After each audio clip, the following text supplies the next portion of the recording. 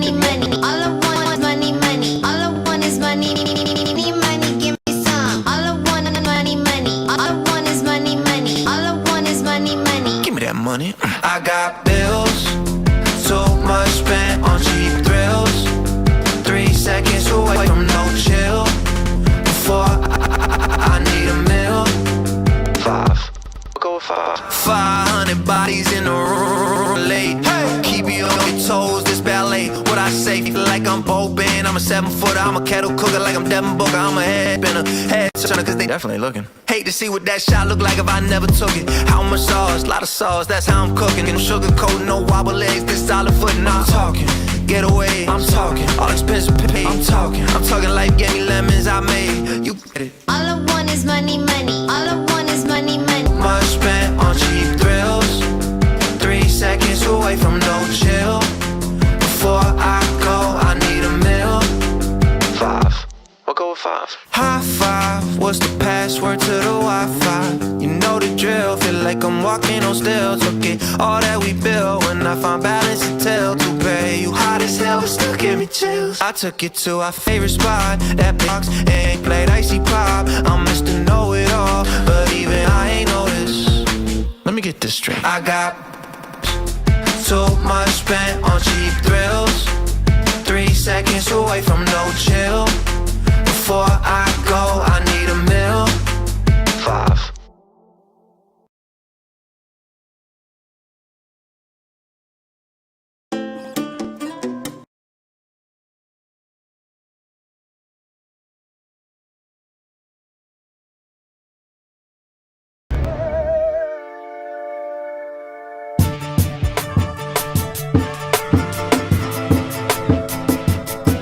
Immortal technique. Revolutionary Volume 2. Yeah. Broadcasting live from Harlem, New York. Let the truth be known. You better watch what the fuck flies out of your mouth, or I'ma hijack a plane and fly it into your house. Burn your apartment with your family tied to the couch and slit your throat so when you scream, only blood comes out. I doubt that there could ever be a more wicked MC, cause AIDS-infested child molesters aren't sicker than me. I see the world for what it is, beyond the white and the black. The way the government downplays historical facts, cause the United States sponsored the rise of the Third Reich, just like the CIA trained terrorists how to fight, build bombs and sneak box cutters onto a flight. When I was a child, the devil himself bought me a mic, but I refused to off, cause God sent me to strike with skills unused like fallopian tubes in a dike. My words will expose George Bush and Bin Laden as 2 separate parts of the same 7-headed dragon. And you can't fathom the truth, so you don't hear me. You think Illuminati's just a fucking conspiracy theory? That's why conservative racists are all running shit, and your phone is tapped by the federal government. So I'm jamming frequencies in your brain when you speak to me. Technique, a rip a rapper to pieces indecently. Pack weapons illegally, cause I'm never hesitant. Sniper scoping the commission, controlling the president.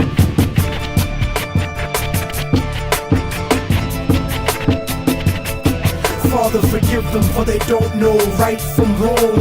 The truth is set you free, written down in a song. And the song has the cause of death written in code. The word of God brought to light that'll save your soul. Save your soul, motherfucker, save your soul. Yeah, yeah, yeah. I hacked the Pentagon for self-incriminating evidence of Republican-manufactured white powder pestilence. Marine Corps flak vest with the guns and ammo, spitting bars like a demon stuck inside a piano. Turn a Sambo into a soldier with just one line. So here's the truth about the system that fuck up your mind. Gave Al-Qaeda $6 billion in 1989 to 1992, and now the last chapters of Revelations are coming true. And I know a lot of people find it hard to swallow this, cause subliminal bigotry makes you hate my politics, but you act like America wouldn't destroy 2 buildings in a country that was sponsoring bombs dropped on our children. I was watching the towers, and though I wasn't the closest, I saw them crumble to the earth like they were full of explosives. And they thought nobody noticed the news report that they did about the bombs planted on the George Washington Bridge. 4 non-Arabs arrested during the emergency, and then it disappeared from the news permanently. They dubbed the tape of Osama, and they said it was proof. Jealous of our freedom, I can't believe you bought that excuse. Rocking a motherfucking flag don't make you a hero. Word to ground zero. The devil crept into heaven. God overslept on the 7th. The new world order was born on September 11th.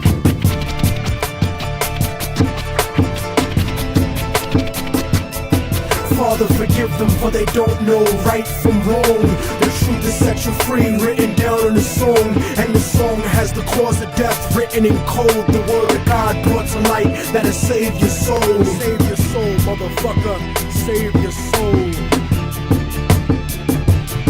And just so conservatives don't take it to heart, I don't think Bush did it, cause he isn't that smart. He's just a stupid puppet taking orders on his cell phone from the same people that sabotaged Senator Wellstone. The military industry got popping and locking, looking for a way to justify the Wolfowitz doctrine. And as a matter of fact, Rumsfeld, now that I think back, without 9/11, you couldn't have a war in Iraq or a defense budget of world conquest proportions. Kill freedom of speech and revoke the right to abortion, tax cut, extortion, a blessing to the wealthy and wicked. But you still have to answer to the Armageddon you scripted it. And Dick Cheney, you fucking leech, tell him your problems about building pipelines through Afghanistan and how Israeli troops train the Taliban in Pakistan. You might have some house niggas fooled, but I understand colonialism is sponsored by corporations. That's why Halliburton is paid to rebuild nations. Tell me the truth, I don't stare into paralysis. I know the CIA saw Bin Laden on dialysis in 98 when he was top 10 for the FBI. Government ties is really why the government lies. Read it yourself instead of asking the government why, cause then the cause of death, the cause the propaganda to die.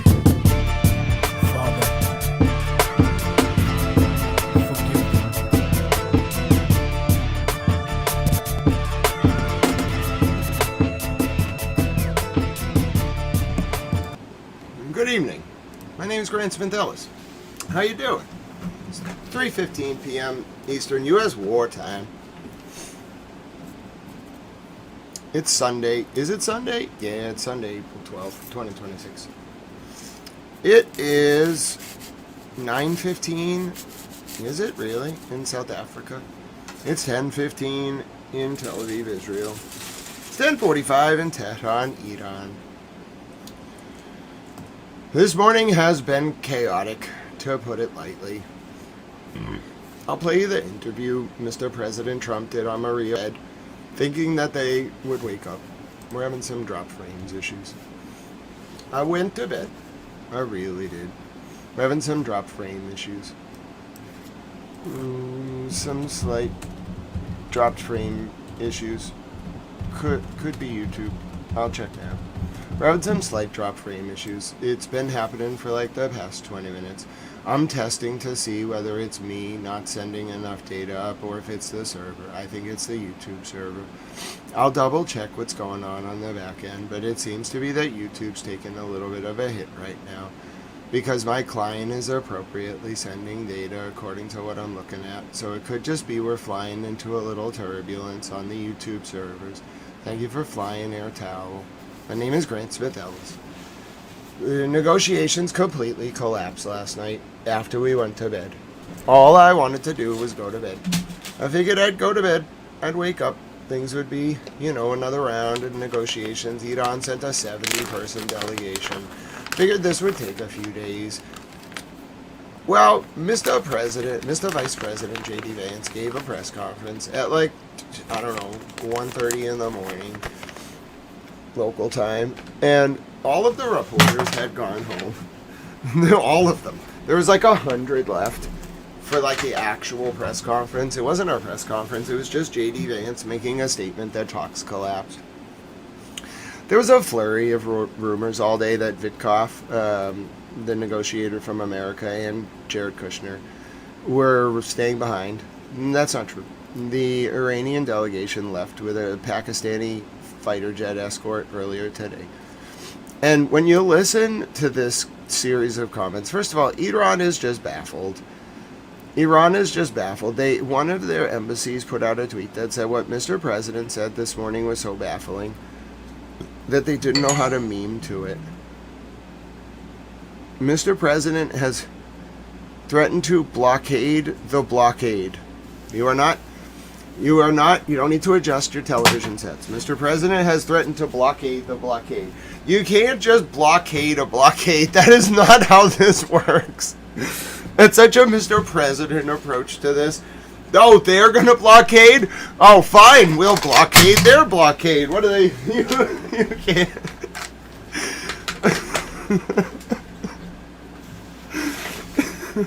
Okay, it's like as if reducto ad absurdum were made into military policy. Oh, fine, we'll blockade your blockade. Alright, we're going to blockade your blockade. The whole world's just going to be a blockade.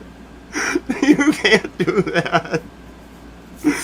Oh my God. So Mr. President's genius diplomatic solution to open the Strait of Hormuz is to blockade. I'm not kidding you. There's no legitimate, rational reason for this to have happened other than just to say that he was blockading their blockade. So, this is not, in no other world would this actually be the truth. This would just be me doing a bit. It's actually real.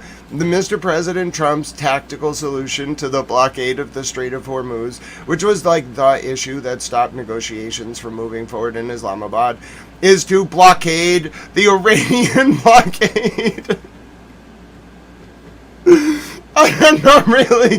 I am not sure how this is supposed to work. That's not how this works. Yeah, exactly. So what is China gonna do? Alright, fine, we're gonna blockade your blockade of the blockade. You can't just blockade their blockade. Gentlemen, you can't fight in here. This is the war room. I know he can, we care. I'm not saying he can't. I'm saying he shouldn't.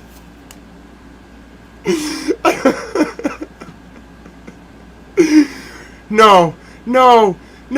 There's nothing humorous about this war. We're technically in a ceasefire still. I don't know if anyone understands what reducto ad absurdum is in logical argumentation, okay? When you're debating someone, you can't just take an absurd position and then say, I've done something ridiculous. I win. That's not how it works. You don't understand. So it's not of course the war is not funny. Nothing about the conflict is funny. It's the notion that to get out of very difficult diplomatic discussions, the solution here is to blockade the blockade. That's not a solution. In fact, my morbid humor comes from a place of just exasperation, because that is not a solution to the war. It's just more fighting. Oh, that's correct. And then Mr. President Trump, I forgot. There's a whole nother component to this. Mr. President has said that he will use the American military to intercede any vessel that pays an Iranian tariff to go, or toll to go through the Strait of Hormuz. So it's a blockade plus a universal enforcement of you can't pay the Iranian toll. I'd agree, Penny, if you can't find some humor in some of the outrageousness of this all, I think it would drive you off the wall. This is not it is a war, but it is not a regular war. Mr. President Trump is getting up there and I'm going to play you the interview and then you tell me whether you think it's reasonable. Also, Bibi went to southern Lebanon today to try to get out of his trial. He got out of his trial. It's ridiculous. Right, let me just show you what happened overnight, okay, so we can actually get caught up. And let me show you the security footage of what happened in the Strait of Hormuz yesterday when Pete Hegseth tried to send military ships through the Strait of Hormuz during negotiations. It was not a good idea. It was a bad look. On a scale of 1 to 10, it was a 0. It was a bad look. All right, where are we here? What time did this end? Alright, where was the press conference from Vance? It was really dumb. I don't even really want to show the whole thing. I just have to show it for the purposes of completeness. Alright, so give me 1 second. I have to actually find the press conference of Vance. I care very little about what he has to say because he didn't say anything of substance. JD Vance press conference after Pakistani talks. I'll just show you it in full. He didn't say very much. It was not very informative, but I'm just gonna like give you the speech because otherwise we won't understand what's going on today. There was a lot of nonsense. Like I have to show you the Maria Bartiromo interview with the president. It's on like every channel. They're commenting on it. It's really embarrassing. So this is what JD Vance had to say after last night's talks broke down. I think I don't know who the pool was on this, but this was just the remarks of the vice president last night. Hey everybody, and let me say a couple of notes of appreciation. First of all, to the Prime Minister of Pakistan and to Field Marshal Munir, who were both incredible hosts. And whatever shortcomings in the negotiation, it wasn't because of the Pakistanis who did an amazing job and really tried to help us and the Iranians bridge the gap and get to a deal. We have been at it now for 21 hours, and we've had a number of substantive discussions with the Iranians. That's the good news. The bad news is that we have not reached an agreement, and I think that's bad news for Iran much more than it's bad news for the United States of America. So we go back to the United States having not come to an agreement. We've made very clear what our red lines are, what things we're willing to accommodate them on, and what things we're not willing to accommodate them on. And we've made that as clear as we possibly could, and they have chosen not to accept our terms. Questions? So, Nick Robertson from CNN. Precisely what have they rejected here? Can you help us understand it a little bit? Well, I won't go into all the details because I don't want to negotiate in public after we've negotiated for 21 hours in private. But the simple fact is that we need to see an affirmative commitment that they will not seek a nuclear weapon, and they will not seek the tools that would enable them to quickly achieve a nuclear weapon. That is the core goal of the President of the United States, and that's what we've tried to achieve through these negotiations. Again, their nuclear program, such as it is, the enrichment facilities that they've commitment of will for the Iranians not to develop a nuclear weapon, not just now, not just 2 years from now, but for the long term. We haven't seen that yet. We hope that we will. Jen. Was there a framework on anything? And also, did the Iranian frozen assets come up, and did you reach any conclusions on those frozen assets? We talked about all those issues, Jen, and we talked about a number of issues beyond that. And so certainly those things came up. But again, we just could not get to a situation where the Iranians were willing to accept our terms. I think that we were quite flexible. We were quite accommodating. The president told us, you need to come here in good faith and make your best effort to get a deal. We did that. And unfortunately, we weren't able to make any headway. Preston. Mr. Vice President, how often did you communicate with President Trump throughout the negotiations? There are reports that there were multiple rounds, where there were breaks in between negotiations. How often did you communicate with the president throughout those rounds, and what was he saying as you were going through these negotiations that you said fell short? Yeah, obviously we were talking to the president consistently. I don't know how many times we talked to him, a half dozen times, a dozen times over the past 21 hours.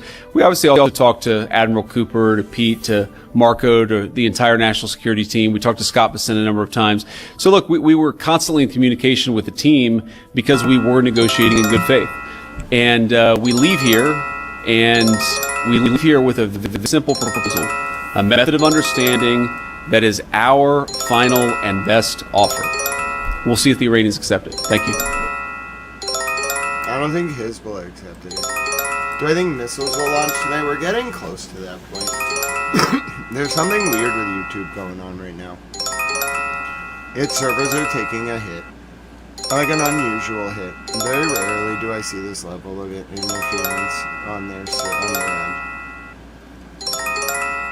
Something's gonna happen. Something bad is gonna happen. I don't know what. So that was last night. Alright, now I'll show you the Iranian delegation departing. This was them leaving today. And this is what happened yesterday during talks. This is the press TV coverage of it. U.S. Navy warship 121. This is Sepa Navy station. You must alter course and go back to the Indian Ocean immediately. If you don't obey my order, you will be targeted. Out. This is Coalition Warship 121, engaged in transit passage in accordance with international law.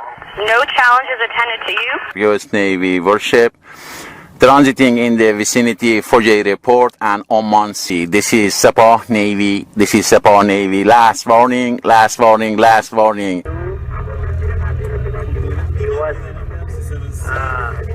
to High Island Port. Attention all vessels, attention all vessels, attention all vessels in Oman Sea. This is Iranian Sepa Navy. If you see any warship in your vicinity, keep a distance more than 10 miles from them, because I'm ready to open fire on them without any warning. So that was Iranian press TV showing footage of yesterday's skirmish. They were mad. Like the Americans tried to do like open transit. It's called like freedom of navigation. It happens a lot in the South China Sea. Like America and other countries to like dispute China's claim to the Seychelles Island, which is a lot of like dredging. It's complicated. Like exclusive economic zones are very complicated. America will and other countries will do freedom of navigation exercises. That's what we were trying to do yesterday, I think. Hello, Iftiamat. And let's just say the Iranian Navy was not playing around. There are drones like constantly going into northern Israel right now from Hezbollah. Here was the Iranian delegation leaving Islamabad, Pakistan this morning after the talks collapsed. This was the Iranian delegation departing Islamabad. Pakistan was loved by both sides. Everybody loves Pakistan. Pakistan did a really good job. They couldn't make it happen, but it wasn't really their fault. They did everything they could. It was a long shot anyway, but they did really good. They almost did a moonshot, which is very impressive for Pakistan. It really is. It's like a claim for their country to even have gotten that done. It was very impressive. It really was. It was like a 9 out of 10. You can't hit a moonshot on the first time every time anyway. Pakistan doesn't exactly like negotiate conflicts, but it did really well here.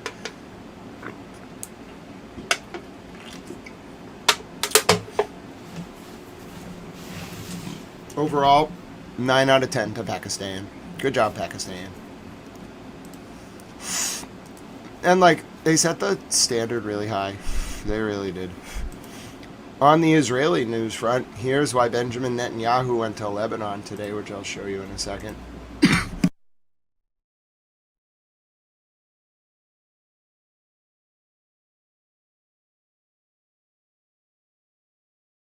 Go ahead, British reporter Cal. Netanyahu trial resumes next week. What to watch as cross-examination returns. Explainer.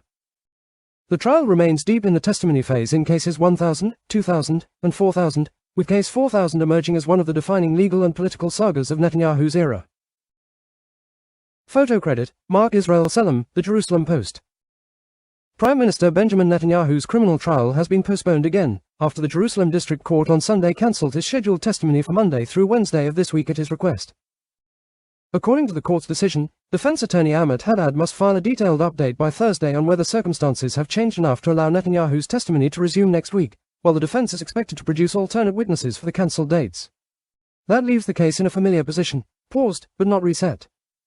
The proceedings had already been effectively frozen for roughly a month and a half amid wartime, after the court system shifted into emergency mode during Operation Roaring Lion. Only days ago, Netanyahu's trial was expected to resume its regular schedule before the defense sought an additional postponement, citing classified security and diplomatic reasons. Attorney Ahmet Haddad arrives for a court hearing in the Fisher case at the Jerusalem District Court, January 13, 2026. Credit, CHAIM Goldberg, FLASH 90. In legal terms, the trial remains deep in the testimony phase of cases 1000, 2000, and 4000, the Gifts Affair, the Yediot Aharono Israel Hayam conversations, and the Baziki Wallah case, respectively. Of those, case 4000 remains the most serious because it includes the bribery charge, and it is also the case that has dominated the most recent stretch of Netanyahu's testimony. expected to resume next week, if the court allows it, is not just another round of hearings but the continuation of Netanyahu's cross-examination by the prosecution. That is the real significance of this stage. For months, Netanyahu used direct testimony to present his own broad account of the case, that he was targeted by hostile investigators and media, that former aides turned against him under pressure, and that ordinary political and media conduct was retroactively recast as criminal. The prosecution's task in cross-examination is the opposite, to force that sweeping narrative back into the state's chronology, documents, meetings, messages, and alleged contradictions. Cross-examination best opportunity to directly challenge Netanyahu. That is also why this phase matters more than the latest scheduling fight. The prosecution has long viewed cross-examination as its best opportunity to challenge Netanyahu directly on the central issue in Case 4000. Whether he was personally involved in an alleged quid pro quo in which regulatory benefits for Shaul Elevich's business interests were tied to favorable coverage on Walla, or whether key aides acted independently, as Netanyahu insists. The month before the current pause had already brought the clash into sharper focus. The questioning was largely centered on Case 4000, including Netanyahu's dealings with Elevich, the regulatory decisions surrounding the Beziku-Yes merger, and the alleged directive meeting with former Communications Ministry Director General Shlomo Filber, a meeting Netanyahu denies ever took place. More broadly, the prosecution was trying to pin down Netanyahu on whether he personally directed or knew about steps that witnesses such as Filber and Nir Hefetz described in detail, while the defense was trying to preserve the impression left by his direct testimony. Now the case is inflated, politicized, and built on the testimony of compromised insiders with motives of their own. Seen over the longer term, the case has become one of the defining legal and political sagas of Netanyahu's era. The trial began in 2020, following the Prime Minister's 2019 indictment, continued while he was briefly out of office, and has stretched through his return to the premiership.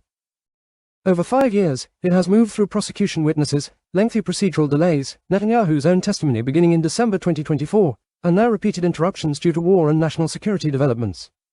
That prolonged timeline is also part of the story. The latest pause does not alter the substance of the charges, but repeated delays do have practical consequences. They lengthen an already years-long proceeding, break the momentum of testimony, and postpone a politically explosive cross-examination that both sides understand could be more revealing than Netanyahu's carefully managed direct examination. Surrounding all of this is a parallel political campaign to stop the trial altogether. Coalition figures have repeatedly called for steps that would end, suspend, or neutralize the proceedings, and US President Donald Trump has also publicly called for the trial to be cancelled or for Netanyahu to receive a pardon. Those calls are not part of the legal process, but they have become part of the broader political atmosphere in which the trial now unfolds.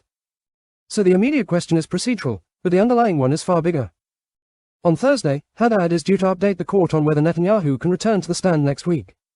If he does, the trial will move back into the phase that may matter most, not Netanyahu telling his story on his own terms, but prosecutors testing it line by line. If he doesn't, the case will remain where it has so often been in recent years, active in theory, delayed in practice, and still waiting for its most consequential confrontation to fully play out.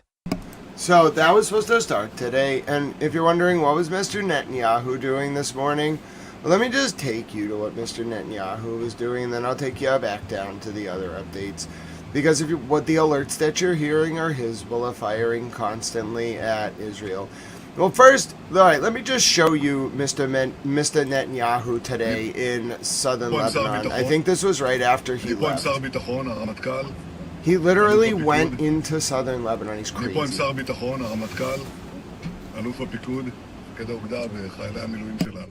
יש פה רוח נפלאה, נכונות להילחם, והם נלחמים היטב, המלחמה נמשכת, כולל בתוך רצועת הביטחון בלבנון, שבא איתי לפני שעה קלה. מה שאנחנו רואים זה שאנחנו סיכלנו את איום הפלישה בלבנון, באמצעות רצועת הביטחון הזאת, מרחיקים את סכנת ירי הנ"ט, וגם מטפלים בתמ"ס, אבל יש עוד עבודה לעשות, עשינו עבודה ענקית, הישגים אדירים, יש עוד מה לעשות ואנחנו עושים אותה. אחד הדברים שאנחנו רואים כאן זה שבעצם שינינו את פני המזרח התיכון. האויבים שלנו, איראן וציר הרשע, הם באו להשמיד אותנו, וכעת הם נלחמים פשוט על ההישרדות שלהם. אנחנו רואים את זה בכל זירה וזירה, זה הישג אדיר של מדינת ישראל, לצבא הגנה לישראל, חיילי הסדיר וחיילי המילואים הנהדרים שלנו. תודה לכם חבר'ה, עם ישראל מצדיע לכם. תודה לכם. תודה לך. וגם לך. Netanyahu then went to southern Lebanon, all right, during this day, because his trial was supposed to start, creating pretext pretty clearly. Meanwhile, in Jerusalem, the extreme right minister Ben-Gvir, who popped champagne bottles to celebrate a law that facilitates the killing of prisoners, was at Al-Aqsa Mosque doing a Talmudic prayer. Generally, this is not a good idea.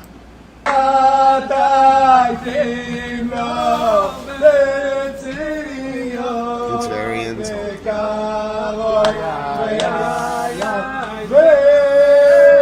I don't know who let him go there. It was a bad idea. He's a jerk.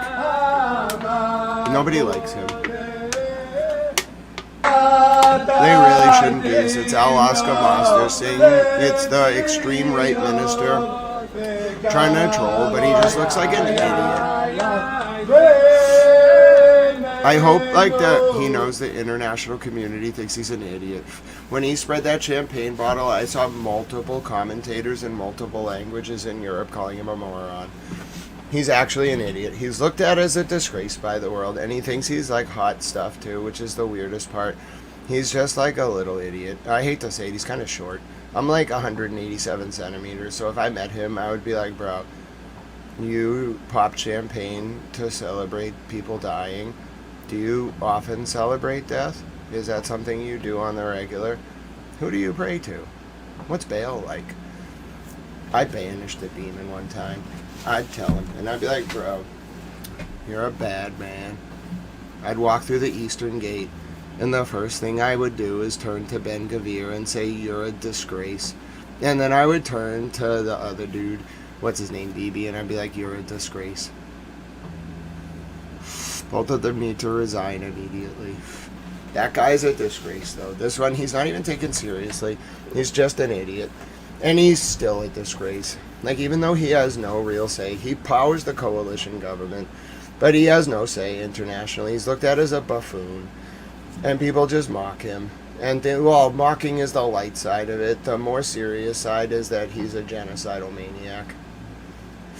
And I mean, when France and Spain and Germany and Britain and the U.S., when almost every country in the world thinks that you're a buffoon who's a genocidal maniac, just shut up. Just stop. You're terrible.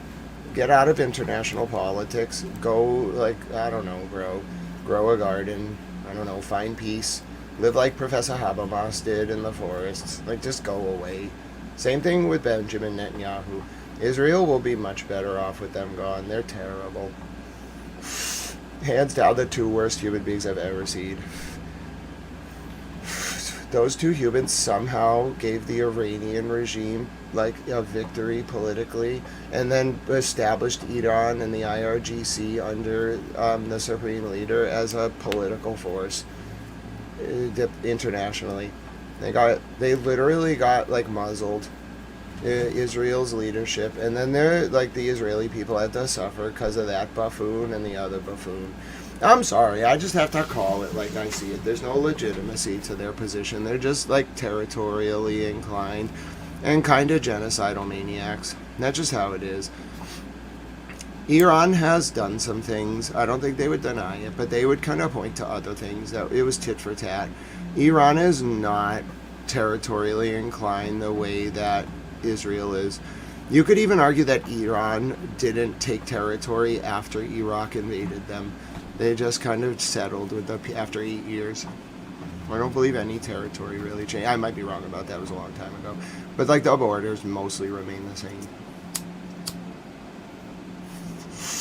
So, my opinion is that Iran has the moral high ground because of that man and the other man, Bibi. They're both disgraces internationally. And so that's just my analysis. It's not my opinion. My opinion is that they're abhorrent demon worshippers. Not every Israeli or Jewish person. I'm half Jewish. I don't worship demons. But and most Jewish people I know are sweet and wonderful and awesome. And even a lot of the Israeli people care about the Palestinians. They really do. It's just that man, Ben-Gvir, and Benjamin Netanyahu. If you want my personal opinion, because I'm going to run for president, so I can move out of my news analyst role and tell you my opinion. They're demon, devil-worshipping, horrific men who single-handedly, each of them respectively, drove the world to the brink of war because they're selfish, egomaniacal, genocidal maniacs. The world agrees with like 75% of that. I go probably a little further than the French and the Spanish. Well, the Spanish went pretty far. The Turkish. Listen, you want Turkey? You want to hear Israel get lit up by a foreign ministry? You listen to Turkey. But it's not really Israel. It's just Benjamin Netanyahu, who everyone doesn't like, and that guy. Israel would be much better off with them not in government. The world's working on it, I feel like. There's a lot of pressure to just get Bibi out of there. Nobody really likes Bibi. He's an outcast. He's kind of dumb. He's not a very good political tactician. He's not a very good war leader. I don't know what he is. He's a good, like, blackmailer, I guess. That's cool. Like, I get it.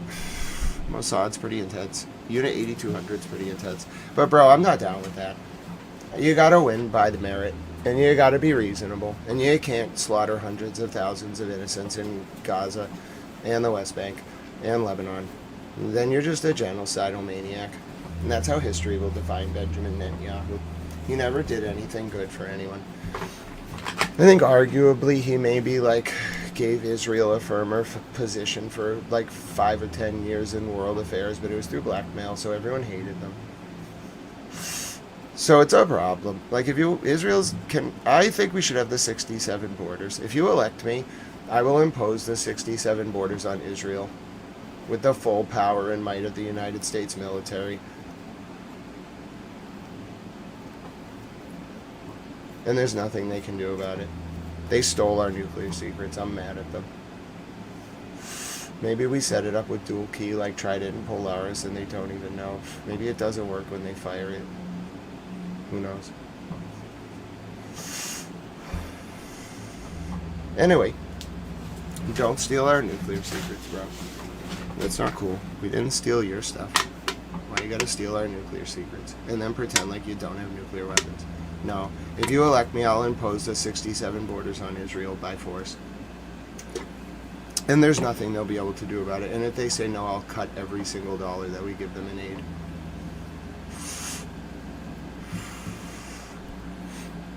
And then there will be peace. Then I'm going to have a peace summit with Iran. I'm going to make the Israelis join. It'll be a new government.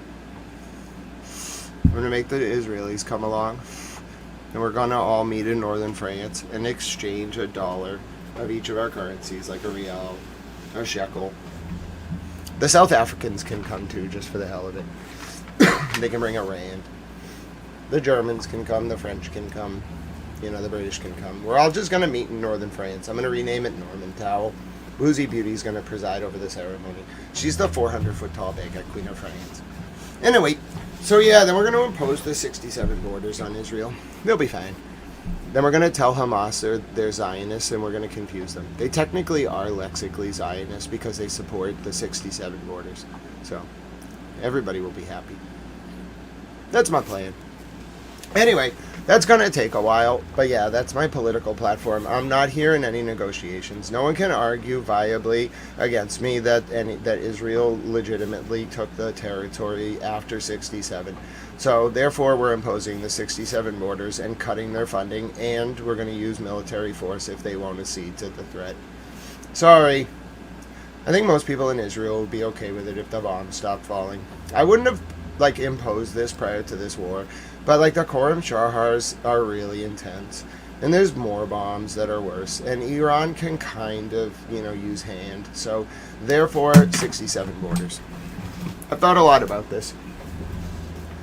I've discussed it with my brain trust, which is one person. And in turn, I feel that, we're good. Yep, 67 borders it is. So anyway, let me show you the latest from Trey Yingst. This was what you didn't hear earlier because I was playing music over it. This is Trey's update earlier, about an hour or two ago. Let's take a listen. Good morning. After 21 hours of talks in Islamabad, there is no deal with Iran. It was actually more like 5 hours ago, 6 hours ago. Vice President J.D. Vance was joined by Special Envoys Witkoff and Kushner, adding this after the meetings.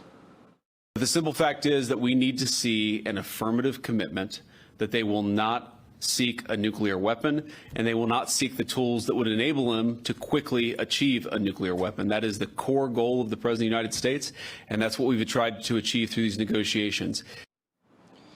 Reports indicate there are still gaps on the issues of uranium enrichment, control of the Strait of Hormuz, and the release of frozen Iranian assets. There are now questions about what comes next amid an ongoing U.S. military buildup across the Middle East that includes more transport planes landing here each day. President Trump spoke over the weekend about the situation. Let me just tell you, we win, no matter what. We've defeated their military. They have no navy. 158 ships are underwater, undersea. All of their minesweepers and all of their, they call them mine droppers. Can you imagine? A country has 28 mine droppers. You think that's nice? With all of that being said, they're all defeated, by the way. They're all at the bottom of the sea. Hungary has a new prime As minister. The talks are ongoing in Islamabad, Israel and Hezbollah continued to trade blows, with Hezbollah launching drones and rockets into northern Israel and the Israelis striking southern Lebanon. The campaign is not over yet, but it is already clear. We have historic achievements. I want to remember where we were.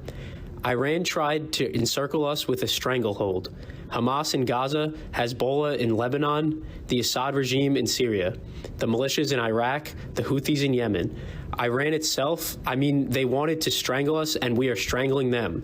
They threatened us with annihilation, and they are now fighting to survive. We have prepared them. We still have more to do. This week, direct talks are scheduled to take place in Washington between Israel and Lebanon, aimed at creating peaceful relations between the two countries and disarming Hezbollah. And guys, as we speak, there are sirens sounding across northern Israel as Hezbollah launches more rockets into this country. Guys. Trey Yingst. So that was Trey Yingst, latest from Tel Aviv earlier. I'm going to give you the latest from the Iranian MOD spokesman. It's in Farsi, so I have to translate it for you to English, so I need like 3 minutes. But yeah, while we're doing that, we'll watch some of the latest footage coming in from Hezbollah. But I do have the latest from the Iranian MOD spokesman. He's at a rally in Tehran tonight. He spoke to, it's either Tasnim or TVSN, SVN, SNNIR. I think it's SNNTV IR, which is an Iranian state-backed news program, but that's the only way you can actually get the IRGC's comments to actually provide the news, because they don't really speak to Western news. Sometimes they'll speak to somebody like Ali Hashim in English, but they have to send the foreign minister or the guy they call professor in the negotiating delegation. Only a few of the Iranians actually, the delegation, speaks fluent English. Why would they? They don't really like English. They view it as colonialism.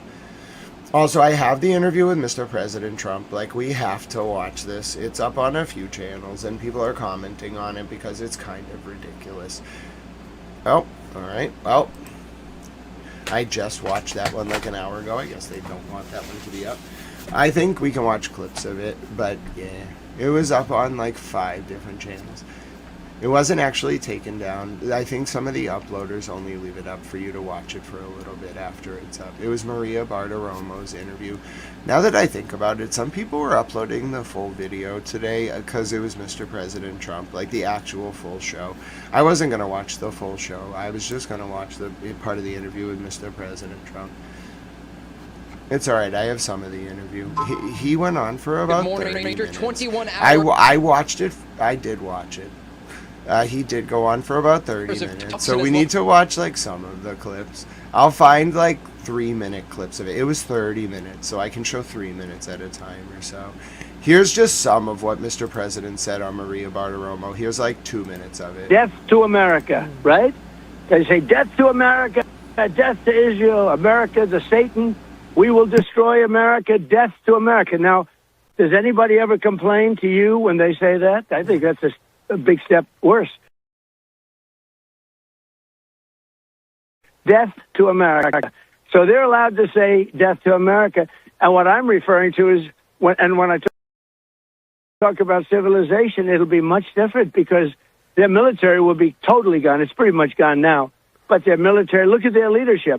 We have had regime change because the people we dealt with yesterday were, frankly, very smart, very sharp, very good, very good. I think they were smarter than the people from before, Khomeini and that group. Because look what it got them. Look what all of their antics were spending trillions of. They spent all their money on weapons. We've destroyed most of those weapons. Mm-hmm. But you know, when I say about a civilization, it really has changed. It really has. But think of it. They're allowed to say death to America, death to this, death to. And I make one statement. They say, "Oh, such a big deal."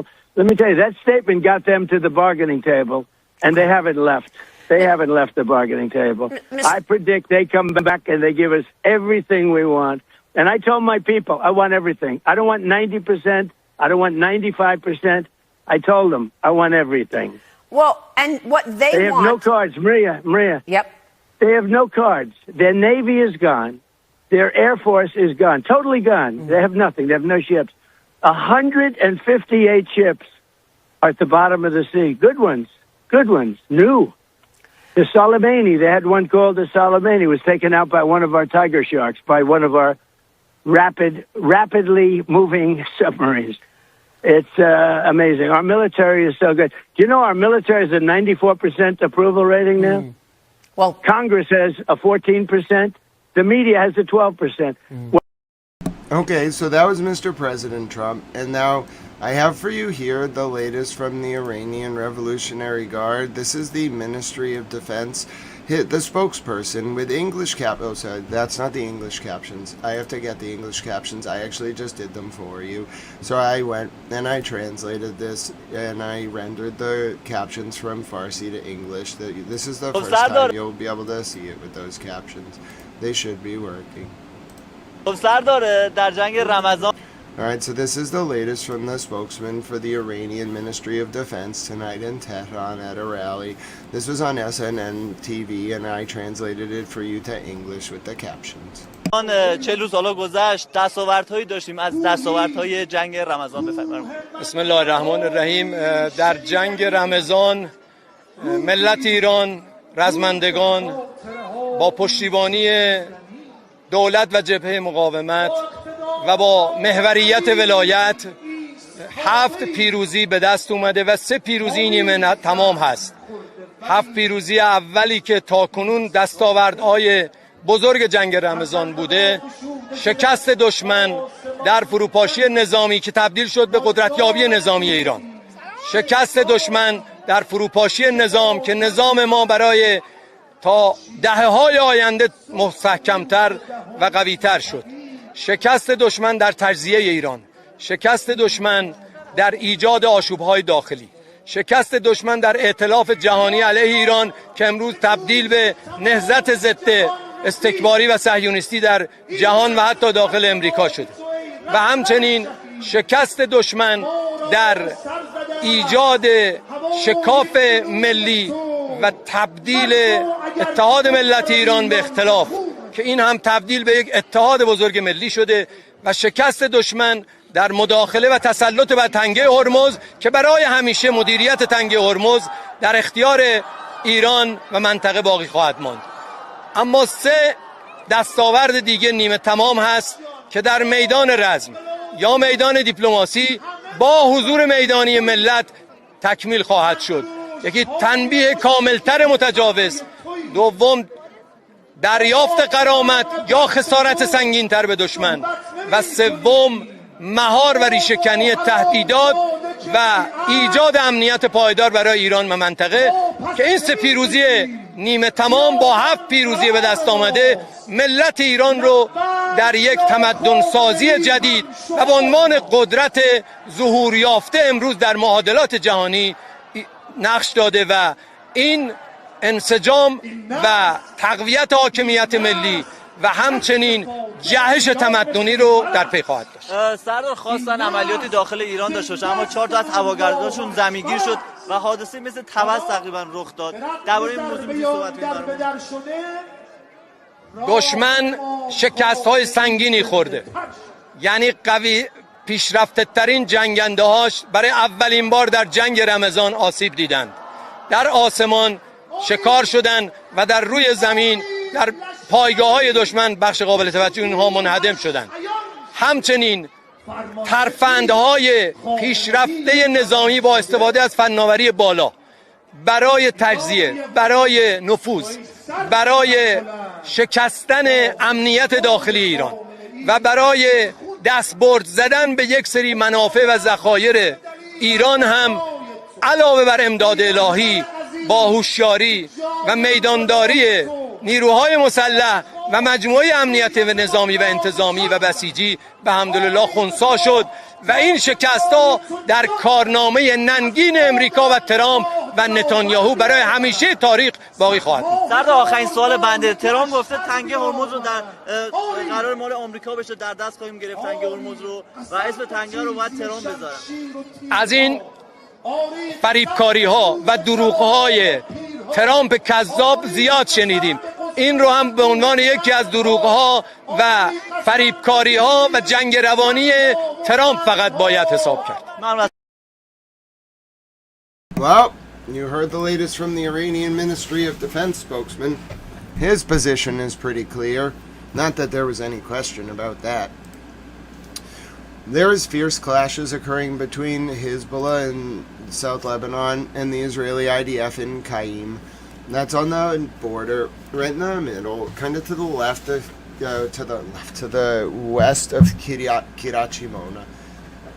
Very fierce clashes. Here was the moment Orban, Viktor Orban, admitted defeat in Hungary.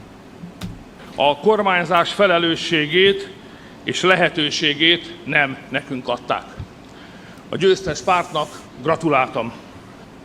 A kormányzás felelősségét és lehetőségét nem nekünk adták. A győztes pártnak gratuláltam. A kormányzás felelősségét és lehetőségét nem nekünk adták. A győztes pártnak gratuláltam. A kormányzás felelősségét és lehetőségét nem nekünk adták. A győztes pártnak gratuláltam. A kormányzás felelősségét és lehetőségét nem nekünk adták. A győztes pártnak gratuláltam. A kormányzás felelősségét és lehetőségét nem nekünk adták. Well, Europe is starting to react against closer ties to Iran, that's for sure, or to Russia and China. Viktor Orban has fell. He's a very long-serving prime minister. I don't know a lot about Hungary. I mean, this is a very specialized area of expertise. I think Hungary's in NATO. It's a very specialized area to know about Hungary. I don't know a lot about it. I think Budapest is the capital. I've never been. I've always wanted to go. There's a very nice song by George Ezra called Budapest. It's a very nice song. Anyway, my point is Viktor Orban has fallen. He called to concede defeat to his electoral opponent. He was one of the longest. He might have gone in and out of office, but he was definitely one of the longest serving prime ministers in Europe. I don't know exactly where Hungary is. I kind of know. It's not a country I know a lot about. I'll just tell you if I know a lot about a country or don't. And Hungary is a country I've never studied. I've always wanted to go, but I've never been. One day I will go. Yeah, I don't think a lot of people are going to be sad about Viktor Orban falling. Taking you now to the report from Alex Piltzess, that is Shelley Kittleson. That is the journalist from Iraq who was captured by the Iranian militia Kitztab Hezbollah just over a few weeks ago. We saw her kidnapping live. She is safe and home. She's free. Shelley Kittleson is free. That's her. So all of you who were wondering if Shelley was okay, Shelley Kittleson is okay. She has been released.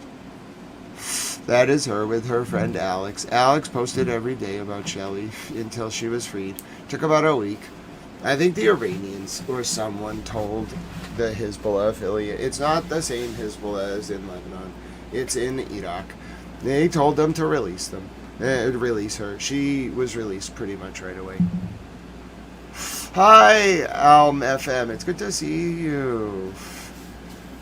You may use backlash. You may see backlash in Hungary. Yeah, we'll see what happens, Joyce. He called to concede, so I'm going to guess it was a legitimate loss, or he wouldn't have conceded. That's true. There was an exchange to gain Shelley's freedom. But the reality is that Shelley, the folks who kidnapped Shelley, they did not really do themselves any favors. They lost a very strong ally reporting on the ground in the region. There will be less people victimized by Israel and America, frankly. It's mostly Israel, who get their voice heard because this happened. So it was kind of biting off their nose to spite their face. I'm going to guess there was a serious conversation about it. They did themselves no favors. She was a real ally. Not to the Islamic resistance. She's a journalist. She was an ally to the people they were trying to help. And so now it's just a bad situation. They have to kind of diffuse that. I'm sure she's very upset. She gave her life to help the people that they also are trying to help.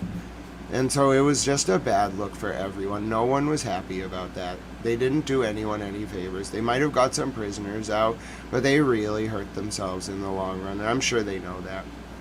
It's really hard to get someone from the West who speaks English and wears the hijab and speaks Arabic and is sympathetic to the plight of people attacked by Israel and the U.S., frankly, and understands the militia groups in Iraq and understands the geopolitical constellation of the region. It's she's once in a lifetime, and they really screwed up, and they know it. They let her go right away. They got the prisoners that they wanted, but overall they harmed their cause, and they know it. They just they were being reactionary. It happens during the war, but it was dumb. It was a bad move, and they know it. She's highly respected too. She's loved. She's beloved in that region just by the population. She's a very on the ground reporter. She's very good. I read some of her previous reports. It's all very, very, very on the ground. How did this impact you? How did the war, going back years, how did the war impact you? How did U.S. aggression and Israeli aggression impact you? They just weren't thinking. I'll show you the latest now from Sky. As I said, Lucy, this is an important report. The Trump... UK is not joining the blockade of the Strait of Hormuz. I don't know why anyone thought they would. Let me see if this has captions. It does. The UK is not joining the blockade of the blockade. Well, we can't, listen to me, we can't call what the US is doing the blockade because there's already a blockade. So, Sky, you're going to confuse people. It's the blockade of the blockade, all right? It's a meta blockade. Okay, you want to go there? Kant would be thrilled. My point is, it's not the blockade. The UK was never going to join the Iranian blockade.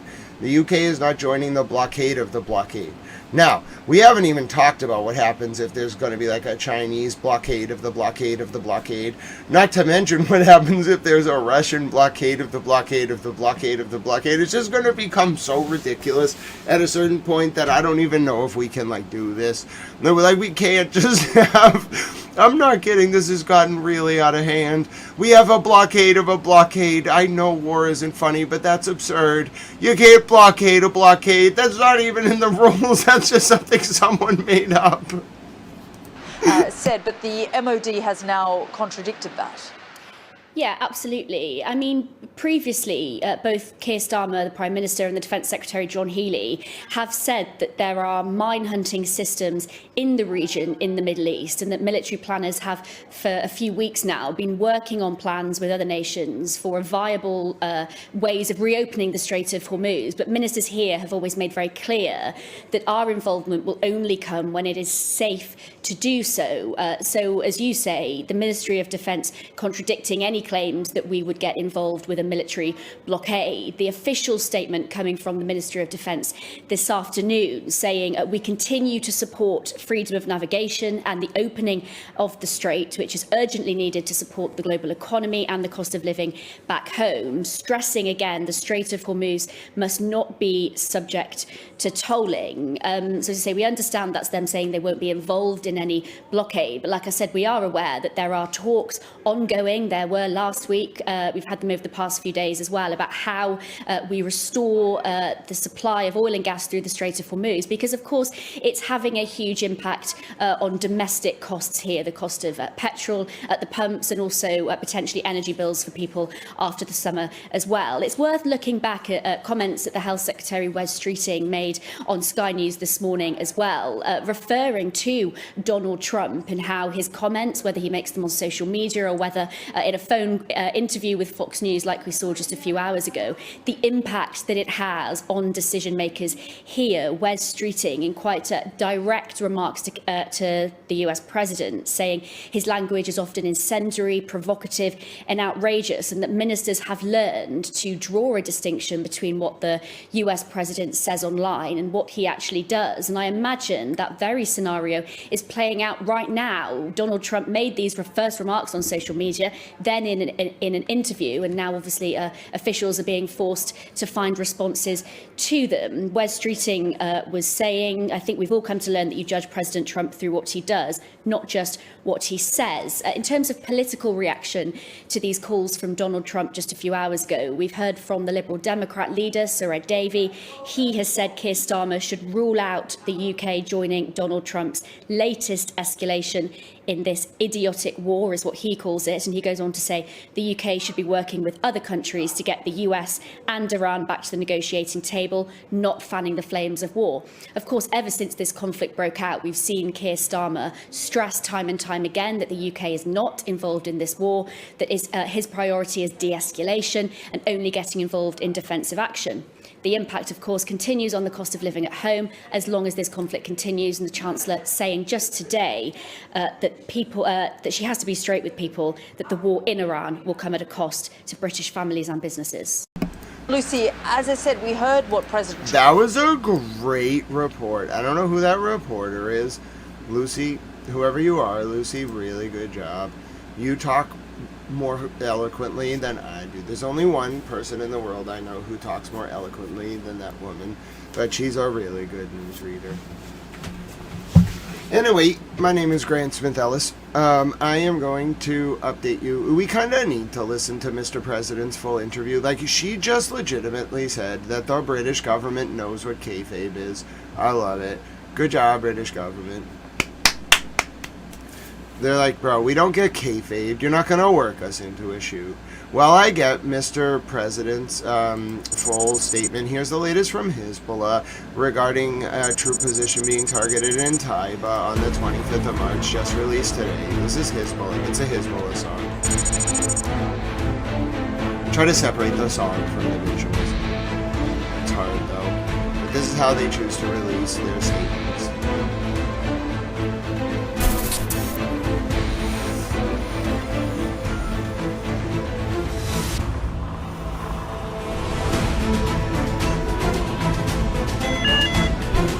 That's his Lord.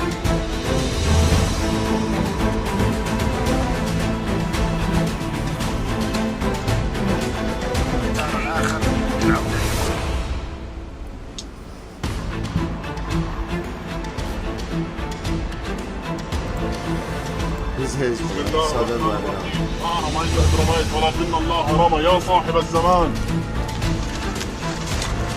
Hezbollah has a lot of drones.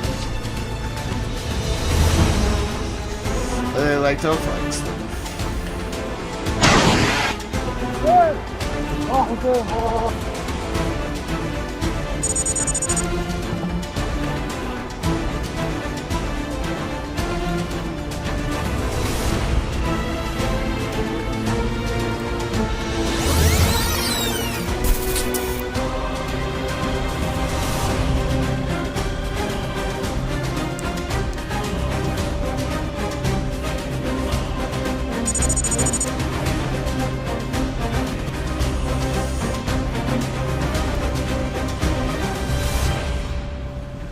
It is from Hezbollah in southern Lebanon.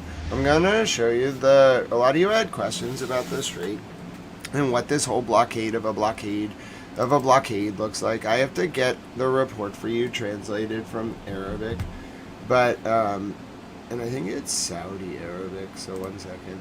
I think is it Al Arabia? Yeah, I think it's Al Arabia.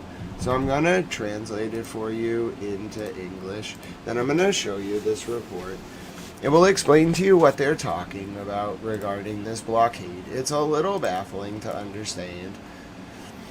Oh, my dear friend Francine. That was the latest from Hezbollah. Now let me show you the latest while I'm waiting for that. Before we listen to Mr. President, let me just tell you it's really brutal. This is a drone view inside Victoria base in Iraq. This is just released by the Iraqi resistance. I have no idea if it has music or not. Let's take a listen.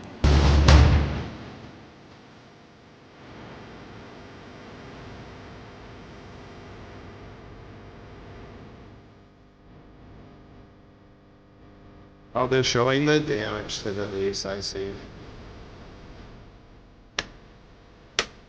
This is Victoria base in Baghdad. You can see Iraqi resistance showing the damage to the base.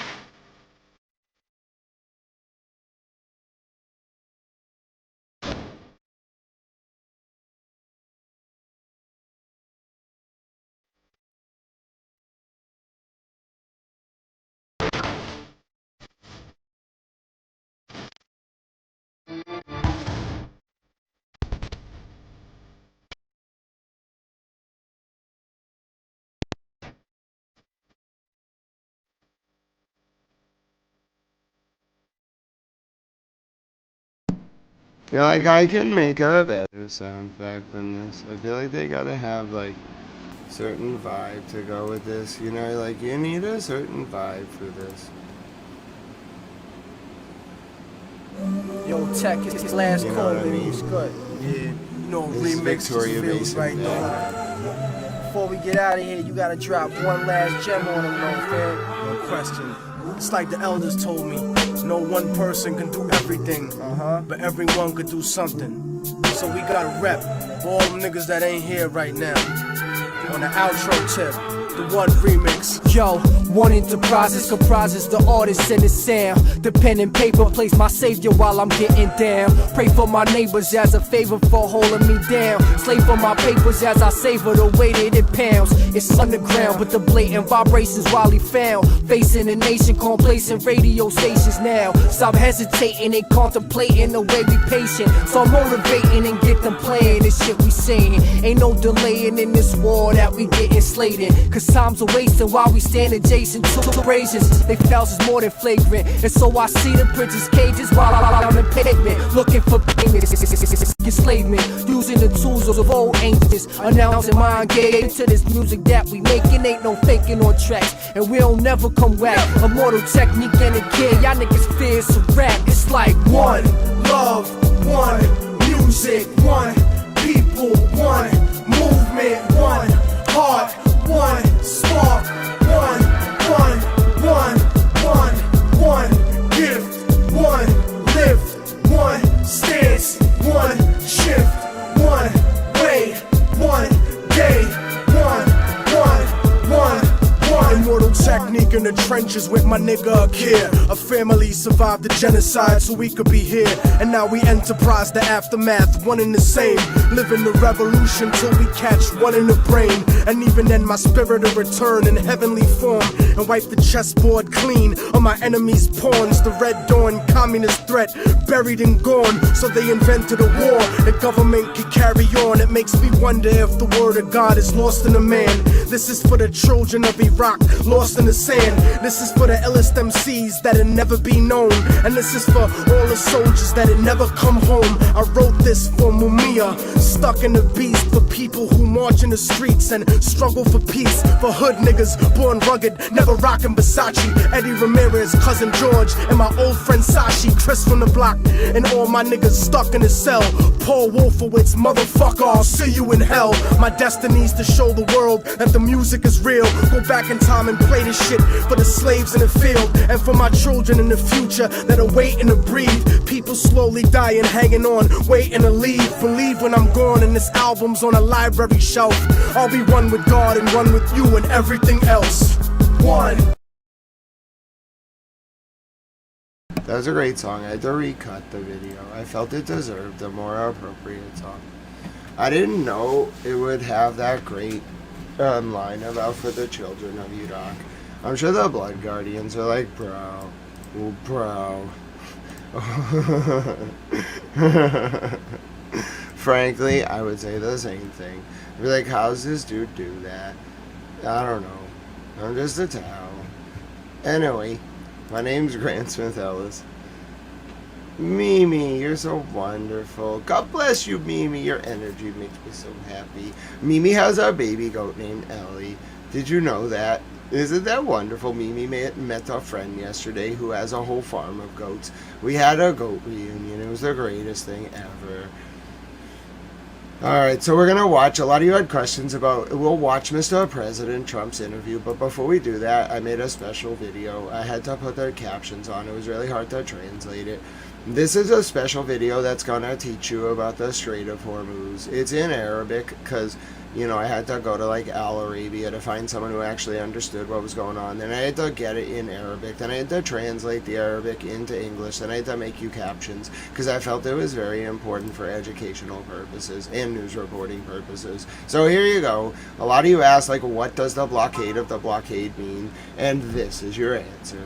إيران ترغب بأن يكون المسار متواجد يمر في هذه المنطقة ويدخل شمال لارك ثم يخرج. هذه المسار الإيراني المقترح، والمسار الآخر العودة يكون أيضا في جنوب الجزيرة ثم يخرج بهذا الاتجاه. هذا ما ترى فيه إيران. بينما الخط السابق هو متواجد في هذه المنطقة في المنتصف للدخول والخروج سابقا كمياه دولية. الولايات المتحدة الأمريكية لو لاحظنا بالأمس أنه مدمرتين ميرفي وبيترسون عبرت من هذه المنطقة، دخلت من هنا، عبرت ثم عادت.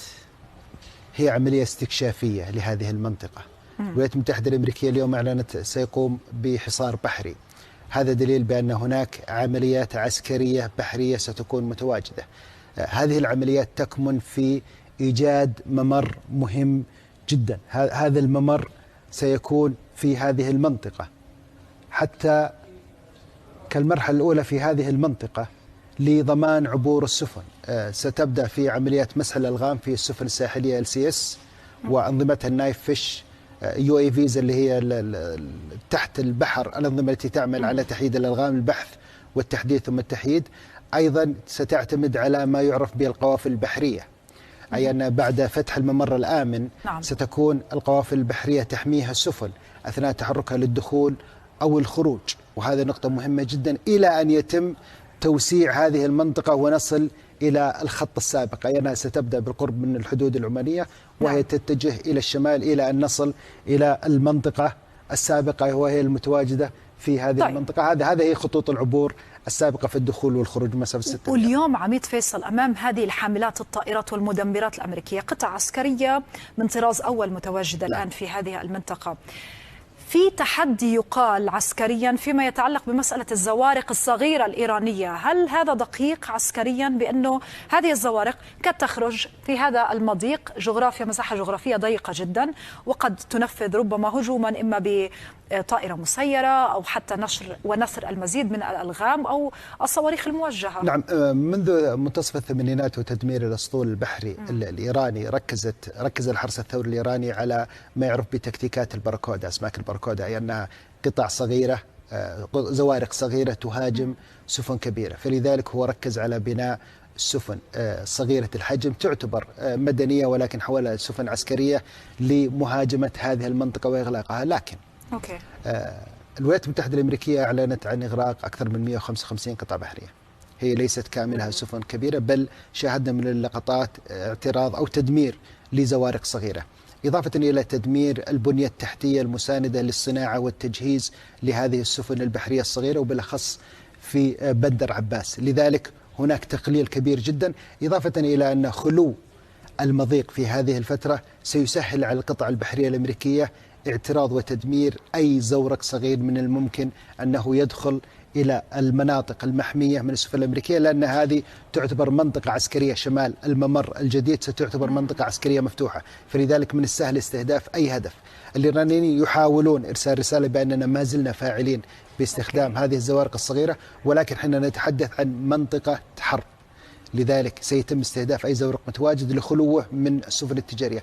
إضافة إلى نقطة مهمة جدا وهو تواجد القطع البحرية الأمريكية في جنوب خليج عمان وإلى بحر العرب، بما في ذلك حاملة الطائرات المتواجدة في الجنوب لينكولن.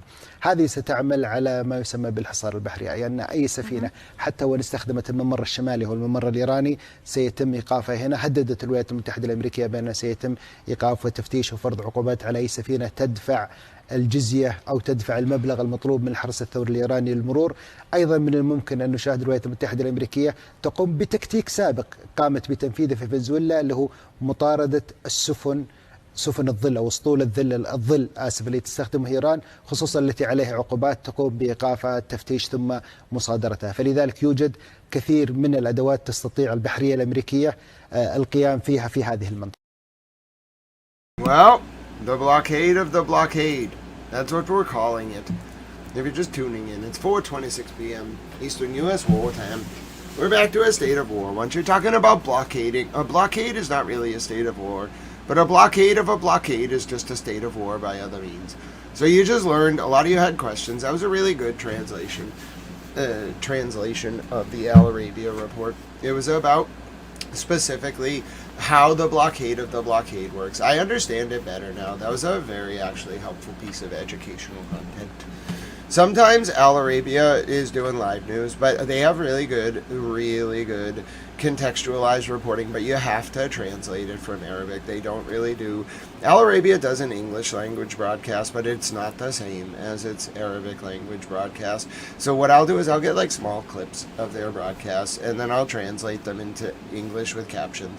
and I'm learning Arabic from it, but also it's very helpful to have a news station like Al Arabia or Al Mayadeen or Al Mana. Anyone that actually knows what's going on the ground and can depict it is great, and they're really good. That requires translation. We would not have understood that at all, really, just by the pictures. I think I could have explained it to you with the pictures, but I learned things from the translation, which was great. So what's really happening is that Iran was doing a partial blockade. It was like a blockade. The best way to understand this, in sort of towel words, I guess, the best way to understand this is as follows. So what you want to do is you want to look at the Strait of Hormuz. Okay, so the Strait of Hormuz is over here. It's under the Persian Gulf. Like, what is J.D. Vance doing calling it the Arabian Gulf? I don't think he even understands the history of that term. If you don't understand British colonialism in the Middle East, if you don't understand why Kuwait exists, don't call it anything but the Persian Gulf. You're not suited to debate the point. Anyway, so like you have to understand the Iranians all have PhDs in like 7 disciplines. They know Western philosophy, Eastern philosophy, political theory, Iranian history, American history, British history, Egyptian history. You have to be a polymath to negotiate with them because they are polymaths, and people treat them like these like third world, I don't know how to explain it, like radical like morons who like live in a hut. What? They're geniuses, and people just disrespect them all the time. Anyway, so my point is, like, what are you doing calling it the Arabian Gulf? Other people might be able to do that who actually live in the region and have a valid understanding of the dispute over nomenclature. J.D. Vance, what are you doing? You, or whoever it was that said, Pete Hagg said, whoever called it the Arabian Gulf yesterday from the American leadership, just naughty, just bad. So anyway, it's called the Persian Gulf. If you live there and you were part of the like culture that was part of the dispute and you want to argue for it being called the Arabian Gulf, fine. I'm not going to tell you can't, but I'm not having the U.S. leadership do that. That's outrageous. Anyway, it represents a very colonialist undertones that people don't want as part of this dispute resolution process. So just stop. Call it the Persian Gulf. The whole point is we're supposed to be like friends, you know, Persian-American Friendship Canal. Anyway, so there's the Strait of Hormuz, and basically what's happening is thus. You kind of have to understand, like, international maritime law. Hi, Island Girl, it's so good to see you. But yeah, you kind of have to understand international maritime law, because basically, when you're talking about something that's 2 nautical miles off a country's coast, like maybe like here, Keshem, and like here off the UAE, that's actually their territory. It's their maritime border. It's part of their country. It's kind of like you only own a little bit off your shores. It's for a lot of reasons. It predates. The real reason it's like this, I'm not an expert. I'm kind of an expert. I'm not a lawyer, and I don't have a law degree, and this is not legal advice, but you don't need a law degree to practice international law, but you probably should understand law to do it. Anyway, my point is there's no international law bar to practice before the ICJ or the ICC. You just have to be able to write a brief and like have a client who will pay you. That's the only rule. But you can't just go up there arguing nonsense. You gotta know what you're talking about. It's very hard. It's probably the hardest discipline of law. So anyway, you kind of have to understand the Westphalian Peace of 1648 to understand what maritime navigation laws really refer to. And this is the center of the dispute. So if you're wondering, like, what are they fighting over? Why is this about to steamroll out of control over a waterway? It's more than a waterway. It has to do with this complex minutia, I should say interplay between a country's water rights, like off its shore, and then what's called the exclusive economic zone of countries that extends to 10 nautical miles off their shore. Now, an exclusive economic zone is not the same as your maritime border. It's kind of like a zone you can fish in. It's complicated. The reason it's this way is that prior to 1648, people like use the water. Before there were states as you know them as states, there were no like nation states before 1648. There were like city states, and there were, how do we explain this? There were like empires, but there weren't really nation states as you know them today until 1648 because of the Westphalian Peace of 1648. So anyway, the doctrine of like maritime navigation predates the emergence of nation states. So like international relations is predicated on like 70% on maritime navigation. It sounds ridiculous, but it's not, because if you think back, like, well, first of all, I don't think people understand how much of world trade occurs on the oceans. Why would you send things over land? It's expensive, it's heavy, just float them on a big ship. Like, displacement is great for moving things, and it's a big ship. So anyway, like, maritime navigation is one of the most important principles of world trade, and world trade kind of predates countries, obviously. So countries kind of serve the function of companies. The best way to think of it is like the consulate is designed to like facilitate the foreign like business affairs of American companies and citizens. That's the best way to think of it. And so you need waterways, navigable waterways for international trade. That's what this dispute is literally all about. It is about navigable waterways for international trade. And you might be saying, Grant, that's absurd. There is no way they are fighting over access to a waterway, but it's not. It's more about the precedent. So let me explain. What you just saw in the video from Al Arabia is this exact piece of water. It's this piece of land behind my head, right here. It's called the Strait of Hormuz. It's between Bandar Al Abbas in South Iran, and then this is the UAE. It's like north of Dubai, okay? The UAE is a bunch of emirates. They're united, okay? But there's like different rulers for different emirates. But just think of it as like the north of Dubai, like maybe like 40, 50, 60 miles, I don't know, 70 miles north of Dubai. All right, there's this sort of like middle part of the Strait of Hormuz, okay? And the middle part of the Strait of Hormuz is what's called a navigable waterway. Now, some people love the word navigable because it just makes their heart sing because of the erudition and rhetorical syntactical predisposition required to deploy that type of sort of explication. But anyway, I just like the word navigable because it has a nice emphasis on a nice syllable, if you know what I'm saying. Anyway, so in the middle of Bandar Al Abbas and the UAE is a navigable waterway, which is part of the exclusive economic zone of both countries. Now, the exclusive economic zone of both countries, Iran and the UAE, is not really the same as like a maritime border. So technically, Iran does not have control over this box right here. See this little box right around the word, the Strait of Hormuz.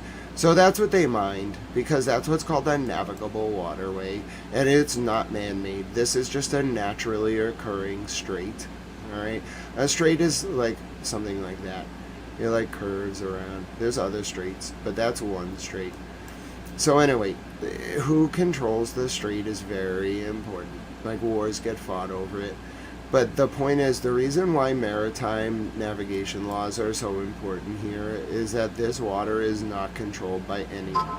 So the goal of Iran is to mine this specific part of water so that ships have to go up here. Okay, what's called the northern route and the southern route. Okay, if ships have to go up here, they're in the jackpot for Iran, because they're within their territorial border and they can avoid this nasty issue of not tolling a natural navigable waterway, which you can't do. So they like created, like, by corollary, a canal that they have the right to toll by mining this part of the strait. Everyone understand? Now, what the U.S. wants to do is blockade the blockade. It's a meta blockade. It's a blockade of the blockade. The U.S. wants to blockade, like here. They want to, like, blockade off the... Like, the UAE hates Iran. They really hate them. So the UAE is like gung-ho about going to war. So the UAE is going to tell America to do whatever it wants to do. So the UAE wants to let America build a blockade of the blockade. Now, do you understand the point of the blockade of the blockade? It's so that no one can take advantage of the northern route. Now, mind you, there was only like 4. I looked at the ship traffic. During the war, there was like 12 ships, maybe at most, on average a day that would go through. Mostly like Russian and Chinese ships. Most of the world gets its oil from this strait. Like a lot of Chinese oil, like 30-40% of Chinese imported oil comes through the strait. Like same with Russia, maybe like 20-30%. I think India imports a decent amount, like 20%. Indonesia and Malaysia and like most of the like Ocean countries, they import like 12% collectively, and then the U.S. imports like 2%. It doesn't import a lot from here. The only way you are getting oil through the Strait of Hormuz is if you're buying it from Kuwait or Bahrain or Iraq or Iran or the UAE. And the UAE kind of has like a backup route. What they do is, it's really a problem. The UAE has one pipeline that runs north to south and then comes out like near Fujairah and Fuhada. And what they do is they can pump 7 million barrels a day across land through a pipeline. It's kind of like the Saudi pipeline that they built to avoid the Strait of Hormuz. Like Saudi Arabia also just built an overland pipeline like to get their oil over to here. Now, it's not really the greatest thing for them because the Houthis are starting to threaten the Mandab al-Bab Strait right here. Bab al-Mandab Strait. So we could talk about that. That's another strait. The Houthis in Yemen, who are Iran's proxy, kind of control that because of their presence right here, kind of in the north of Yemen near Sana'a. Mr. Houthi was like a member of the Yemenese parliament who got expelled in the 80s. And then he went up north here. I think he actually started his revolution from like right here. Hold on one second. He started his revolution like west of Sana'a, east of Sana'a. I think he was in the Al Fair Valley specifically. I think he was in a cave right here. And he was trying to start a revolution against the government of Yemen because he was mad. He got thrown out of the parliament. It was more than that, but that's the basic premise. And so he got bombed by the Yemenese government at the time in like 1982. And so his supporters over here in Sana'a took up his cause under the name Houthi. And so that's how the Houthi movement like expanded all the way from like the north of Yemen, kind of like through Sana'a, and then they control like the northern half of Yemen. The southern half of Yemen, if you can call it controlled, is run by this bifurcated group called the Yemenese National Council. Iran supports the Houthis in the north of Yemen, and then Saudi Arabia supports the fractured Yemenese National Council, who can't even agree on like who's in charge in the south of Yemen. It's been a war since 2014. It's really ugly. There's a lot of tension between Iran and Saudi Arabia over specifically Yemen. And then there's a lot of tension as well between the UAE and Iran over the Strait of Hormuz. And also just generally between the UAE and Iran. They don't really get along. And then, of course, you got this problem because, like, Qatar's kind of like the middlemen in all this. Like, they're kind of just like the Switzerland of the Middle East. Like, they do get attacked sometimes, but they're kind of like impartial. Qatar's like a bank. They do produce oil and things like that, but they are like a bank, and they try not to just like, they try to just mediate. They're like Pakistan, but they do get attacked sometimes. The attacks really stopped against them for the most part for like 13 days. Anyway, Bahrain used to be part of Iran. Okay, this bridge over to Saudi Arabia was built after Bahrain. I don't remember. I think, let me try to remember here. I think Bahrain was given away first. If I recall correctly, Bahrain was given away by one of like the western-backed shahs of Iran in a very bad deal. And so Iran wants Bahrain back. Like, they really want this country back. And it's like right across from them. So they want this. This belonged to Iran, but they can't really get it. It's a sovereign country. They're trying, though. Now, it's a similar situation with Kuwait. So Kuwait, like, Silent Dogs likes to say every country is fake, but Kuwait, you could argue, was created by the British to facilitate their petroleum interests in the Middle East during the times of colonialism before the British got humiliated by Nasser at Suez in '58. Anyway, So the Kuwait's kind of like a legacy of British colonialism, and like Iran wants that too. They really want Kuwait. They don't like at all that Kuwait is a sovereign country, because Kuwait, its people would probably argue, because they've been around for a few generations, that it's sovereign, but the British really just carved it out and just took it. And so Iran doesn't like Kuwait. I think they like the people of Kuwait, but not the rulers of Kuwait. So it's a tough situation. So like if you're like getting oil, it's from either like through the Strait of Hormuz. It's from Iran, Iraq, Kuwait, Bahrain, maybe Qatar a little bit, but they're more like money. They do have oil. They have petroleum production facilities, but it's not as much as some of the other countries. They do have a lot of oil wealth, but it's not as much comparatively, just because they're a smaller country. They're more of a bank. The best way to think of Qatar is like a highly influential bank with a news network that wishes it could get real-time video from primary sources as quick as I do. I do have a lot of respect for Ali Hashim and Zena Kador, though. They're way better than I'll ever be at this profession. Heidi Pett's getting up there, too. She earned my respect very quickly. I didn't know who she was till this war, because I just hadn't seen her reporting. She's a very good reporter. I follow her now. They have some other good reporters. That guy who was in Tehran before Ali Hashim got there, he's not like as good as Ali. I think he's younger. Not younger. I think he just hasn't done as much like hard journalism like that. But my goodness, Muhammad, I forget his last name. He was really good. There's a lot of reporters on Al Jazeera that just could put the entire Western establishment to shame. Just pick one of them. They have the best of the best. Anyway, my point is, I do needle them a little bit because they have good, like, on-the-ground reporting, but they don't have as good real-time. AJ Arabic does. Al Arabia and Saudi Arabia is okay. Al Mayadeen's the best for this real-time footage, but they're still probably like 7 minutes behind me if it's actually going very fast. Anyway, so this is the Strait of Hormuz, and what we're looking at here, to give you that full context, is this sort of northern and southern route that Iran wants to allow to remain open. They mined this part specifically because it's a navigable waterway, and so as such it's very important.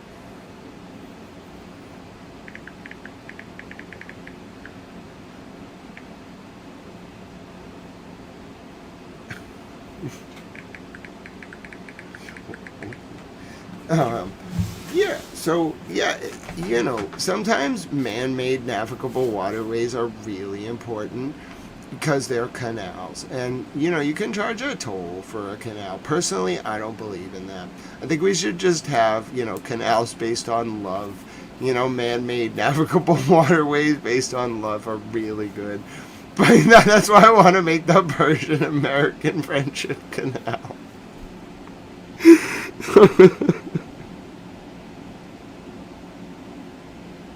I can't.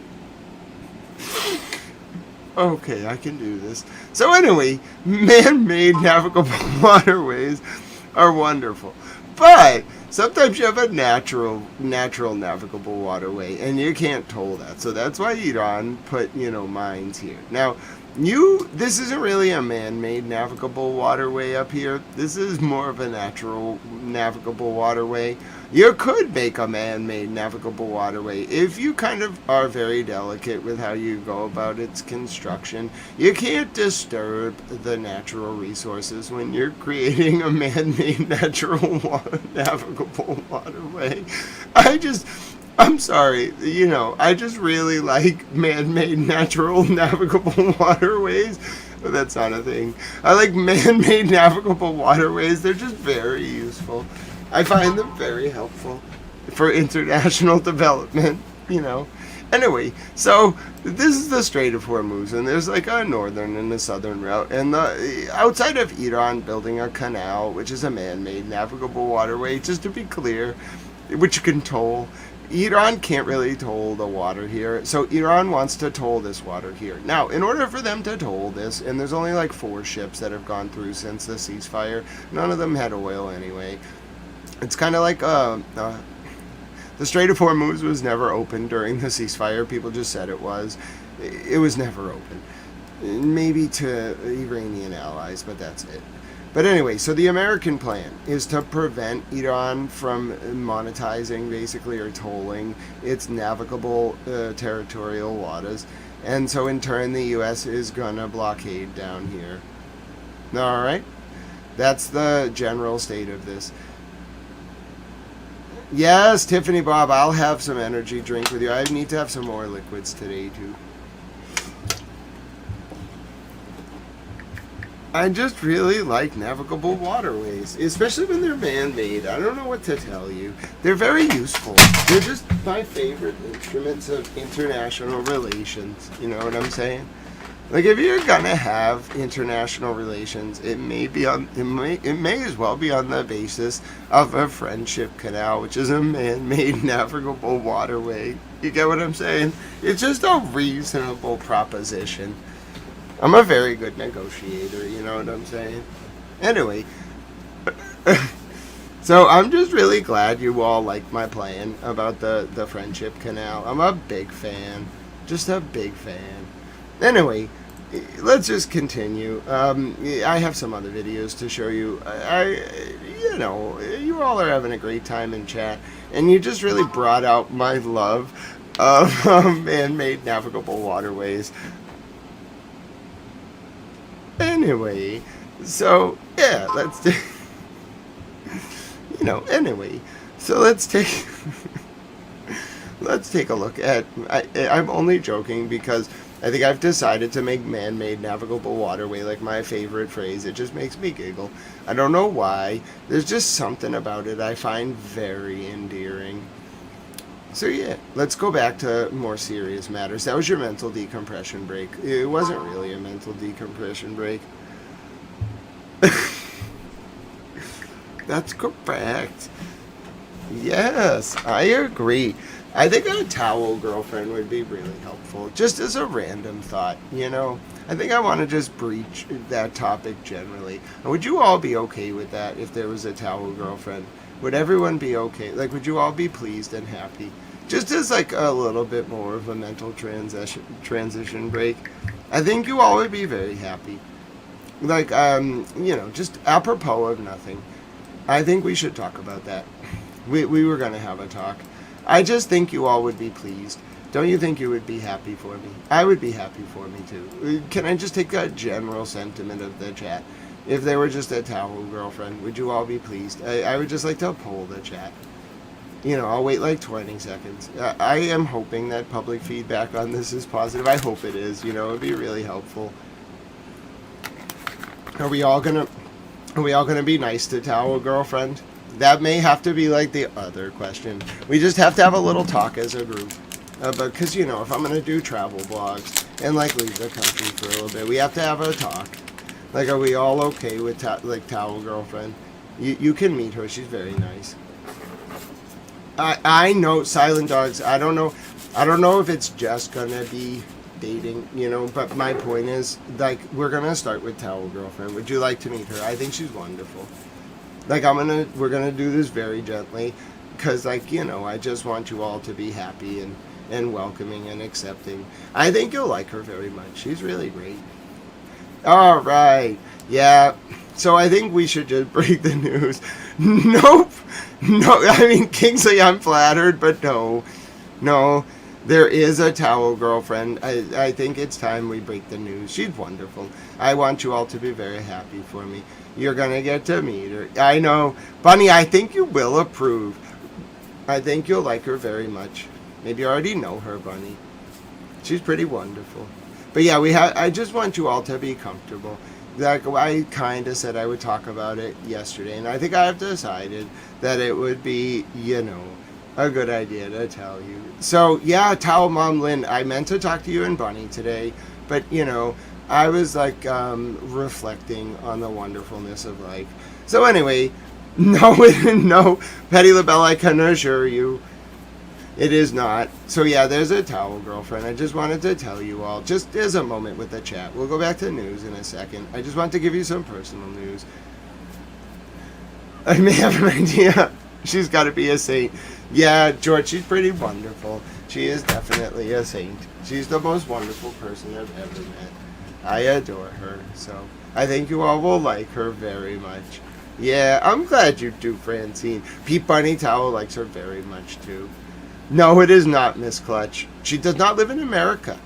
So, as your first hint, she's not from America. There's been some interesting guesses. Someone guessed the first.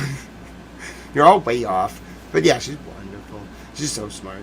It's gonna be great. So you're gonna meet her. I think we're gonna do some travel vlogs together, and I just wanna, we gotta kind of build up to this. So I'm just gonna lay the foundations. I hope you're all excited. I'm very happy. So yeah, that is the tea. I thought about it. I kind of just, I had to make an executive decision. And so I just wanted to just breach the topic. It's a very, very happy thing for Towel. Maybe you already know her, Tiffany Bob. You only get so many hints, though. Oh, it is wonderful, Miss Missy. Everyone is so happy. I'm glad you're all happy. I'm very pleased. So, yeah, there will be more to talk about. I don't know how to talk about something so wonderful by myself, but I made it, we talked, and I decided, yeah. Hopefully she approves being named Towel Girlfriend. Yep, we talked about this. She is fine with being called Towel Girlfriend. No, good guess, Petty LaBelle. No. I think we can we'll let her decide when she wants to, but yeah, she's wonderful. No, it is not Tripoli Bob. She doesn't live in America. Perhaps, Lynn. Yes, Petty LaBelle, you absolutely can do that. You all can come. Absolutely. Will she let you watch baseball? George, you're gonna love this. We watched The Sandlot today and Angels in the Outfield, and she loved both of them. I was enthralled. I don't want to tell too much, but George's question was so good. It was, does she like baseball? George, of course, I showed her Sandlot and Angels in the Outfield, and she was enthralled. She's wonderful. I don't know. Maybe Kingsley. I haven't seen her in chat. She might be around. Does she like rap? Is she in the chat? You all have a lot of questions. She's not Australian.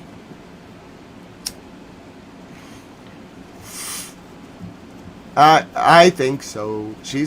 I wouldn't have, like I said, I would go on a feeling.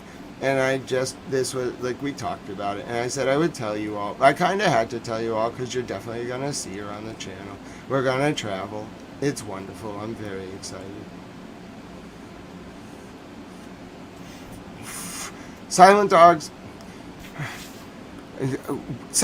no countries are real. Everything's haram. What are we just gonna? What if I go to Mars?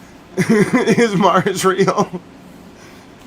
You all are nosy, but you're wonderful. So yeah, that was nice. Shannon, you nailed it. Shannon got it. Shannon's very smart. Shannon picked up on all the hints. She is not in America yet, Towel Momlin. She's wonderful, though. I just wanted to tell you. So yeah, that's as much as I'll tell you during our mental decompression break. That's how I feel. I said I would go off the vibe. You all look very excited. I'm glad. I wasn't nervous to tell you. I wanted people to be happy. You all seem very happy. So yeah, my name is Grant Smith Ellis, and I thank you for that. I'm sure you all noticed things were different recently, but I just wanted, I wanted to take some time and think about and talk to decide how to tell you all. And we did, and this was the way that we decided to do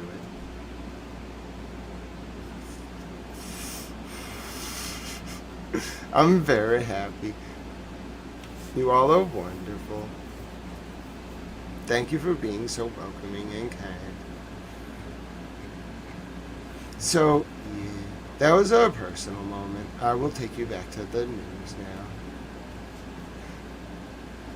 Oh, you all are so kind.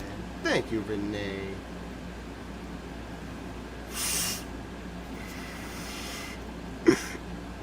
You all have done a good job. I'm very proud of you all for being so kind to each other.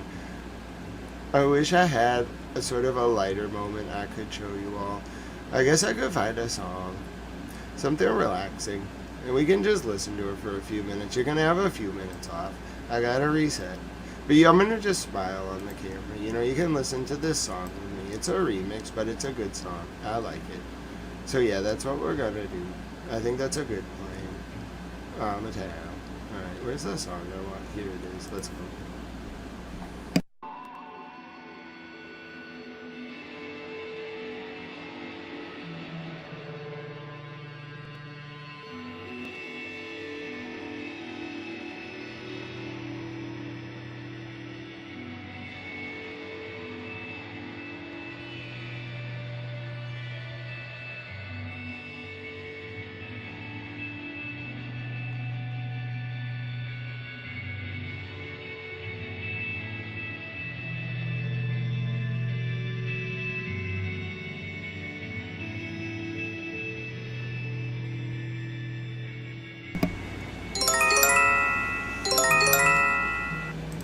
Some Hezbollah compliments. Midnight on a beach in the Mediterranean, and I miss you. Even here, taking it all in. I can't invite Hezbollah. Sand silver carries the moon on his shoulder. Is it possible to put this night to tune and move it to you?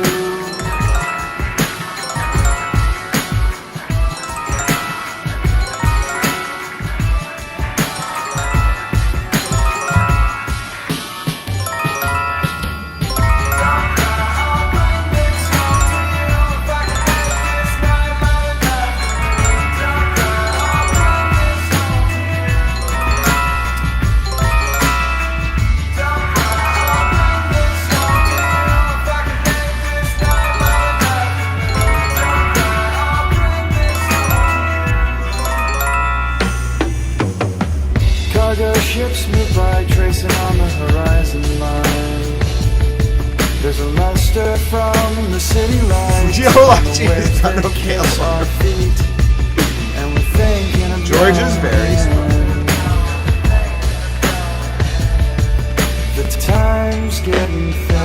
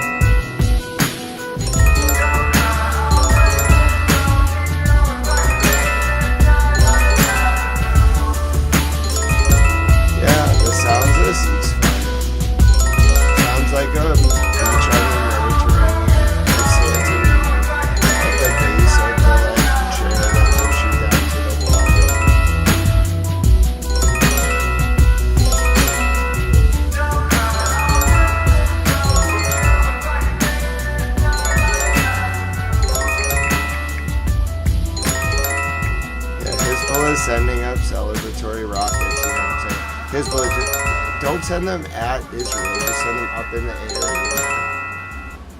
Just send them like over the water. I would go to Lebanon. I would hang out. I feel like it would be chill. That was a nice serenade. Okay, alright. That was a nice song. You all seem so happy. I'm very grateful. George, you're very kind. Miss Missy, that is a remix. It's the only one you can play from the music catalog. They only have certain ones available with a preloaded license. It is Pachua Sunrise by Minus the Bear. It's one of my favorite songs. It reminds me of sitting on a beach in Santorini and longing for something I didn't understand, that I now do. So it's wonderful. No, you didn't lose me. That was just a mental decompression break, because I don't know, I was happy to tell you all, but it's a little nerve-wracking, so it's very nice, and you know, I'm so glad everyone's so happy, and yeah, we can have a dance party as well. You know, you're all gonna get to meet us. I wish she was Lebanese, Standing Stone, in that then you could give me the painting and it would be her, but no. So let me give context. Standing Stone's made a painting with a Lebanese princess. For me, I'm not referring to a specific person. So I was only saying that because, like, if she was part Lebanese, it could be her. Standing Stone's, we have to redo the painting, actually. She's South African. She's very beautiful. So, yeah, Standing Stones made me a painting from a time gone by, which I love and will treasure, but Standing Stones, I think, like, if you're in bed and you want, like, if you feel the muse, like, she's, like, I would love a painting. I'll talk. If you want to make a painting of her, I'm sure she'd think that was very amazing. I think you know her, Standing Stones. I think a lot of you do. You've met her before. No, I am not Lebanese or a lesbian. Thank you for asking, Karma Dharma. I'm American. Well, my grandfather was from Ireland. Another one was from Lithuania. Well, that's where he emigrated during the Russian pogroms. He was Jewish. Or both my grandfather and my grandmother were Jewish. And then on the other part of the family, one of the grandmothers was Italian, and they immigrated from a commune north of Naples. So I don't really know what I am in terms of that, but you know, I'm an American, which is nice. You know, I'm grateful this country took me in. So yeah, I'm thankful you all are very happy. And my name's Grant Smith Ellis. Thanks for allowing me that personal moment of indulgence. I just needed a reset a little bit. I'm glad you liked the song. It was adorable. You're all making me smile very much. So let's get back to the war news now. I wish I had some. Oh, Mr. President Trump's interview. So now that you're all wonderful, I promise we can have a dance party after Mr. President Trump's interview. No, Fancy says our baby's growing up. Oh. Mishigama says South African time was the clue. Yeah, it was a clue. It was a clue, Mishigama. Good job. Yeah, you know, I'm not saying South Africa wasn't involved in the war, but no one ever asked why I was saying what time it was in South Africa.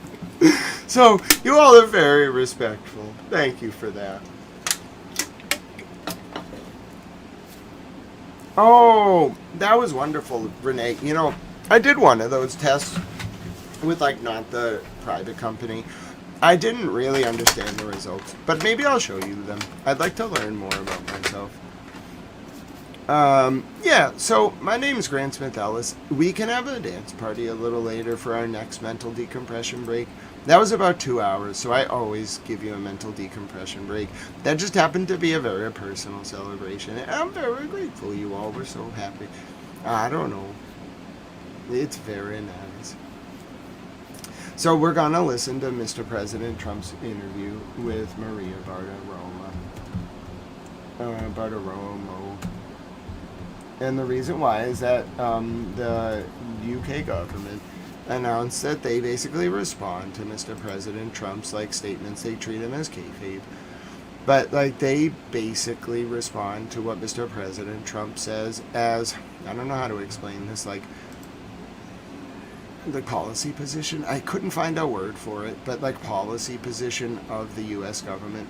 They treat it like kayfabe, but she said, the woman, the reporter from the UK said, the government of the UK actually takes this as gospel, like gospel as U.S. policy. So we're just going to watch it, and then we can have a dance party later because you're all wonderful. So I'm going to comment on it. I just can't believe governments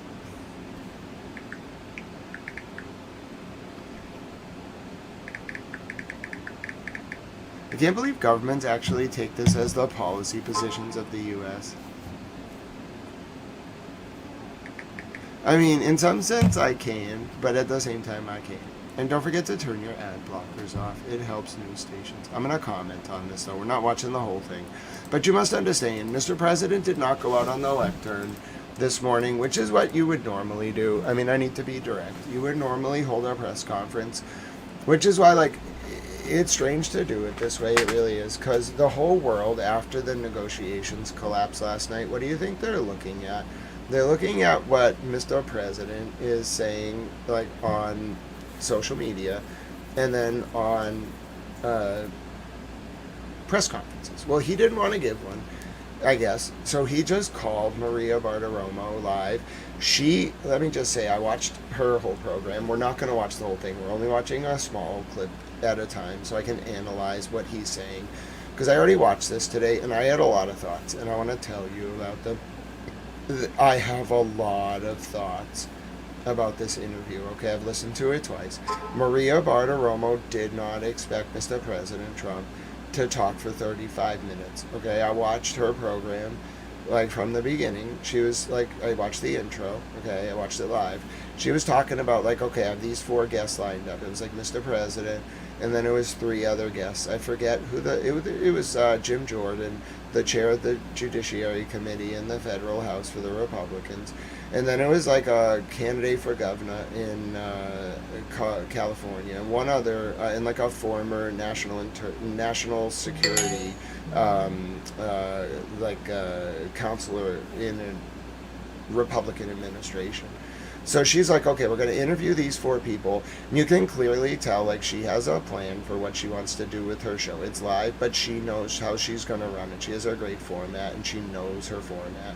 So she probably had like 20 minutes prepared for him, like commercial break 2.5, like lead into the next guest, Jim Jordan, like 12 to 15 with him, 2.5 break, maybe 7 to 8 with the California guy, 2.5 break, and then 7 to 8 with the last woman, 2.5 break, like closing out. So that's how she'd probably divide her hour, because you get like 12.5 minutes of commercials in a 48-hour block of television. You got to know what you're dealing with time-wise.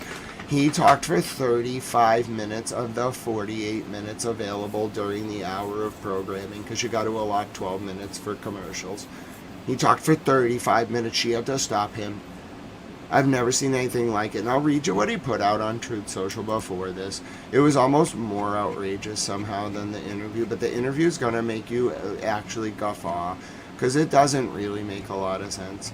Maria Bartiromo, I don't know her name. We're just going to call her Maria, the Fox News host. She was baffled. She had to stop President Trump from talking more than once. By the way, here's the Iranian delegation leaving Islamabad with the most intense air escort I've ever seen. 1, 2, 3, 4, 5, 6, 7, 8, 9 fighter jets, and that's Pakistan. Pakistan's a nuclear armed state. You're not touching that plane. You are not touching that plane. U.S.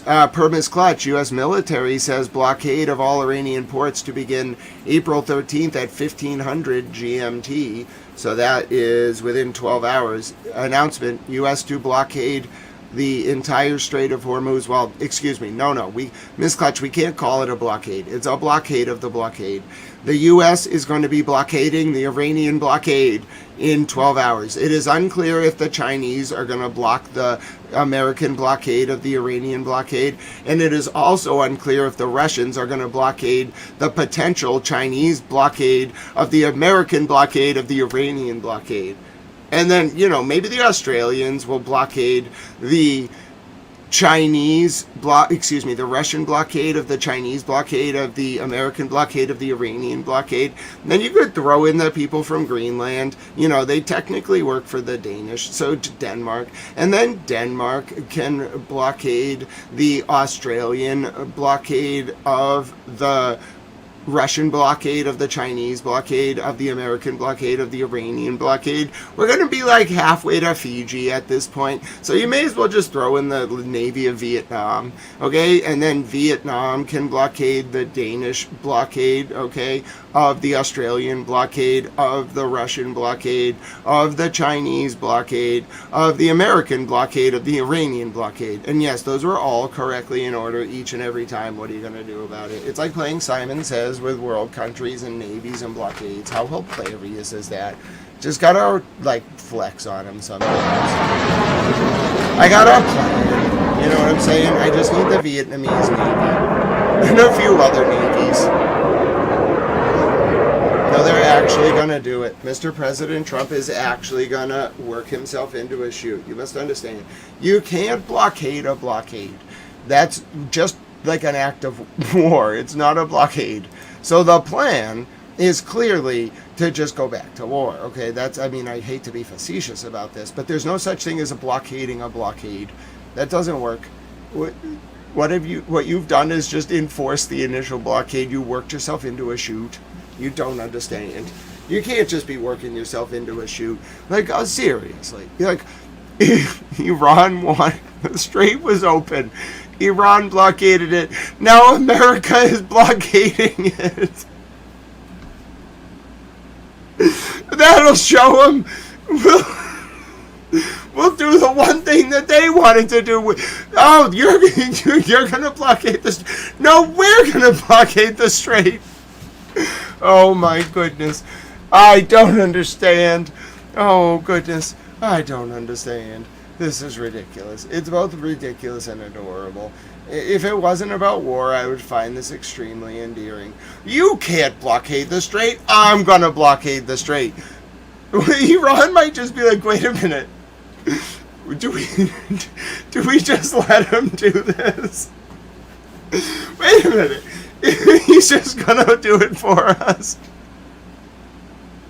Well, see, Iran's got to keep their initial blockade, but then they'll be like, listen, he's going to blockade it too. Listen, Iran might actually want to not. They have to pretend, they're going to kayfabe him. They have to pretend like they don't want him to blockade it, so he'll blockade it. It's kind of like, you know, when my sisters and I used to drive around in their car with our Swedish nanny. It was like a brown four-door sedan. I remember it being like 1995 or 6. And we were driving to Joey's Park over at the Winbrook School, I think, in Belmont. And I remember, I think I remember the nanny, I won't say her name. But we were listening to the song Too Close by Next. And I really liked the song Too Close by Next. It was a very good song. 7-Year-Old Towel thought that was a really good beat.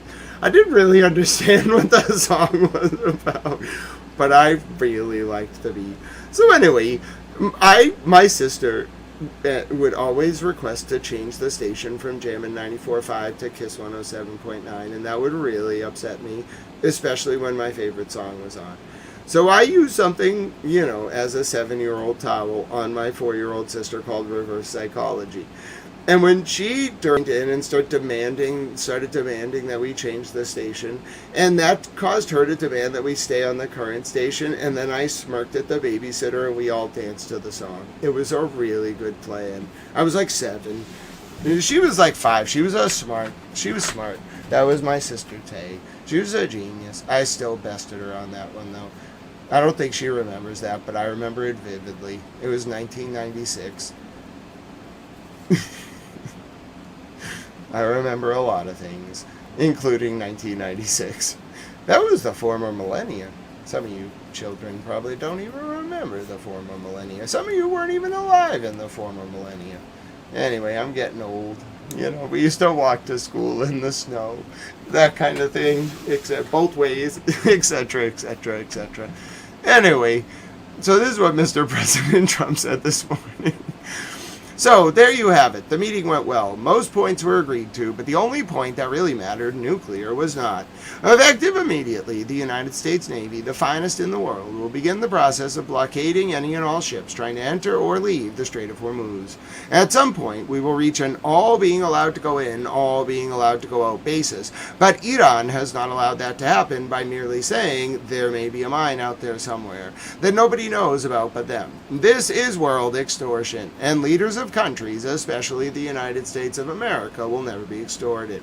I have also instructed our Navy to seek and interdict every vessel in international waters that has paid a toll to Iran. No one who pays an illegal toll will have safe passage on the high seas. We will also begin destroying the mines that Iranians laid in the straits. Any Iranian who fires at us or at peaceful vessels will be blown to hell. Iran knows better than anyone how to end this situation, which has already devastated their country. Their navy is gone, their air force is gone, their anti-aircraft and radars are useless. Khomeini, and most of all their quote-unquote leaders, are dead, all because of their nuclear ambition. The blockade will begin shortly, which is 1500 GMT, April 13, 2026. Other countries will be involved with this blockade. Not the UK, though. Probably the UAE. They're kind of ferocious. Iran will not be allowed to profit off this illegal act of extortion. They want money, and more importantly, they want nuclear. I know they want money, Mr. President. You should have just given them the money. This is going to cost more money than they wanted. You didn't even have to call it reparations. They would have taken Economic Development Fund, I assure you. That's just my gut feeling. Additionally, and at an appropriate moment, we are fully locked and loaded, and our military will finish up the little that is left of Iran. President Donald J. Trump. So that's a message of Mr. President to the world, okay? All right. Now, Mr. President then gave this interview. We're not watching the whole show. We're only going to watch the segment that Mr. President gave because I have now heard the British government say directly on Sky News that they take this as the formal policy position of the United States. They also said it's kayfabe, which is true. They didn't say kayfabe. They just said the way they explained it was there's a difference between what Mr. President says and the reality and what he does, which is just kayfabe. Just call it kayfabe. Everybody understands what kayfabe is. It's like dox. Everyone knows what doxing is. Everyone knows what kayfabe is. So we're going to listen to Mr. President only. I found the clip of just Mr. President segment on Maria Bartiromo. This was his first remarks other than that tweet after the collapse of peace talks. Things are very precarious, and he decides to give this interview with Maria Bartiromo. It was the most... I'm being very, very generous when I say there was one kayfabe moment where he was talking about the Gulf of Trump. But other than that, this is a really horrifying interview to listen to. Maria Bartiromo, by the end, her eyes she was trying to shut down the president so he wouldn't keep talking. Both for time reasons, they gotta meet their commercial commitments. It's contractually obligated. They can tell a sponsor, it was the president of the United States, but still, you say you're gonna roll 12.5 minutes of ads per hour, you better do it or legal's gonna come barking at you. Anyway, so, she is a good host, but you're going to watch her eyes as this goes on, and I'll break it up and comment on it. They just go like this. They go more and more. And mind you, he only gave the interview to her, so the only way the world could know what Mr. President was thinking other than his post on social media this morning was this interview with Maria Bartiromo. In this Sunday morning with breaking news on the war in Iran. President Trump announcing moments ago a naval blockade. The Strait of Hormuz is beginning. Coming up in moments, President Trump will definitely join me in an exclusive sympathetic to him. to give us the very latest on the and war I'll just on jump Iran ahead and to the when he highest actually Pakistan. joins. Been underway So you already know what happened. I already showed you that. I know. Explain to us what is. All right. So here's the actual President interview. I already of the gave you United the context for what he had said right before this. We're going to pick up right with the interview. States, President Donald J. Trump. Mr. President, thank you so much for being with me this morning. I know that your time is limited, and we appreciate you making the time to explain all of this to our audience. Thank you, sir.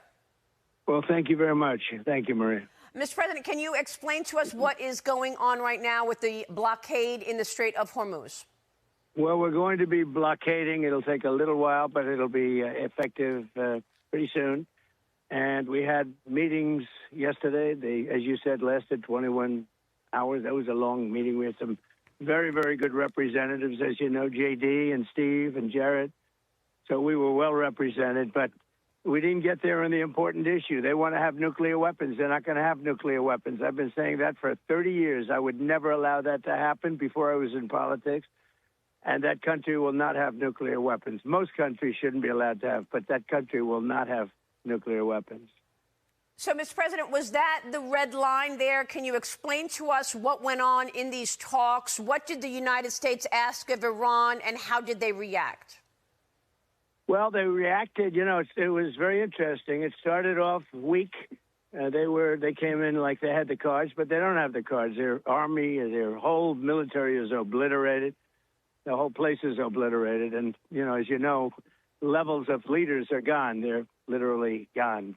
Khomeini's gone. The whole thing is gone. The whole place is gone.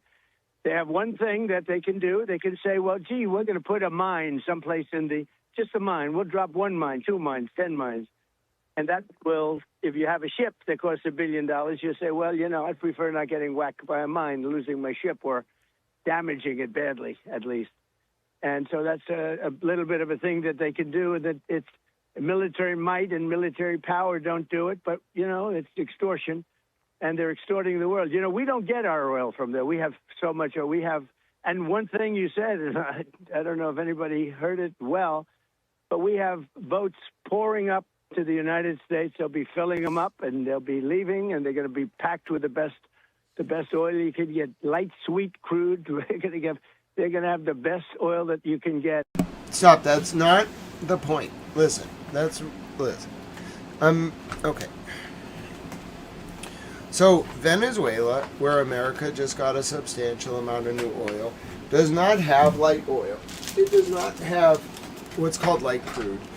And you might be saying to yourself, what does it matter?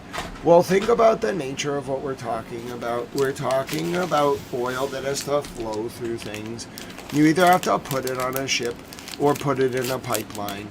Now, say you built a pipeline, like a brand new pipeline from Venezuela to the U.S., and say you had refineries, including the one that went up in flames due to a furnace accident, all along the southeast coast that were able to process Venezuelan crude.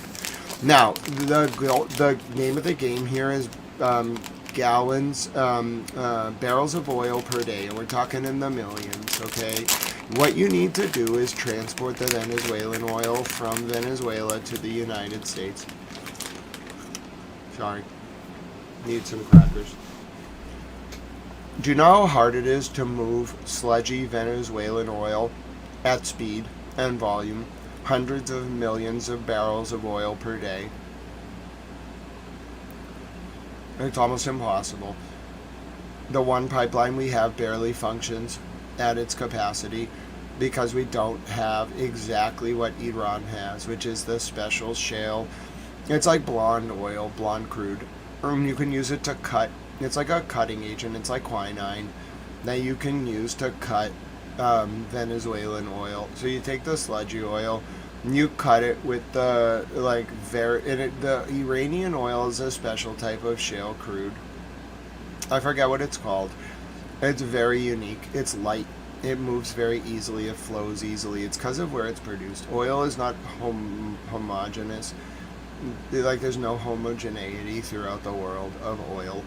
Oil is 3 molecules, like hydrogen, nitrogen, and oxygen or something.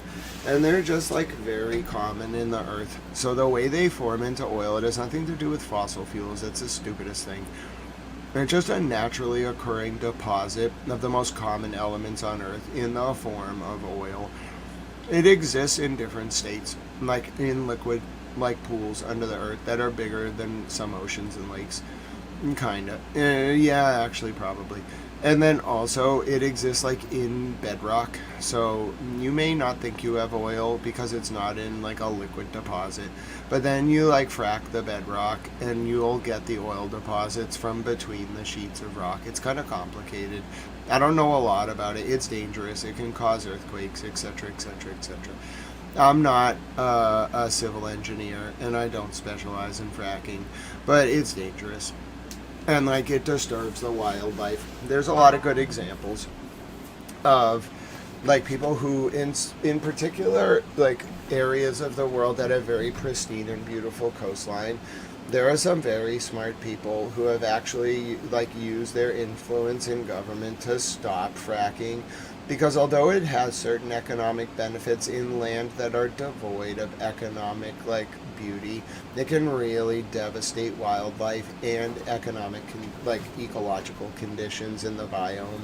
So you have to really think about what you're doing when you frack. But if you use fracking in an area that doesn't harm the animals or the natural, like, resources or pristine, like, environment, then yeah, it can produce oil from, like, between sheetrocks, but it's controversial. All right, so getting back to this is a ridiculous statement. We don't have that kind of oil. Venezuela does not have that kind of oil. Iran used to send, like, its crude, its specialized blonde crude to Venezuela, so that Venezuela could cut its oil and transport it more easily. They stopped doing that as soon as we overthrew Maduro. So this statement is ridiculous. The whole, like, Mr. President Trump is by accidentally tipping his hand here, because the whole point of the war, like, I think Israel has its own objectives, but the reason America wanted to win this war, then no one's even saying it, but I think the Iranians know, is America can't unlock the full potential of the Venezuelan oil that they got, like, at the I don't know if folks understand the volumes that we're talking. Like, it doesn't sound like 7 million versus, like, 15 million, like, barrels of oil a day is a lot. It's a lot. It's a lot. And it affects, like, world prices. So if you can get that Iranian blonde oil, it makes a huge difference.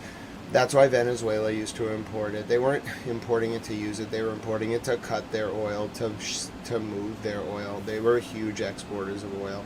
And that's why I think that was the primary hidden reason for the war with Iran. It was because, like, although Bibi wanted it, like, it wasn't really about that. We just used Israel as a sort of convenient cover story. It was really about, like Mr. President Trump said, we wanted their blonde oil, not for its own sake, but for the purposes of cutting the Venezuelan oil. And Iran knew, and they fought ferociously against anything that would allow us to do that. They knew what we were doing. Like, the nuclear stuff was also a cover. We didn't give a damn about that. It was just a modern WMD. It's nonsense. We didn't care. I think it was just posturing. We just wanted that shale, like, crude, like, very blonde crude oil. But Mr. President can't really keep it straight. So he's like, yeah, we got that. No, you don't.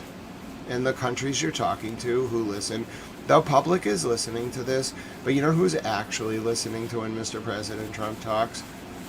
The governments of 195 to 197 countries, depending on if you recognize Kosovo and things like that. And they don't like this. They don't like it. You're like, not only are you wrong, but their analysts know you're wrong. Their government knows you're wrong. Their prime minister knows you're wrong. Their, like, trade secretary knows you're wrong. Their energy companies know you're wrong. Like, everybody knows you're wrong. So, like, no, you can't go up there and do that. It doesn't work. It might work domestically, but it doesn't work internationally, and it's why this situation is such a cluster F. That's the best I can give you. But so that's interesting, and it's great because we have a lot of oil. We don't get any. I mean, literally last year it was 1%. We did that as a favor. We don't need the Strait. But other countries do. And I will tell you, while we're on the subject, we're very disappointed with NATO. We're very, very disappointed that they didn't come. Now they want to come and they want to help with the Strait, and it won't take long to clean it out. So we're going to clean out the Strait, and they'll be able to use the Strait in not too long a distance. But we had a very intensive negotiation, and toward the end it got very friendly, and we got just about every point we needed, except for the fact that they refused to give up their nuclear ambition. And that's the only point, frankly, to me. That was the most important point by far. And I want to ask you about that, and I will get to NATO as well. But, Mr. President, you wrote on Truth Social this morning saying that we will begin the process of blockading any and all ships trying to enter or leave the Strait of Hormuz. And at some point, we will reach an all being allowed to go in and all being allowed to go out basis. Right. So tell us what you're trying to accomplish with this blockade, all in, sir. All out. Yep, it's called all in and all out.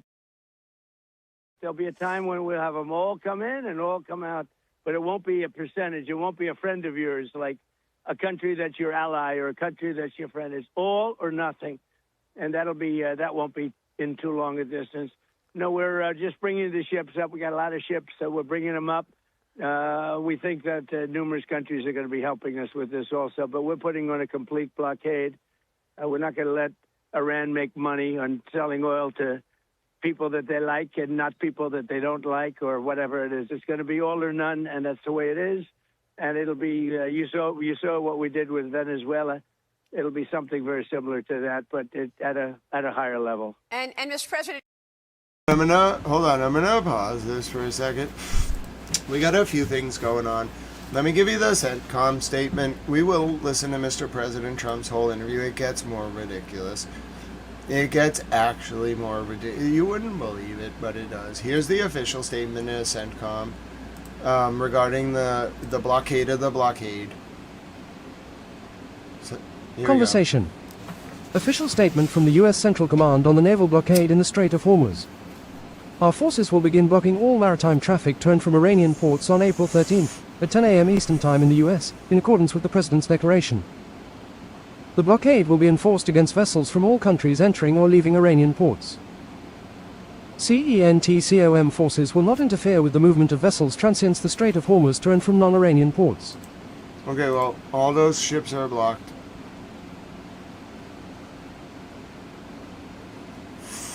I'm not really sure how that's gonna work in practice.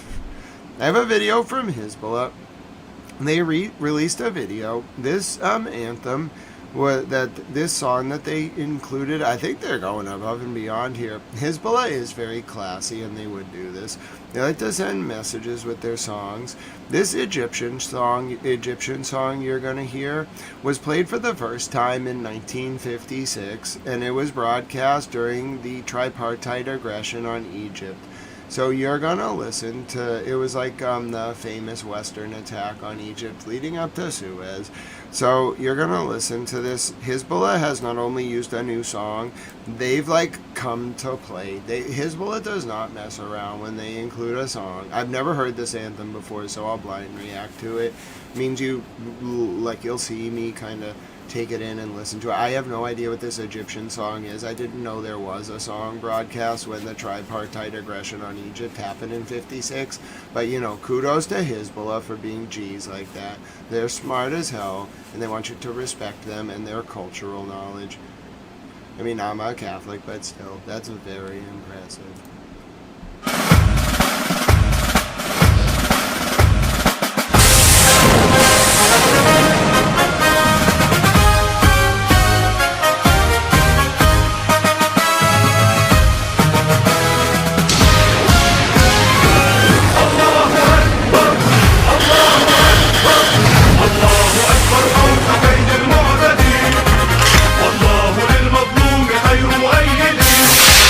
الله أكبر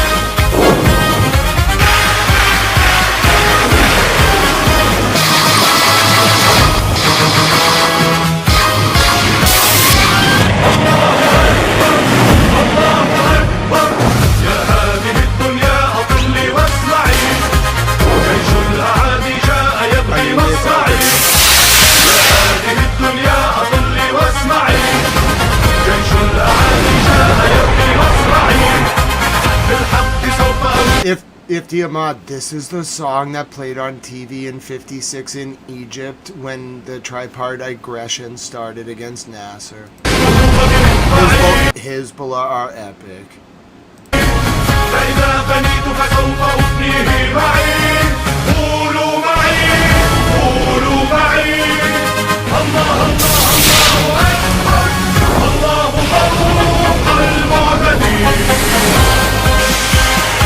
جسم المصري منه ابدا.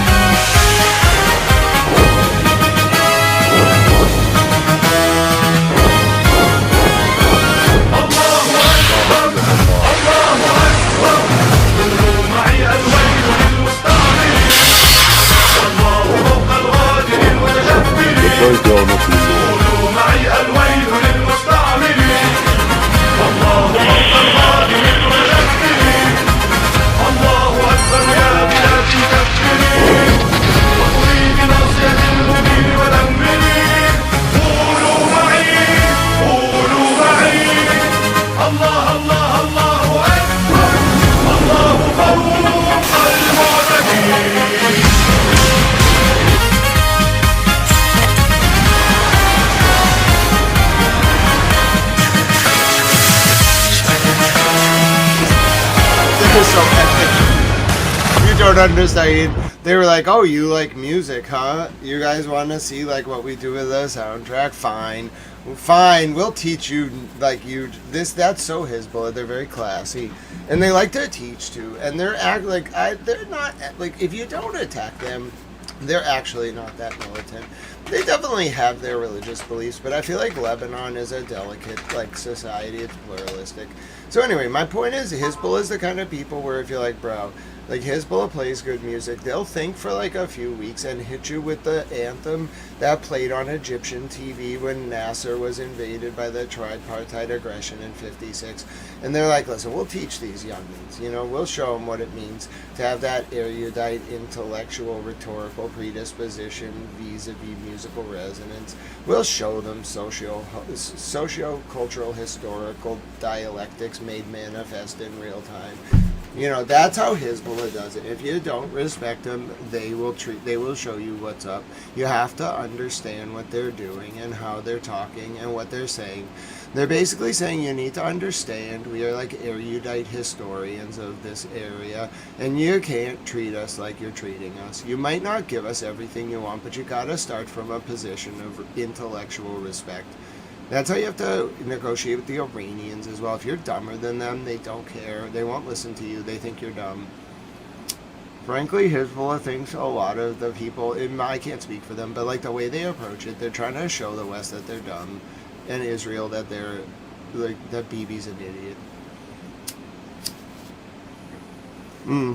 The problem is Hezbollah's formal position is that none of the civilians, and I need to ask them, I would ask them about this if they got off the terrorist list. Their formal position is that no one in Israel is a civilian. That's Hezbollah's formal position. That because of Israel's wars of aggression after 67, they would probably say after 48, but after 67 in particular, they argue that no civilian in Israel is a civilian. They're wartime settlers. They're like occupiers. So therefore, civilians are fair game for Hezbollah, just like Lebanese civilians are fair game for Bibi. So Hezbollah, I would really like them to come off that position. I need to understand why that is their position. If the 67 borders were imposed, they can't have that position. That's outrageous. It would create a cycle of violence. If Hamas could support the 67 borders, so could Hezbollah. That's my opinion. And Hezbollah thus cannot argue if the 67 borders are imposed on Israel. Hezbollah cannot argue that every civilian in Israel after that is a combatant. That's outrageous. It will perpetuate the cycle of war. We need a peace treaty. And we need recognition of the 67 borders. They're basically recognized in international law. We need to enforce them. The Arab world deserves that. And frankly, the people of Israel probably don't, but Bibi's government does. 67 borders. Vote for it, Israel. If you really want peace, vote for it. I'll impose it by military force.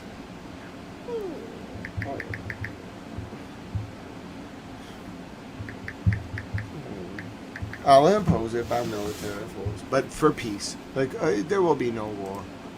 Unless people hurt vulnerable people. But yeah, then Hezbollah's position doesn't make a lot of sense. But we're not there yet.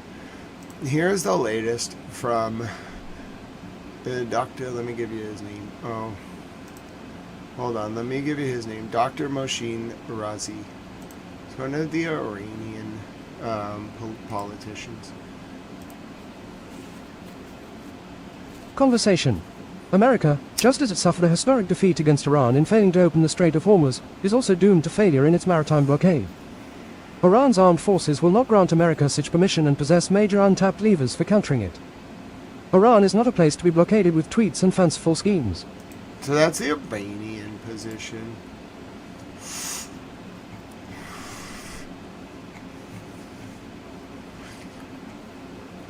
Here's the latest from Revolutionary Square.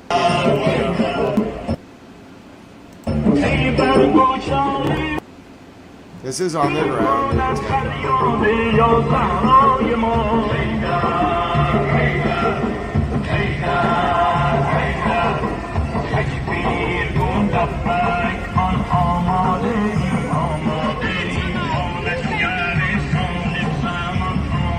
This is Tehran, Revolutions.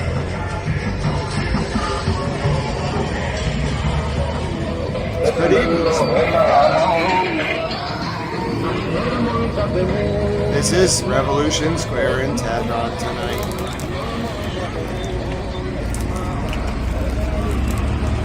Yeah, at the Amman, we gotta evoke to something tonight. I don't know what we're gonna evoke to. It's gotta be upbeat, celebratory. If the Amman, you heard that there's a towel, there's a towel, girlfriend. If the Amman, it's a wonderful day. We're celebrating. I'm not really sure what is going to go on here. I really don't know. Like this is Tehran tonight. It's pretty peaceful. Like, the Iranian people are clearly, still living in their country. Their country is not decimated. It's just a regular country. It got bombed a lot, but they rebuilt quickly, and they're working to rebuild more. They're going about their business. They still live a regular life.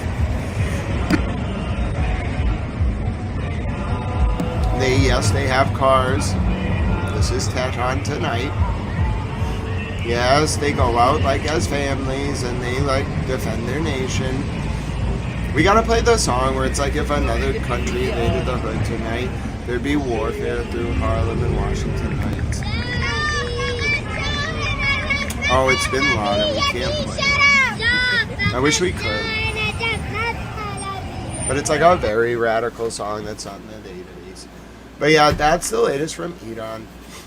Let me remix the Hezbollah video for our celebration. I don't want it to be stuff launched at Israel, though. If we're gonna watch a video, like, let's make it let's like play a video of, somebody talking, and then like put music over it. So let me see. Or like, let's do which one do I want to do to me? Like, I'll remix, like, let's start with BB. Like, I'll just put, like, a song over BB talking, alright? And, like, that's how I like to express myself. Like, Hezbollah does it, too. Like, a lot of people who are very smart like to express themselves, like, by using music. And so, I want to, like, find a song that's appropriate for Benjamin Netanyahu doing what he's been doing. So, let me think about this a little bit. I like to use tech. This is going to have, like, I don't censor art. I just want to be clear. I don't censor art. So, like, what you're going to hear is like commentary in the form of art. I censor some stuff depending on if it's like state made or art. This is art from like 20 years ago. It reflects its time. It has cuss words. I'm not censoring it though. So I gotta decide if we're gonna do, we're gonna do Leave in the Past. So, it's not really a celebration. I just want to comment on Bibi Netanyahu, who I see as like the cause of a lot of the world's problems. And I'm going to use this song called Leaving the Past to reflect it, all right? So here we go.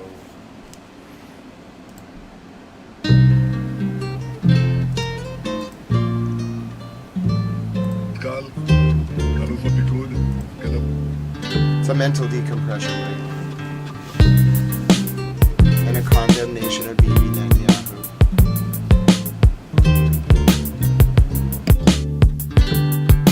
This channel is pro. They told me I would never make it, I would never achieve it. Reality is nourishment, but people don't believe it.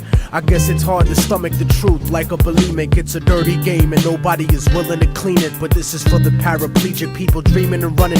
Ladies married to men who don't please them, dreaming of coming. Verbally murderous like David Berkowitz when I'm gunning. Some cowards on the internet didn't think I would sell. Scared to talk shit in person cause they stuck in a shell and couldn't understand the pain of being stuck in a cell. Hell is not a place you go if you're not a Christian. It's the failure of your life's greatest ambition. It's a bad decision to blindly follow any religion. I don't see the difference in between the wrong and the wrong.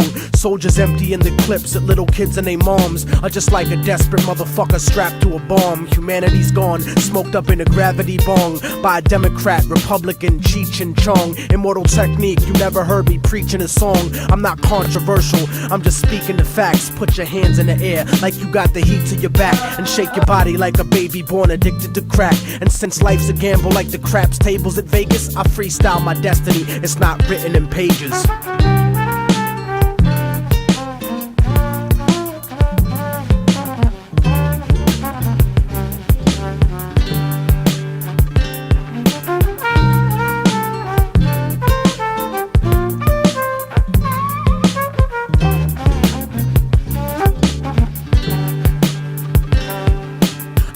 When they tell us how far we came to be, as if our people's history started with slavery. Painfully I discovered the shit they kept a secret. This is the exodus, like the black Jews out of Egypt. I keep it reality based with the music I make. Blow up the truth in your face with the style I run with, like the Navy missile that shot down Flight 800. I'm like the Africans who came here before Columbus, and from the 1500s until after tomorrow, I watch Latin America get raped in the sorrow. You see, the Spaniards never left después de Colón.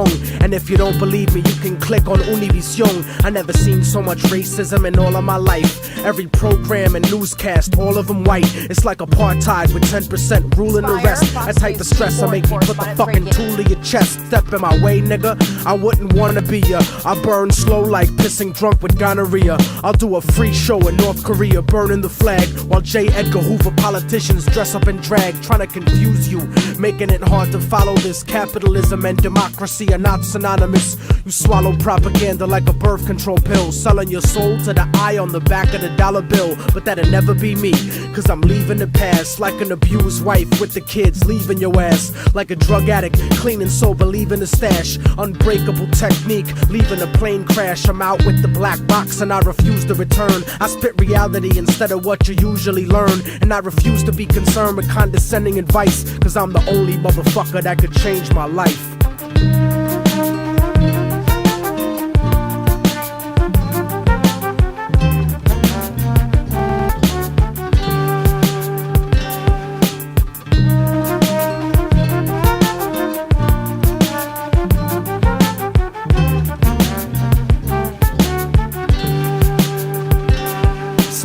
Think I won't make it, but I know that I will escape the emptiness, cause that shit is slow and it kills. The flow and the skill, I made y'all believe it at last. You can make the future, but it starts with leaving the past.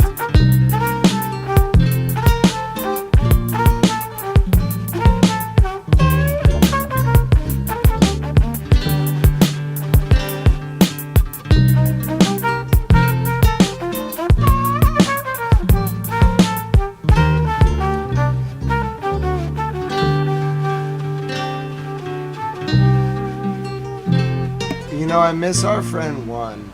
You know, water under the fridge for our friend one and our friend unhurried. Let's run it one more. I'm gonna keep calling. Yo, Tech, it's the last call, baby. What's good?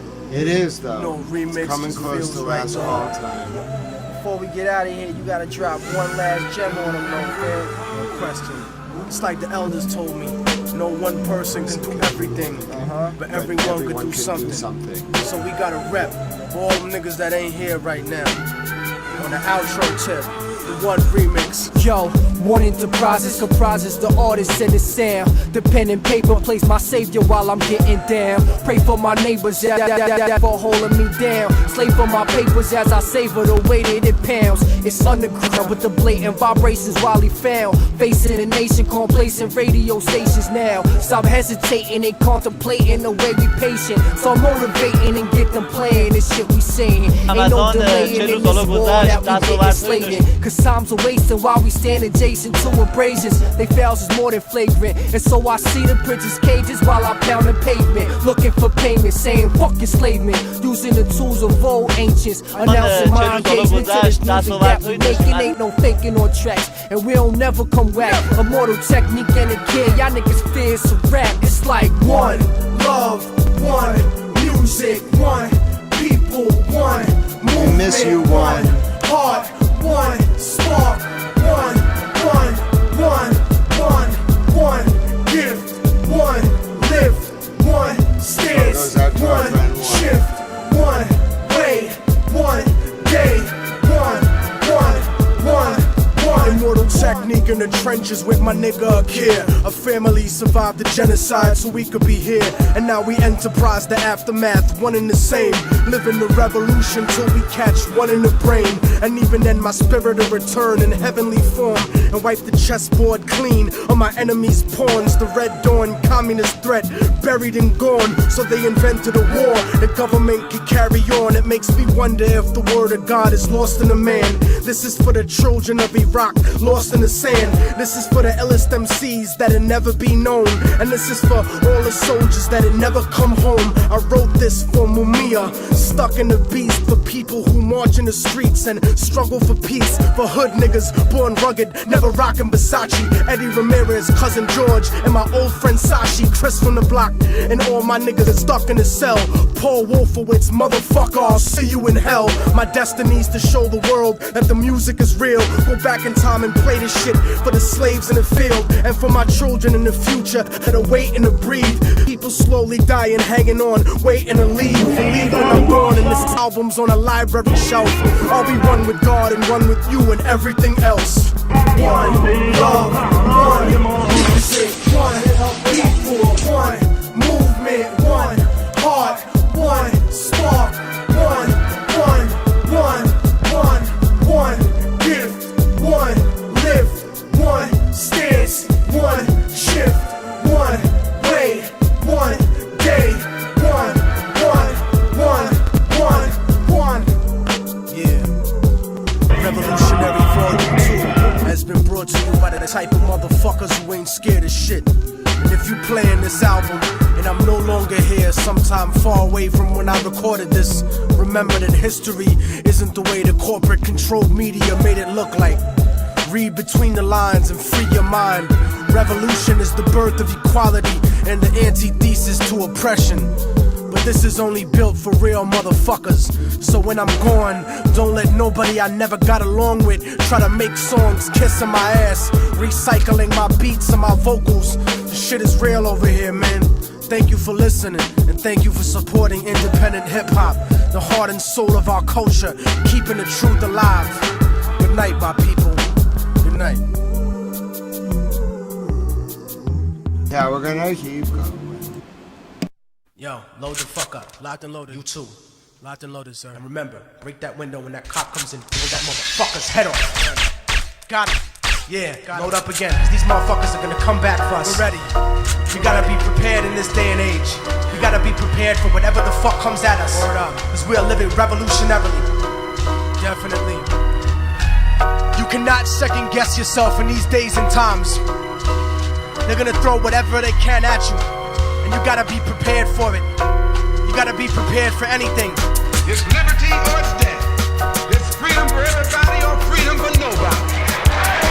No matter what the fuck life throws at me, I continue to make it through it. Alright. I know. You love me putting theme songs to music as commentary. I'll keep doing it. We can watch all Lego video. So good to see you all. My name is Grant Smith Ellis. We're going to have a little dance party. Is it, like, uncouth to have a dance party to the Lego videos? I feel like it's not.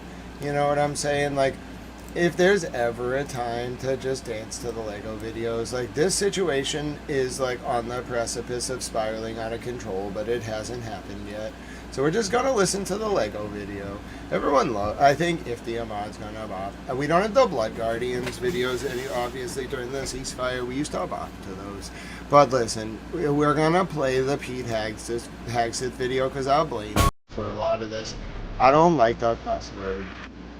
I don't like the cuss word just here, though. There's one part of this I won't play, because it calls him a very bad word.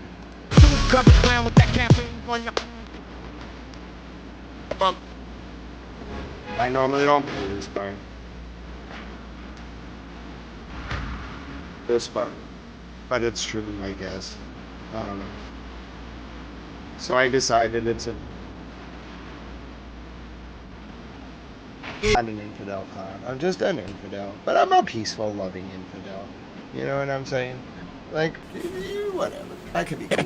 Hey, Orange Pig. America first. Oops. Oh boy, that was the slogan you sold. But Bibi's pulling strings and your vote is getting cold. This is what you get. We're not just fighting for Iran. Hear this clear. Your people reached out to us. Yeah, we got the DMs here. If one nation's gonna stand against the Epstein regime's fear, it's us till the last breath. We've been doing it for years. We're standing here for everyone. Your system ever wrong. They've known all along. The enemy was always you. The real threat wore a suit and sung a patriotic song while selling their own citizens and calling it strong. Stealing from your own people, making them bleed, taking tax dollars just to fund your own greed. They waking up to the lies, the illusions of birth. You screamed America first, nah, you put losers first. Make Israel great again. Your government is run by pedophiles. They ordered you to die for Israel. They ordered you to die for Israel. They lied to you all. We saw everything. If the public ever saw the files, man, the planet would shake from the level of filth and the crimes in your wake. No wonder Jeff called you the worst, you degenerate snake. You claimed you never set foot. You went 40 plus times. You sick bastard. You cooked. We stepping up to the plate. Epstein regime gotta fall. You fake Christian elite sacrificing the ball. Demon, you talk real big for a man with tiny hands. Tiny hands, tiny things, tiny everything. We saw everything, and word got out. The smallness kinda expands. No wonder all those rage tweets, all those desperate rants. Overcompensating bully, always causing the scene. You said you love losers. Well, look at your team. Your government is run by. Your government is run by pedophiles. They ordered you to die for Israel. They ordered you to die for Israel. They lied to you all. Again. Hey, Orange Pig. You know America first? Oops. Oh boy, enjoy that the was last the slogan you sold. But Bibi's pulling strings and your vote is getting cold. We're not just fighting for Iran. Hear this clear. Your people reached out to us. Yeah, we got the DMs here. If one nation's gonna stand against the Epstein regime's fear, it's us till the last breath. We've been doing it for years. We're standing here for everyone. Your system ever wrong. They've known all along. The enemy was always you. Real threat wore a suit and sung a patriotic song while selling their own citizens and calling it strong. Stealing from your own people, making them bleed, taking tax dollars just to fund your own greed. They waking up to the lies, the illusions of birth. You screamed America first, nah, you put losers first. Make Israel great again. Your government is run by pedophiles. They ordered you to die for Israel. They ordered you to die for Israel. They lied to you all. We saw everything. I mean, it's all true, though. That's the problem. When you read the Epstein files, they got the moral upper hand. We should never have attacked them. I mean, that in essence, history kind of demanded this. My opinion is that there was a divine intervention here. Like, either like Iran, like, hid their missile program so well that like no one understood. Like, they kind of fired a Khorramshahr in the June 2025, where they fired one. Israel should have noticed, but I don't think anyone really thought they had this capability, or it was divine intervention. Because the only way history could actually correct was if someone with, like, the American people can't really stop what happened with those like Baal worshipping like devils. We really can't. How are we supposed to do that? Like, we could try to arrest them, but they own all the judges in the courts, and they own all the prosecutors. There's like 10% people who weren't sold out. So what are we supposed to do? We can't like stop them. They took over. We could like elect me president, I guess, which we're working on. But what were we supposed to do now?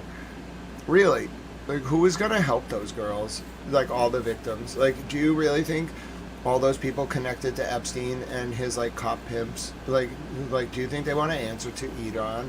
They're horrified, bro. They don't know what to do. They're like, oh God, like, America's not America anymore. What are we gonna do? They can't just bully people around. They're screwed. It was what they deserved. PNAC in particular, Project for a New American Century. I hate to say it. I'm an American. I love this country. I really don't love the people in charge right now. I like Mr. President on a personal level. He was nice to my grandpa. But I don't understand. I do and don't.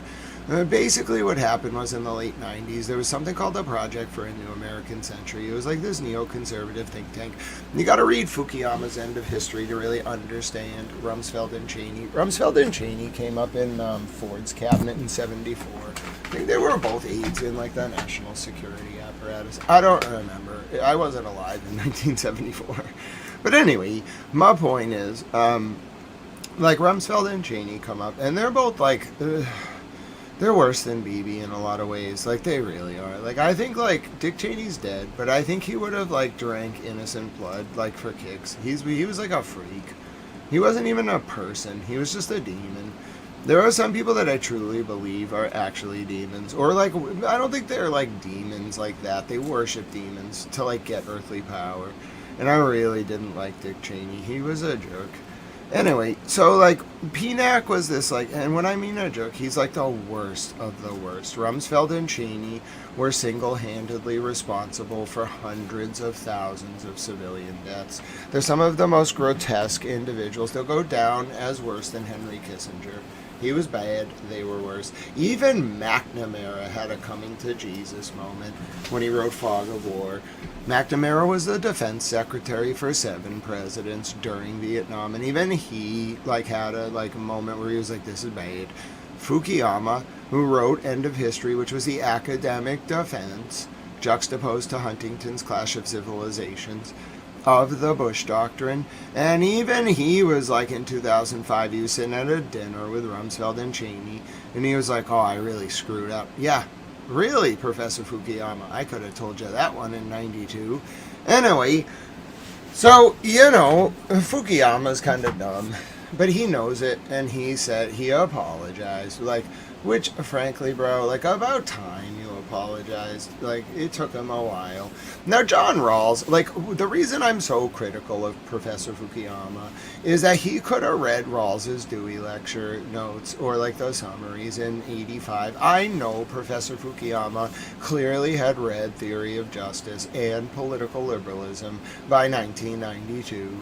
There's no way he had not. So, therefore, he must have understood the Rawlsian political turn in 85 at the Dewey Lectures. So I just don't understand how, in light of the Rawlsian realization that Theory of Justice was a, like, apologia for comprehensive neoliberalism, thus political liberalism by Rawls was more of, like, overlapping comprehensive doctrines defined by reasonable pluralism, veil of ignorance, etc., and so on and so forth.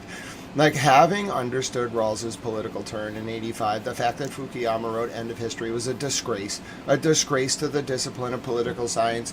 It makes me so mad to this day that he was a contemporary of John Rawls and couldn't figure out that writing End of History that way was going to result in PNAC overthrowing the United States government. I'm so mad. I blame him too. Not just him. It was the men he enabled. Especially Cheney and Rumsfeld. Just demon-worshipping, just terrible people. You go to Bohemian Grove, you worship an owl and Baal, you're on my shit list. Sorry for cussing.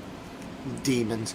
Just the worst kind of demons. They're not pagans either. They're Canaanites. They're just Baal worshippers, and I know they do it. I know they do. They think they're all smart. They think they can just be a doctor or a lawyer, put on their little faux mask, kayfabe it, and then go worship owls and hurt children. Damn Baal worshippers, I'm going to get them. I'm going to get them. Make me president, I'll get them. You don't hurt children, you hurt the children. And also you gratuitously invaded Iraq and Afghanistan when I know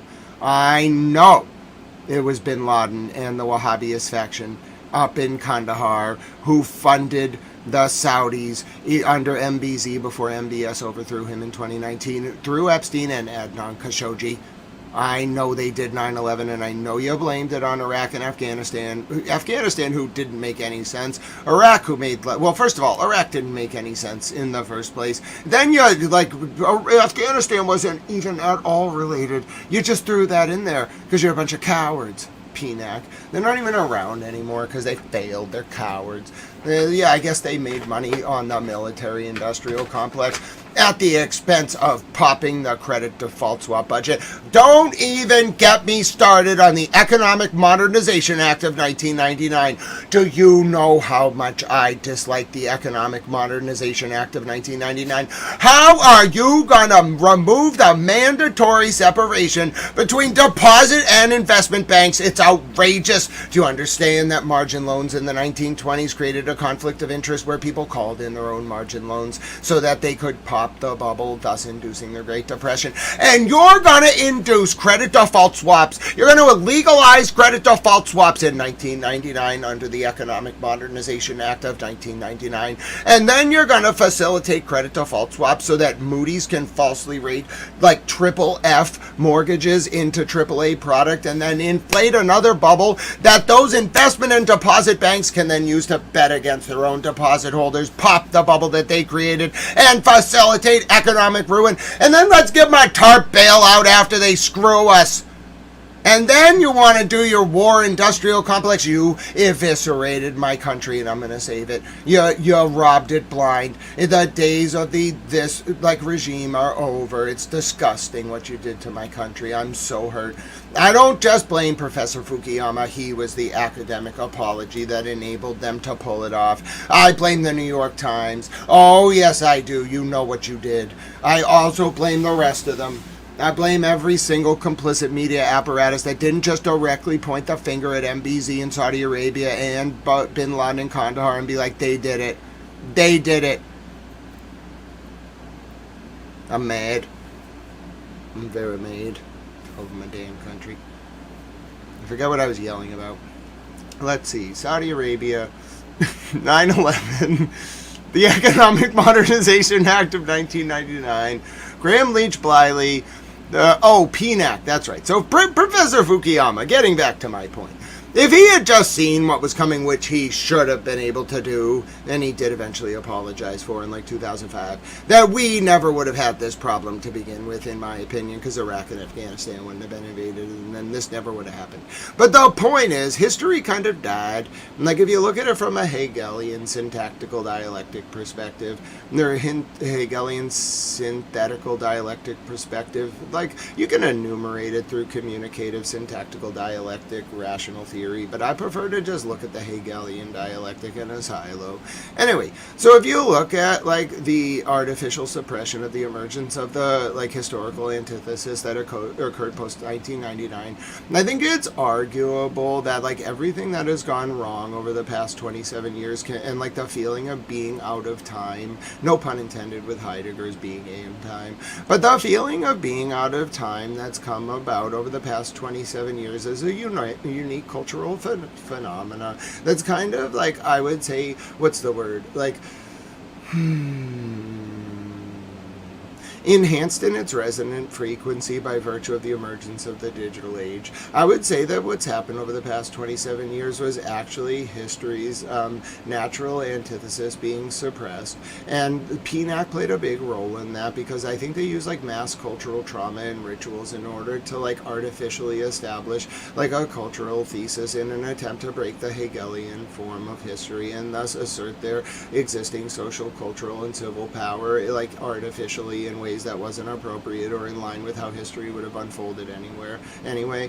Has to do with like worshiping like Baal and grimoires and like something called a sigil. I don't really care. I think they're all like Baal worshipping demons and they can rot for all I care. They should have no influence on policy and we should just ignore them. They should go away.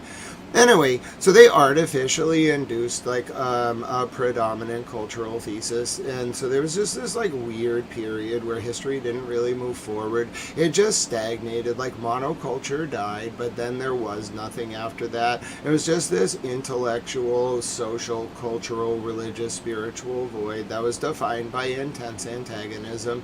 But now we're coming out of the other end of that, ironically, because Iran was able to prove that the US and Israeli military are paper tigers. So that's kind of beautiful from a Hegelian perspective, because the true vindication of the authentic historical antithesis came by way of Iran's positioning in this war, and thus we have birthed the historical synthesis that should have come about like 27 years ago, which is mutual respect and understanding between the Middle East, led by Iran as sort of its protector, and the West, led by hopefully the reemergence of a United States leadership defined by cultural pluralism and informed erudite understanding of the history of Western philosophy and all the presidents and Supreme Court decisions and things of that nature, etc., etc. So anyway, I think we're almost there.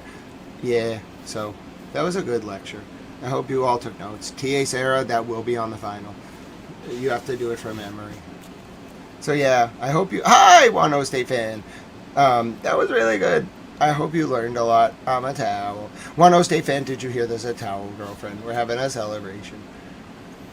PNAC is now the Foreign Policy Institute. Hi, All the World's a Stage. Thank you for telling me that. I want to learn about the Foreign Policy Institute. What do you got for us, All the World's a Stage? Odyssey doesn't always work great. All the World's a Stage is a boss. Oh, interesting. Did you make this? All the World's a Stage made this. I can't guarantee we can watch it though, because it might have, depends if it has music on it. It's 2 hours. You made this whole thing? Are you? Today's events are the full. Wait a minute. All the World's a Stage. You made this whole thing? Are you kidding me? Wait a minute. I don't have an Odyssey account. I've never used Odyssey. You made this? Oh my goodness. Wow. It's an honor that you're here, All the World's a Stage. Can we watch some of this? I had no idea you made this. We can't watch the whole thing. Of a wish. All the World's a Stage made this. That's awesome. Tonight, that wall has all but vanished, and oil is up to 104 and 105. Oh, you reposted it. Got it. All the World's a Stage. I was like, wait a minute. We gotta talk if you're making 3-hour documentaries, bro. That's very cool. But just reposting it is important too, because the material for educational purposes is incredibly valuable. That is its own skill set, by the way. So we should still talk. But if you had made a 3-hour, I've never made a 3-hour documentary. Now, All the World's a Stage. If you do put things together like that are your own source material, please let me know. I would like to play them. This I will take a look at. and freedom's light is shining.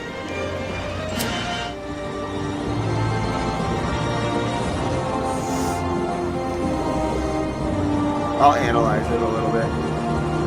Never heard of it. Senator Barack Obama was elected President of the United States in a historic victory. Americans who are old enough to remember segregation were emotionally overwhelmed to see this day. You know, I was thinking about this earlier. I was one of the people that really bought into Obama. Like, I didn't really think about it. Like, it's just like every institution around me told me I was supposed to love him. Like, our professors in college made us, like, analyze everything he said for all. Like, we had to, like, watch his State of the Unions and, like, take notes on them. It was weird. There was, like, a cult around him. But once I actually looked back, he was not a very good man. Like, what he did with Kathy Rumler, that was so bad. I know what they did with the Rothschilds tax settlement. I know what you did, Mr. President. I believed in him, too. It made me so sad to find out what he was actually about. I'm not talking in his personal life. I don't care. I don't know. It's not my business. But policy-wise, no good. No good. No bueno.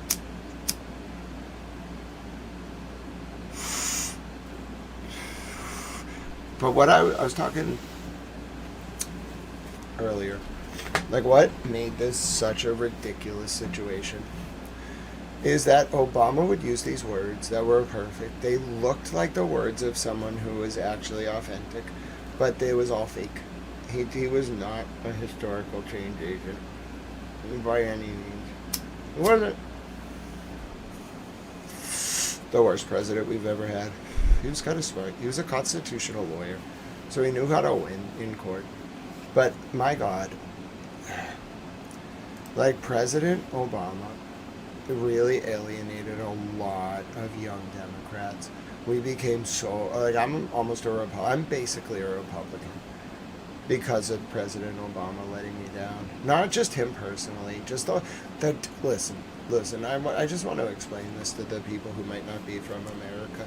So there's this generation, like it's my generation, like 24 to probably like 40, maybe like 28 to 40. Like, we grew up with a lot of hope. We really did. For the first, like, 11 years. And then, like, 9/11 happened, and it was really bad. It was like a mass trauma ritual. It really, like, messed people up. Not just 9/11, but, like, the war after. It was just a state of cultural trauma in the United States for a very long time. And it had knock-on impacts, like it induced like the opiate crisis. Like you can look at like when like those pills started becoming prevalent, and it was right. I mean, the Sacklers exploited it, but it was a really sad time. Like my whole like teenage years and college years, it was very sad. It was melancholy. People drank. Like we're still dealing with the effects of it. Like everyone was very sad. And even the people who were happy, it was just like sad. The whole culture was sad. Like we were like not hanging out with each other as much. The world just became very isolationist. No one really cared about each other. It was just kind of like, yeah, sink or swim, and like who cares? It was miserable. And a lot of that came from trauma. It was just a lot of traumatized people who then were traumatizing other people. It was like mass trauma, like 6 degrees of trauma. Hezbollah, do you mind? I'm trying to talk about 9/11. So anyway, it was a very sad thing in America to go through that. The culture has slowly started to reform, but it got its like soul like sucked out of it, and it was a very sad experience. And I was talking to someone, Tao girlfriend, and she's a genius. And I was talking to Tao girlfriend about President Obama, and I said, his words alienated me because I believed he could fix what had gone wrong, and when he made it worse, I stopped believing in the whatever the like normie pill is, whatever it is, like whatever language you want to use of the modern vernacular. I just stopped buying into what they were selling. Who are you attacking, Hezbollah? Hezbollah is attacking Kiryat Shimona with rocket fire. They last fired about 2 hours ago. It can be a precursor to Iranian fire to reduce missile defenses. But now that it's not raining, let me tell you. So, I don't think I'm the only one who felt this way. But President Obama not only failed, he just like undermined so many of our, like so much of the system that we lost hope. A lot of people became like almost commies. Well, I'm not a commie. Not at all. I've read too much history. I've read Kessler's Darkness at Noon. I'm not a commie. I'm a regulated market capitalist. Like, I've read Adam Smith. I've read his analysis of the price of wheat in 1791. I'm not a Marxist. I don't believe in that. You have to have a regulated market economy to ward off centralization and allow local companies to thrive. America's soul was sold and sort of disgraced, and it was almost like devenerated It was disgusting what happened to it by the leadership. Like we have nothing. Our social services have been gutted. Our local police have been gutted. We're running very low on money because the war machine and frankly these child abusing monsters took over. So President Obama, when he sold the mythos of fixing that and then was just another operative for this disgusting apparatus, I was screw it. It's all a lie. These Democrats proclaim social justice and fairness, but they're just ideological lemmings for the most part who couldn't run a country if their life depended on it. I like some of the Republicans. There are some really smart Republicans. Some of them are a little too ideological for me. I don't impose religion on people. If they want to be religious, that's great. I try to show them why it's a good thing for me personally, but I don't make them be religious. So there's some elements of the Republican Party I'm uncomfortable with because they don't respect pluralism. I like reading the Holy Quran and learning about Jesus and the Prophet Muhammad, peace be upon him. I like reading the Talmud. I like reading the Old Testament. I like reading the New Testament. I don't know, I like learning about things. So I'm not down with ideological extremism. That's why I want to be president.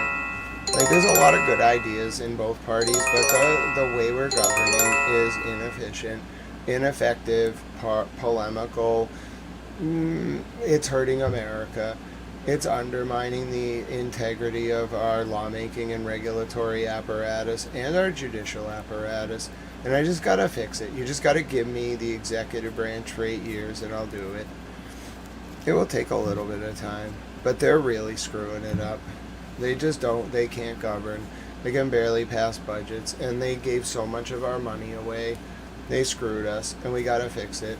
We gotta claw it back. We gotta have very creative initiatives to generate a sustainable industrial base that's local in the United States. There's so much commerce that flows through here, bro, but they're just taking our money, and we're banning foreign property ownership and foreign property speculation. Go buy your own, stuff in the ghost cities, you damn commies. I know what you did to my country. You bought up all the property and drove up rents because you're trying to decimate us economically. If you elect me president, I will ban foreign property speculation nationwide. On the day I become president, it will take effect within 90 days. I'll do it via an executive order on the basis of national security.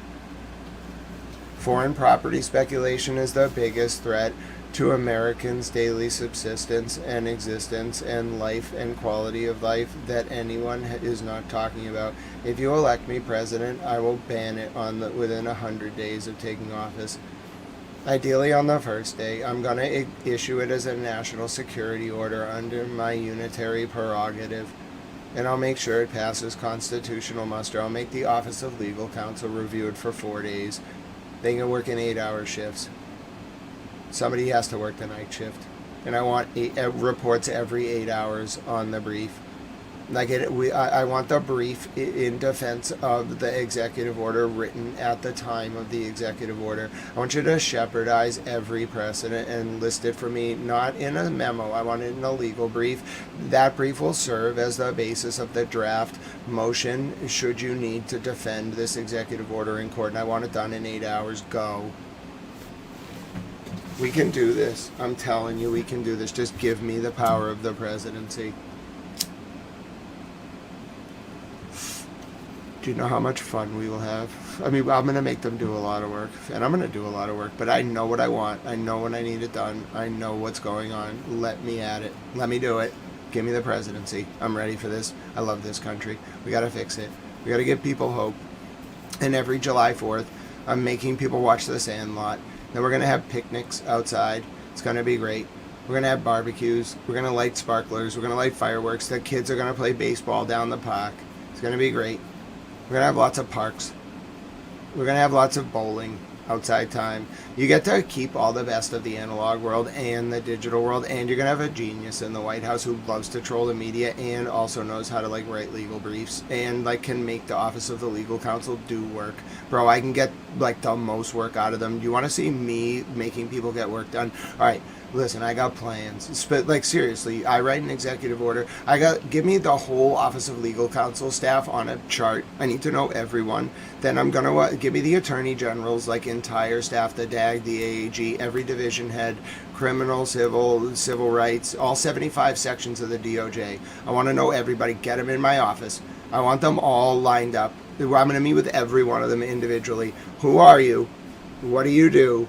Tell me the last brief you wrote. What is your favorite case? Tell me what Supreme Court justice is your idol. Who's your favorite president? Now tell me a little bit about America. Okay, what's the greatest national park? You haven't been to a national park? That's a travesty. Let's go right now. Me, you, the horse, Mimi, the baby goat Ellie. Somebody get my stagecoach. Oh, also I'll drive around in a stagecoach. They have to figure out how to do the security, but I want a stagecoach. This is going to be great.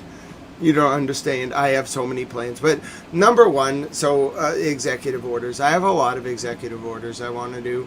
Firstly is going to be banning foreign property speculation. If you elect me president in 2028 as a Republican, I will ban all foreign property speculation. Won't be one country, won't be two countries. Even the Canadians are screwed. No, I'm banning foreign property speculation. It's the biggest threat to our way of life in the past 20 years. I'm banning it. Listen, the Chinese are going to freak out. I know what you did with your ghost cities. I know how you leveraged your investment capital through the purchase and inflation of American housing values. We're banning it, and then we're banning. I'm thinking about banning commie entry into the United States. How about them apples? I want these princelings out of here, bro. No more brain draining our institutions. All in favor of banning all communists from entering the United States from foreign countries. I want communism as an automatic disqualifier. If you're a commie, you cannot come in. You can't come to school here. You can't take our resources and brain drain it and help the commies. No, I'm done. No. You invested in our project. You know what you've done to my people? They are homeless. I know what you did with the carafentanil, you damn commies. I'm mad. Listen, I'm going toe to toe with China. There's going to be no friendship. We won't go to war. But bro, I'm done with this. You were mad at the British over the Opium Wars, so you invented carafentanil and fed it to the cartels, who then made it into whatever the hell we got, these press fake Emmys. Are you out of your mind? You don't think I know what you're up to? No, absolutely not. You're going to suffer. You're going to suffer, and you're going to suffer the way you should have been suffering. No tariffs. Absolutely not. I'm banning all members of the Chinese, all members of any communist party from entry. You're here, you're a commie, fine, you're going on a list. All right? But I'm banning the entry of any foreign members of the Communist Party. I don't care if you're from Belgium or China, you're banned from entry. You may never study here. You may never utilize our resources. And notwithstanding whether you're a commie or otherwise, you cannot own property here. You can't invest in property here. You can't leave it empty. I'm banning it in all 50 states. Get ready for it. Invest in something else. I'm coming for you. I know what you did to my people. And I'm disgusted. I'm mad. And I'm going to stop them. Damn commies. That's just one of the things I'm going to do. First day, executive order, banning foreign property speculation. And OLC is going to work for 24 hours straight. And draft, like, I'm going to be like a judge. I'm going to be like, listen, you are going to write me the greatest memo in defense of this executive order. And I want 7 of them. I want 7 different options. And then I want you to amalgamate the 7 defenses of this EO into one super memo, and I want you to meet the page length. We're not dealing with applying for extra pages. No, bro, you write it concisely. I want every single sentence footnoted, and I want all the cases in an index printed out so I can read them. And then, if I'm in a really bad mood, I'm going to make them print every case cited in the cases they cite in their memo. Then I will let them put it into the Federal Registrar with my signature. That's what it will be like when I'm president. Let's go. We got to get these bastards working again. No more lackadaisical waste of taxpayer dollar. No, I'm putting them all to work. I'm just going to run around the White House commanding people to do things. You have to make me president. I'm going to get every dollar and more out of those lawyers. Oh, not to mention the press team. I don't even want a press team. You don't want to be on my press team. I have very exacting standards, and I want you working all the time. You better be ready to get up at 4 in the morning. I want to know what the Nikkei is doing. I want to know what the, well, not just, I don't want to just know what she's doing. I want to know what the Nikkei 225 is doing. Okay, I want to know what the dollar is doing against this pound sterling and the euro, and I want to know what the Shanghai Composite is doing. And I want the South China Daily Post summarized in full by 4:30 in the morning. And I want to know what the Japanese papers are saying. I'll read the Vietnamese papers. I want to know what the BBC is going to run with, so I can yell at the Director General of the BBC when I don't like something. Get me the New York Times so I can complain about how they're not living up to the standards of Ida Tarbell. Then I want the Washington Post because they're just terrible. Okay, I want to yell at Jeff Bezos every morning about how terrible he is. Then I will consider reading the Boston Globe just because I like Gordon Russell. Okay, Gordon Russell can come to the White House and be like the pool reporter. He's cool. All right. And then I will read the Boston Herald, but only because Howie Carr's kind of endearing. He's funny. Not because of my mom, no. Absolutely not. They have to rip out the articles that my mom writes. I'm not reading them. All right, I want summaries. I want it by 4:30 in the morning, maybe 5 if you're lucky, and we're going to do it quickly. All right? And then the only thing they get away with not doing by 5 is the West Coast papers, which might not technically be printed, but I'm the president. So just get me all the papers from every state immediately. I want the papers of record from all 50 states summarized by 5 in the morning, every morning. And then I want every market that's open summarized on the days when markets are trading, and I want them summarized. Then I want the oil market summarized. Then I want the presidential daily brief by 6:30 a.m., and then I want to go for a walk. That's my plan every day. And if I have EOs, I want to, like if I have assignments I give out, I want them done. They're going to be in my office delivering me the assignments at 4 in the morning. I'm getting up every morning. If I'm the president, I will go to bed at like 8 or 9, maybe 10 p.m. if there's no emergencies. I'll be up at 4 a.m. and I'll just be like this. You can ask my towel girlfriend. I'll be like this all day. I'll just be yelling. I'll be like, you do this, you do this. I have a plan. Hashtag electoral 2028. Imagine how great it would be. Oh, they would work so hard. They're not going to want to do this. That's why we can't use traditional campaign funding mechanisms. We just have to be like, listen, this guy's going to be the president. We're all voting for him. Put him on the debate stage. He's going to wow you. No one can compete with him. He's like amazing. And he wants to troll Maggie Haberman. He talks 380 to 400 words per minute. He has an eidetic memory. He knows all of Western philosophy. He really likes political theory. He knows a lot about American history. He can like cite most of the presidents in order. He's trying to memorize all the Supreme Court justices in order so he can read slip opinions and understand the political constellation of the justices' appointment based on their name. Okay, and when he reads court opinions with us, he goes for like 4 hours because he shepherdizes them. And then we're in like 1830 and he's telling us about the origin of the doctrine that like the court is interpreting in like 1971. He has to be president. That's what you all have to tell people. Like, we found our president. It's Grant. He calls himself Towel. He has a girlfriend. She wants to be the first lady, I think. We can do that. So yeah, that's my plan. I'm ready. Hashtag vote Towel. Listen, this is going to be great. I'm ready for this. I think I've baffled the world.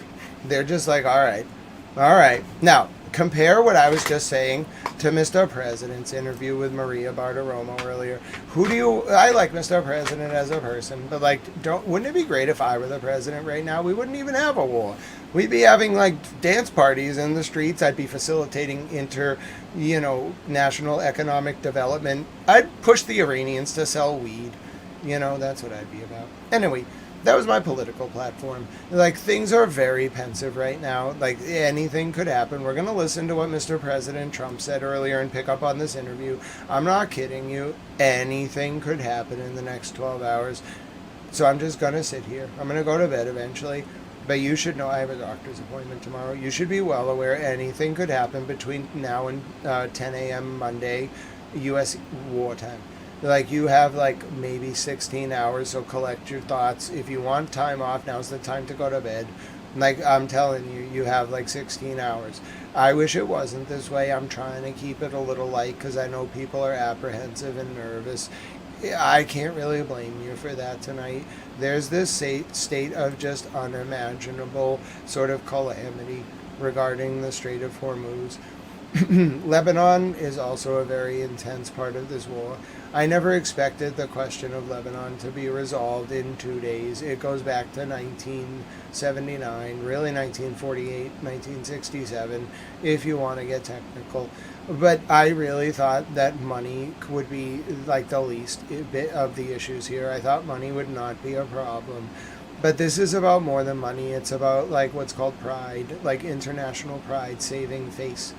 And so it's a big problem that we are very close to peace, but it's going to break down because like basically the Iranians really want to get war reparations by other means, and they want that money through tolling ship traffic that is forced to go to the north of the Strait of Hormuz within their territorial waters, and the U.S. is blockading the ships that do that. So there's an Iranian blockade through landmines of the Strait of Hormuz that forces ships up towards the north of the Strait of Hormuz, which is south of Bandar al-Abbas, which is within Iran's territorial waters. Iran wants to toll those ships. America is going to blockade the Iranian blockade to avoid Iran being able to toll those ships. It's about money. Everything is always about money, but this is the most ridiculous thing for it to fall apart over. They were very close to getting peace, which from an informed and an analytical perspective, it really frustrates me that this is going to break down over money. They're not doing that to the Strait of Hormuz. They would cave. They're not cave. They would find a way to make it palatable to their population if we just paid them enough. They just want money. Lebanon goes back to Deuteronomy. Yeah, it's a very old issue in Lebanon. The Mount Carmel. I looked up the what are they called? There's a specific Maronite, not Mennonite. That's in the U.S. They're like Amish. Maronite. I looked up the history of the Maronite order. It is so intense. Like Mount Carmel is so sacred. And the reason why the Christian communities, the Catholic communities, etc., wouldn't leave southern Lebanon is there's only like 3 of them, but they would not leave for very good reason. After I looked up the history of the Maronite order, it was fascinating.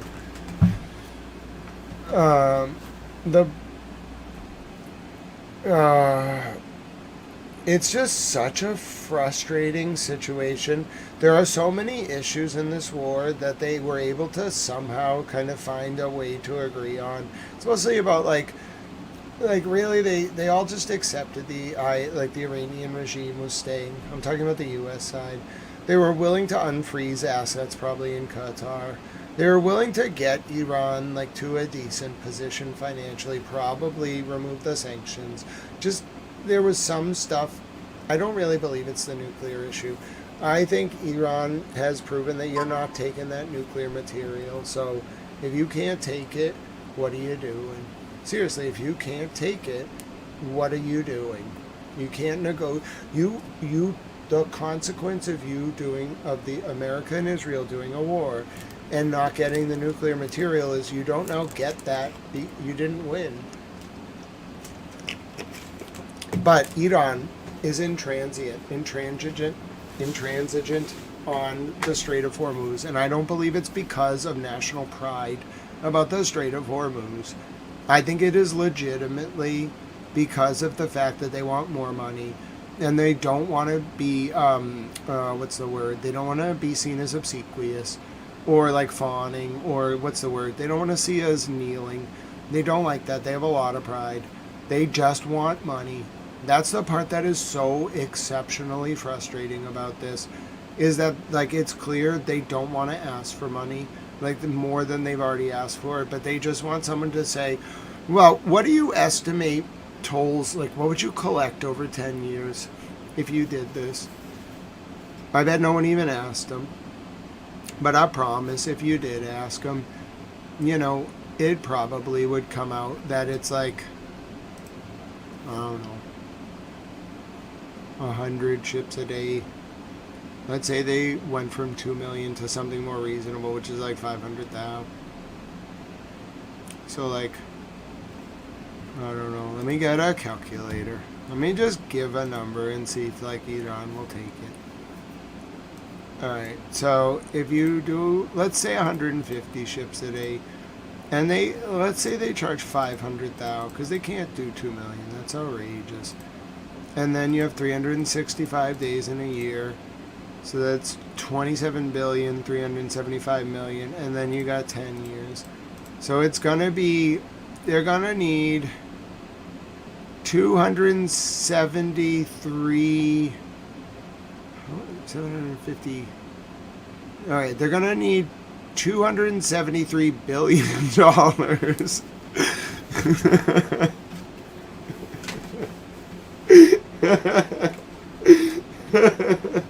I don't know if that's gonna happen. That's a really big number. Oh goodness. Oh wow. All right. Well, we're gonna have to talk to Qatar. Qatar, we need about $273 billion. Oh, that's a lot of money. No, silent dogs, I know, but we gotta start with like a reasonable number, and this is, if you assume 150 ships a day at $500,000 a day over 10 years, and yeah, if the Ahmad, that's roughly where I got it from. The Suez charges $500,000 for passage, so we need to pay them $273 billion. I don't really. Let me see what that would look like in $1 bills. I'll try to visualize it for you. Maybe there's like a thing that will generate it for me for educational purposes. Hold on.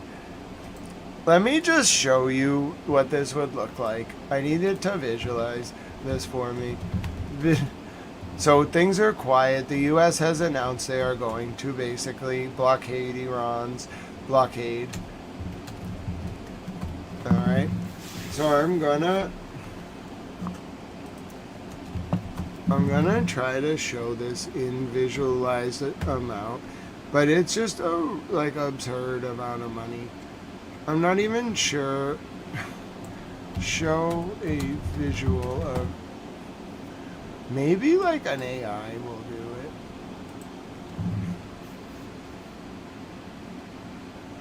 I don't even know if this much money is like reasonable. I'm gonna try to do it with the AI. It might do it. I don't know if it will or not. I want to see like an image of $273 billion in. I want to see it to scale.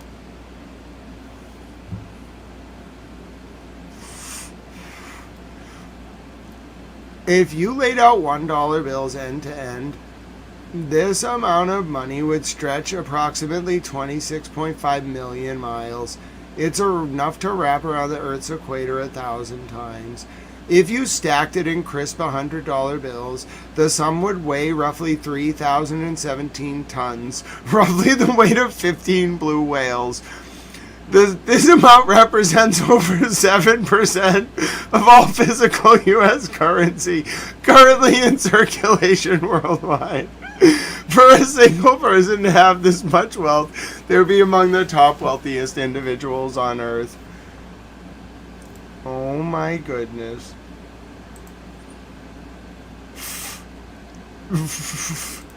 That's absurd. Can you show... Can you show in $100 bills to scale on a football field, on football fields? All right, I'm gonna try to show you how much money. This is what a low estimate of what Iran would need. Silent Dogs, the U.S. military announced, CENTCOM announced the blockade begins 10 a.m. tomorrow.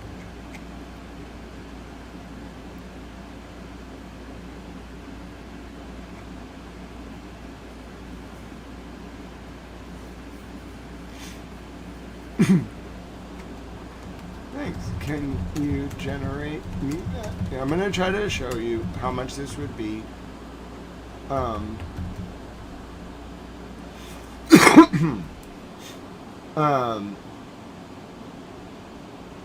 Like, I just want to show you how much money this is. This is how much they, like, we may not actually be able to get a deal because of how much money's involved. I'm not sure how much damage we did, but it must be a lot. And we're gonna have to take we'd have to take it out of what Israel gets in aid.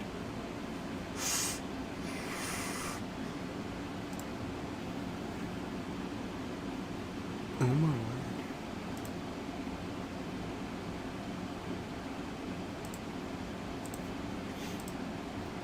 Alright. It would be 1.8 feet tall. Yes, let's stack it around the Statue of Liberty. I'm trying to get you like a good image to show you how big this is comparatively. This amount of money that they, like on the low end, Iran would need for compensation. This is roughly what they're trying to tell the U.S. If the U.S. can figure it out. This is the code. It's cheaper than the war, frankly, probably. It's probably $1 billion a day. Oh, but this is a lot.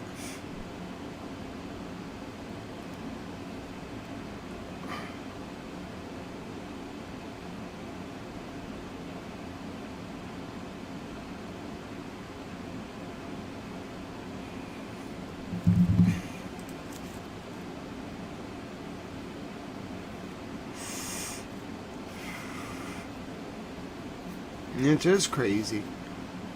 If you put a football field under the Statue of Liberty, it would be like 1.8 inches tall of 18 inches, 22 inches, 1.8 feet of cash. Okay, let's stack around, but limit the footprint of the cash to 100 meters by 100 meters at the base. I'm gonna try to show you how much money it's hard to visualize it on a football field. That's not the best way to do it. I'm gonna try to do it in $100 bills around the Statue of Liberty in a 100 meter by 100 meter square. But it's very hard to visualize, surprisingly. Okay. So, if you stacked that much money, alright, that's good. Can you zoom out further to show the full height of the cash there? I'm going to show you how much money this is. It took me a little bit to find out how to visualize it. It's a lot of money. It's more than I can understand. I'm going to use the Statue of Liberty as a comparison. It's not guaranteed to be accurate because I cannot even think about how to do this to scale. I just did the calculations and asked, I think it's Google's program to generate it to scale, but I did the actual math. I just cannot think, I can't even think of, oh my God.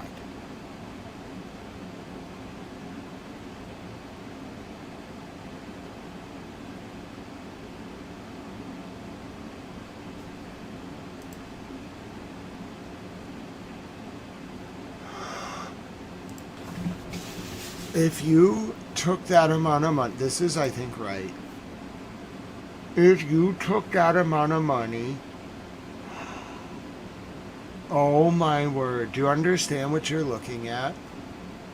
If you took the amount of money that I calculate Iran would need if it told each ship that went through the strait at 500,000 for 10 years, this is a low estimate. If you stacked those $100 bills in 100 meters by 100 meters space, okay, 1,000 square meters around the base of the Statue of Liberty, the cash in $100 bills, we're talking 273 $750 million, okay, $273 billion in $100 bills stacked in 100 by 100 square, okay, it would go quite literally 280,000 meters high, okay? It would be higher than the International Space Station. Oh my goodness. Oh my word. That's in $100 bills too. If it were in dollar bills, it would be a lot worse. So that's 11% of all the known currency in existence in American dollars in hard currency. If you took all the hard currency in the world and got 11% of it and stacked it in a 1,000 square meters, so a 100 meter by 100 meter box around the Statue of Liberty, it would be taller than the International Space Station. Oh, goodness. That's hilarious. I'm not guaranteeing the accuracy of all those like depictions, but that's roughly how high it would be. They can't even visualize it. It's 3 point something thousand cubic meters. I can't. I cannot. Let's go back to Mr. President Trump's interview. That's a lot of money. Here's Mr. This is the interview that kind of set everything to hell. And now at 10 a.m. Eastern tomorrow, U.S. CENTCOM has announced they're using their military assets to implement President Trump's order to blockade the Iranian blockade of the Strait. This collapsed the peace negotiations, this one issue. Here's Mr. President Trump explaining himself on Fox for 35 minutes earlier today. I'm going to play it clip by clip and analyze it.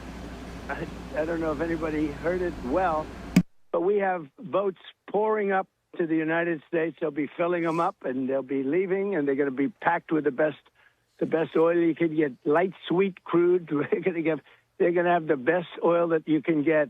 But so that's interesting, and it's great because we have a lot of oil. We don't get any. I mean, literally last year it was 1%. We did that as a favor. We don't need the Strait.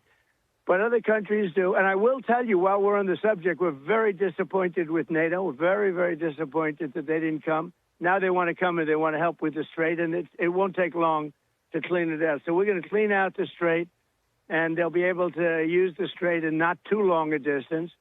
But we had a very intensive negotiation, and toward the end it got very friendly, and we got just about every point we needed, except for the fact that they refused to give up their nuclear ambition. And that's the only point, frankly, to me. That was the most important point by far. And I want to ask you about that, and I will get to NATO as well. But, Mr. President, you wrote on Truth Social this morning saying that we will begin the process of blockading any and all ships trying to enter or leave the Strait of Hormuz. And at some point, we will reach an all being allowed to go in and all being allowed to go out basis. Right. So tell us what you're trying to accomplish with this blockade, all in, sir. All out. Yep. It's called all in and all out. There'll be a time when we'll have them all come in and all come out, but it won't be a percentage. It won't be a friend of yours, like a country that's your ally or a country that's your friend. It's all or nothing.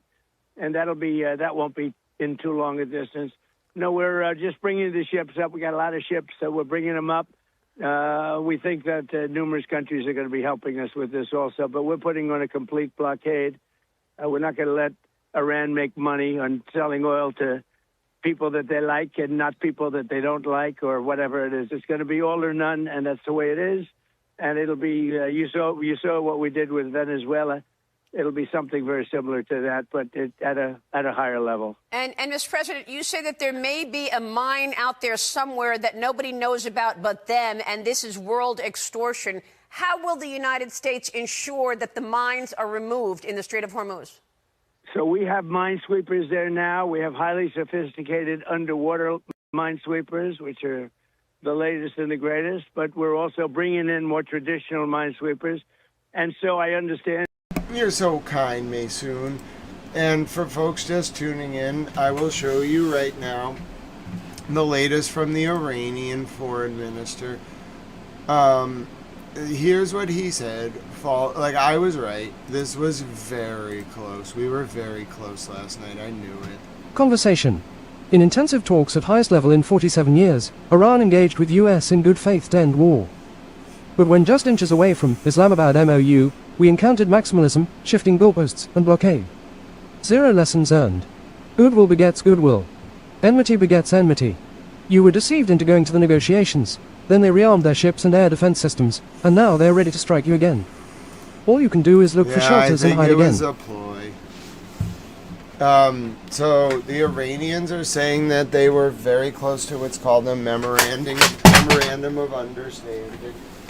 And an MOU, so he's saying, I think a lot of people wouldn't understand what an MOU is, so this is actually helpful for me to explain. A memorandum of understanding is like it's like an agreement to agree. Some of you may say, what the hell does that mean? So let me give you the legal definition. I'm not a lawyer, this is not legal advice. Legal definition, memorandum of understanding. So like the legal definition, it's like a non-binding document outlining a preliminary agreement between parties signaling the intent to move forward with a contract. It establishes key terms, responsibilities, and frameworks for collaboration, acting as a gentleman's agreement before a legally binding contract is finalized. So, like, normally, like, they're not legally enforceable, but they're like, they can be incorporated by reference to the doctrine of promissory estoppel into a contract. I'm not a lawyer, this is not legal advice, I'm a towel. But I did go to law school, but I'm not a lawyer. Anyway, so my point is, like, a memorandum of understanding is what's called an agreement to agree. A contract has to have a promise and then consideration. There's more to it, but like a contract is at its basis, like at its core, a promise plus consideration. Oftentimes there's more. Like, I haven't taken contracts in a while. I don't really love contract law. But anyway, my point is, you need to like make a promise and give consideration for there to be a legally enforceable contract. Which means, like, you have to put some form of compensation in a contract. You can't just... This is not a unilateral rule. I haven't taken contracts in a while. But generally you need... Like, I will give you X. I'll give you, like, $10 if you do this. You can't just say, I will do this. Then you have to have compensation, even what's called nominal. Let me rephrase that. I'm not a lawyer. This is not legal advice. You can't have nominal consideration. You can't have it so low that the court says that's not legitimate. You just put the number down. But there is such thing, like when you're like gifting a car to someone, most of the time you put a nominal amount, like $1. That's enough to make the contract legally enforceable. But you do run the risk of the judge saying it's an unconscionable term. It's not. It's nominal consideration is actually not allowed. But people do nominal consideration because the standard for what's considered nominal consideration is very vague. And you're supposed to be allowed to like give things to people for $1. But the judge, technically, if the contract were challenged, could probably scrutinize nominal consideration.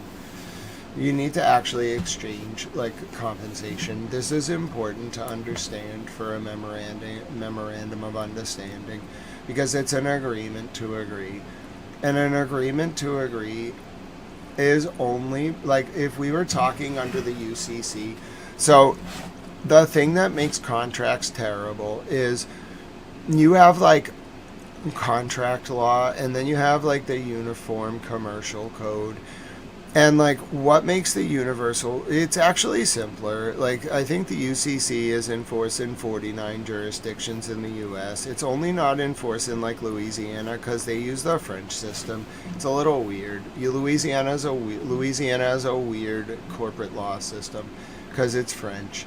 It's like common law. I don't know. I've never practiced in Louisiana. I'm not a lawyer. I'm a towel. But under the UCC, like when you have an agreement to agree, it needs to have like definitive terms. Now, just so you understand, The UCC is not contract law. The UCC, you either need to be like a merchant, or you need to be like exchanged, you need to be engaged in the exchange of like commercial goods. There's very specific ways that the Uniform Commercial Code applies. It's mostly for transactions between merchants. The reason why is like when you're subject to the Uniform Commercial Code, you need to know what you're doing. You really do. You can get screwed if you like don't know the UCC. You really need to know it as a merchant. You like can't be a merchant, like a real merchant, if you don't know it. I'm not a lawyer, this is not legal advice. But the relevance of this is like, by analogy, an MOU in the UCC would be an agreement to agree. An agreement to agree to be valid. This is not the standard for contract law, it's just for the UCC. You need to like define the terms of the agreement to agree. It needs to have like a 2-week window, or it defaults to like either like 10 days or 90 days or whatever's reasonable. I don't remember. It's a ridiculous like series of rules. But it's generally like when you agree to agree, you need to tell the other party like, I'm giving you like this offer to buy widgets, and like I will sell you 6,000 widgets for $500 a widget before like between now and May 10th. Like where you run into problems is where you're like, you put out a mailer and it's like, I'll sell you 6,000 widgets at $500, and then like 12 days later or 15 days later or 150 days later, somebody comes in and is like, hey, you like you sent out this solicitation, like it's an agreement to agree. It's actually an advertisement, but let's call it like a formal like business to business letter where they formally solicit the contract in the form of like an active like reach out in the form of like, this offer is open to you. It's an agreement to agree. And then they come back like 150 days later and they're like, I want these widgets that you offered. I want 6,000 of them, and I want them at $500 a piece.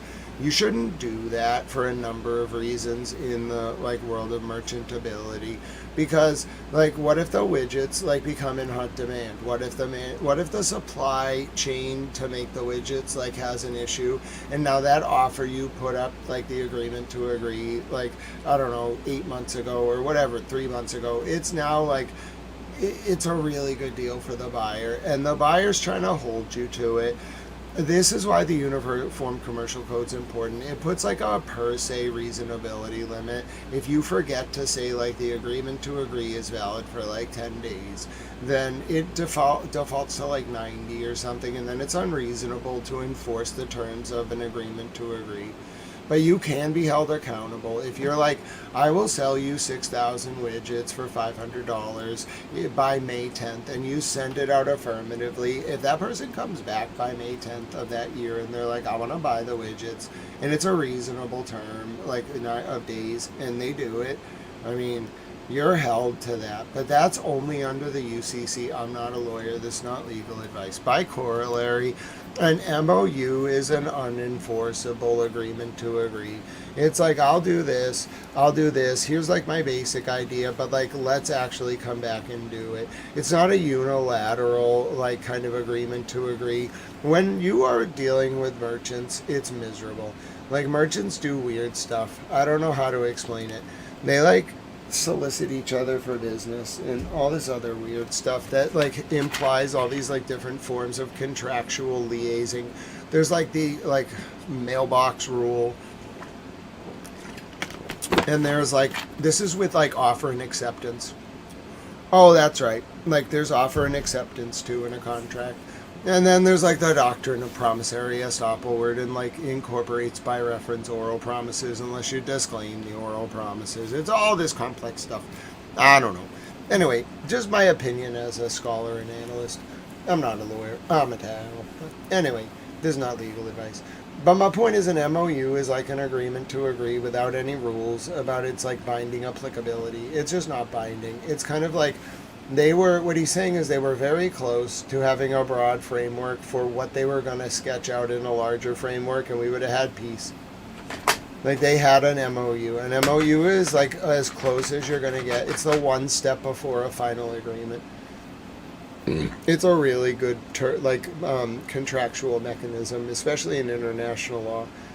It buys you time to flesh out a formal agreement. This is a very complex negotiation. I knew they were close.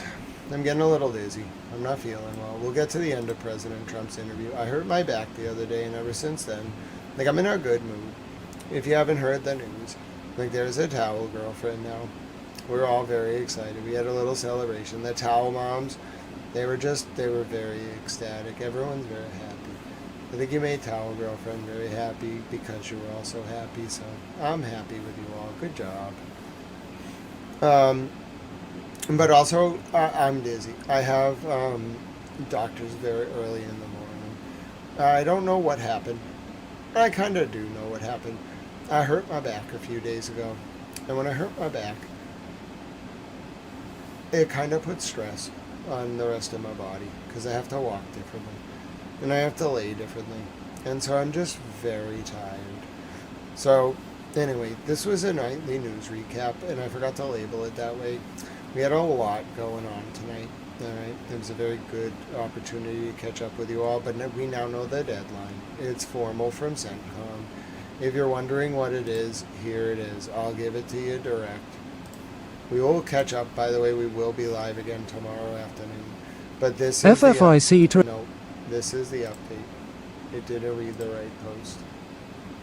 This is the update. Conversation. Official statement from the U.S. Central Command on the naval blockade in the Strait of Hormuz. Our forces will begin blocking all maritime traffic to and from Iranian ports on April 13th, at 10 a.m. Eastern Time in the U.S., in accordance with the President's declaration. The blockade will be enforced against vessels from all countries entering or leaving Iranian ports. So, yeah, that's the update. You have like maybe 12 to 15 hours. I'm not guaranteeing that we're even going to get there. But if like you need time to breathe. Yeah, I saw that. So, Mr. President Trump, it's not Mr. President Trump, it's the Israelis. The Israelis are pushing Mr. President Trump to just start striking again, which is exactly what Bibi wanted the whole time. It's only Bibi who doesn't want the war to end, because then he would get arrested. It's just so frustrating. I understand that $273 billion is a lot of money. I don't even understand how much money that is. It's 11% of all the like hard U.S. currency in existence. So you have like 12 hours to catch your breath. If you've like kind of tried, I don't think anyone ever believed the ceasefire was real. The polling, like most people do not believe that it was ever going to hold. But what you're going to see is that tomorrow, there's going to be a very important moment where there are military ships from both of these countries very close to each other. So the world will sleep pensively tonight. I know a lot of you are nervous. I have a doctor's appointment in the morning, so I have to get ready to go. I'm also getting dizzy, but I'll do Tippecanoe, of course.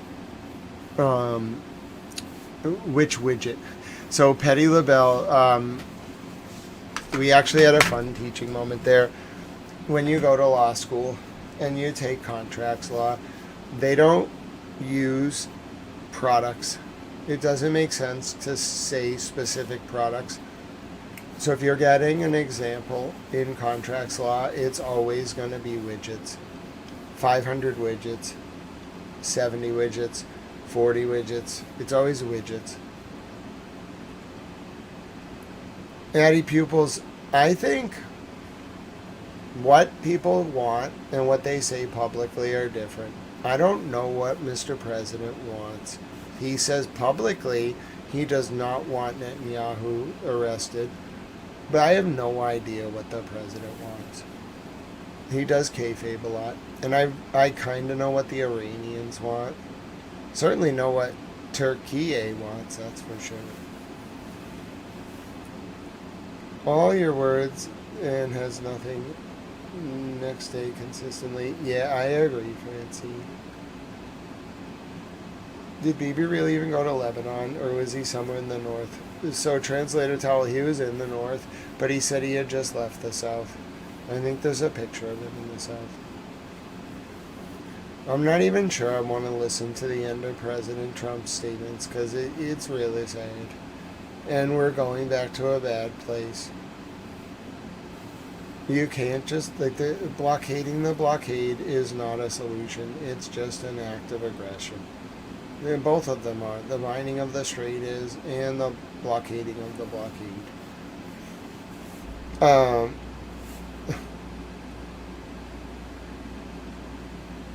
So, I guess we should finish this interview, though, for the historical record. Otherwise, we won't look at it tomorrow. Let's finish it. And I'll push the UK through. and a couple of other countries are I'll go to sending bed after this, though. I got minesweepers. this. A lot We of can do countries this. don't have minesweepers. Think of it. They had 28 mine droppers. It's important to do What this. country has 28 mine droppers? 28 boats to drop mines. What country? They've been Hi, completely Mrs. obliterated. Rockstar. It's so good to see you. Hi, Mr. Rockstar. Did you know Mr. Rockstar has an emoji? He's a cat. He's Mrs. Rockstar's cat. He's named Mr. Rockstar. Did you know? Well, he has an emoji. Hello, Mr. Rockstar. Hello, Miss Rockstar. BB's trial has been delayed. Well, the defense will present witnesses that aren't BB this week, but BB will not be required to be in court for at least, I don't know, 4 days, probably 2 weeks. His lawyer has to explain by Thursday to the district court in Jerusalem when BB can appear for testimony. Hi, Mark Smith. It's so good to see you.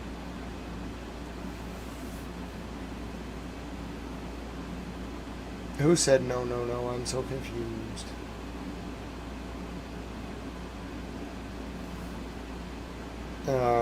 Yeah, for security reasons, if the security reasons, quote unquote. They no longer. So we knocked out their entire Navy. They have 158 ships. They have 28 mine droppers. Every single one of them is at the bottom of the sea. Can you believe it? We did that in 4 days. Their Air Force is gone. Their if you look, anti-aircraft. All of their radars out. Anti-aircraft is their defensive program is all knocked out. They don't have anything. And you know the sad part is, and I can't say this is for you. We knocked out everything, including their leaders. Their military is gone. Everything's gone. Their missiles are down to a trickle. By comparison, you know, we knocked out thousands of missiles. We knocked out hundreds of places where the missiles are built, different parts. They're pretty much gone. Probably they say 85, 82%, 85%. Who knows what it is? But we knocked them out. We knocked out where they make the drones, and the drones are less effective now. And also, we have new machinery to kill the drones. You saw that. The computerized bullets, they call it, and also lasers. The laser melts the drone. It's a beautiful thing to see. So we have a lot of stuff. But think of it. We win this thing conclusively. Even yesterday, they were saying, no, it was a complete obliteration. And when you read the New York Times, you think they're doing well. Oh, they're fighting very hard. It wasn't a hard battle. This was a very easy battle militarily. But when somebody says, you know, we're going to drop a mine in the middle of the Strait of Hormuz, not much you can do to persuade a ship owner that has $1 billion ship that we're going to take a trip up the strait. Now, yesterday you probably saw, we sent 2 highly sophisticated, beautiful, brand new destroyers right through the middle of the strait, and nobody did anything to us because what we do is we follow the weapon back, so it follows back and it knocks out the people on the other side. Literally within 3 minutes, they're knocked out. The technology is unbelievable, but we don't know whether or not they do, whether or not they put mines. I didn't talk about it yesterday. My inclination is to have a few, and I will tell you, it was a good meeting yesterday, really a good meeting, except for one problem, and it's 95%. They want to have nuclear weapons. It's not going to happen. And this is a key point, Mr. President. For those people out there who have not been following it as closely, can you explain to those people why it was critical for the United States to go into Iran? Can you articulate what was behind that move that was so important for the U.S. to go into Iran? Yeah, so easy. The easiest question you've asked me so far. They can't have nuclear weapons. They have nuclear. They want to enrich what they have. They want to enrich more. As you know, we knocked out with the B-2 bombers. Had we not knocked that out, they would have had a nuclear weapon within 1 month after we knocked out. In other words, had the B-2s, those beautiful B-2 bombers, totally obliterated their 3 sites. They had 3 sites. And they are now deep in the earth with, tons of rock. Now, that material...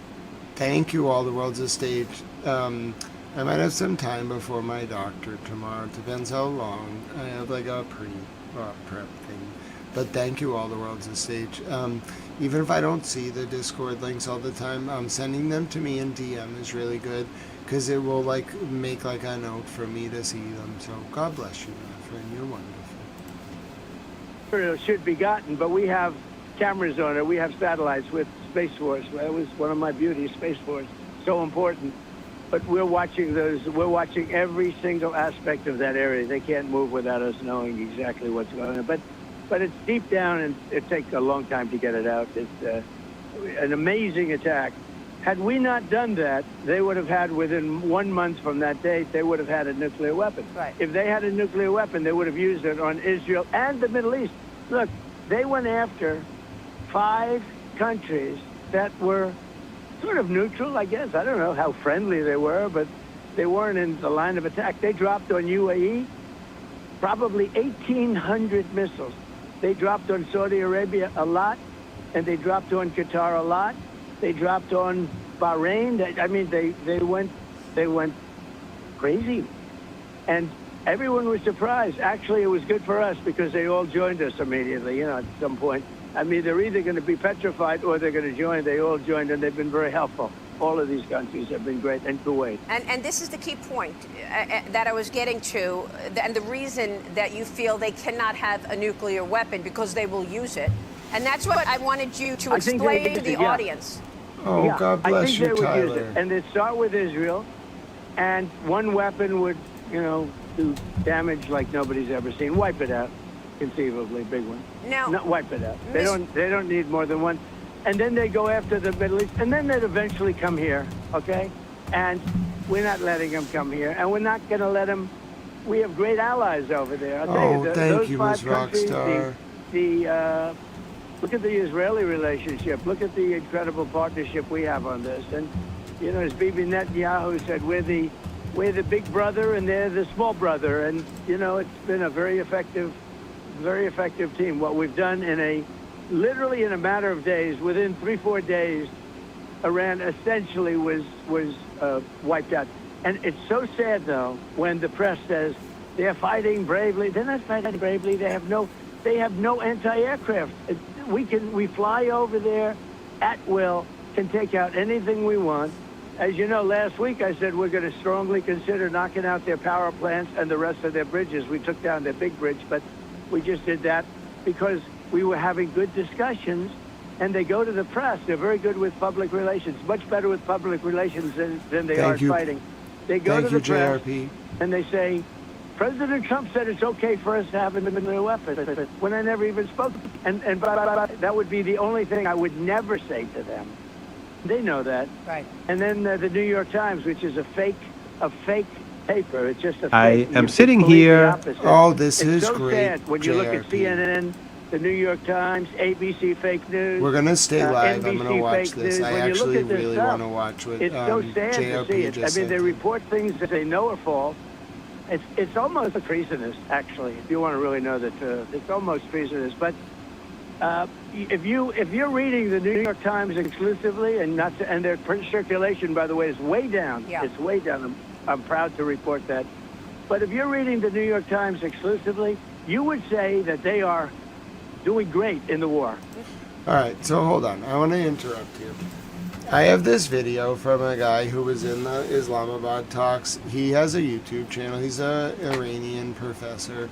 And he's a member of the delegation that went to Islamabad. Let me show you what he had to say right before the talks kind of went to hell. And then I'll show you the video he just put up. He's like, Mr. President, you heard what he had to say. He eventually goes on to talk about a few other things. He mostly has complaints about coverage It's not really substantive. And by the way, people are Channel 13 in Israel is reporting that Bibi Netanyahu did not go to South Lebanon. They're saying that they have no proof that so Channel 13 in Israel is reporting that Benjamin Netanyahu did not go to southern Israel. Oh yes, by the way, if you want to help Tal over the next 9 days, Tal does need a little help getting through the next 9 days, I think, and then we'll be all right. This is a public information service. We've been going for 4 hours. I didn't do a single donation read. Did you know you can sign up on Cash App and donate to Tal? You can send a Cash App, # Grant Smith Ellis. Thank you to, of course, the person who just said, who sent a wonderful super chat. Thank you to Tyler Kerr. Thank you very much. 9112. Good work, Mr. Grant. God bless you, Tyler. Thank you for your support of Tower Channel. So this public information service is designed to educate, inform, and entertain the wider public. I use entertainment as a buffer to insulate your mind from trauma in order to educate and inform you. If you like what you see here, if you want to support me for the next week or two, and then as we go into Towel's birthday in May, when I'm going to take a trip to see Towel Girlfriend, #Towel Girlfriend. Yeah, I'm excited. I'm going to South Africa. Can you believe that? It's going to be great. I'm going to have the greatest time. So #send Tal to South Africa. Now, I know some of you want me to call you. Some of you have asked for my address. A lot of you have asked how you can, support me to go on the trip. I've gotten your emails. I'm going to call some of you before I go for my birthday next month. But yes, there's a Cash App, # Grant Smith Ellis. There's a Venmo @ Grant-E1. You can scan them both on the screen. There's a PayPal, paypal.me/Grant Ellis.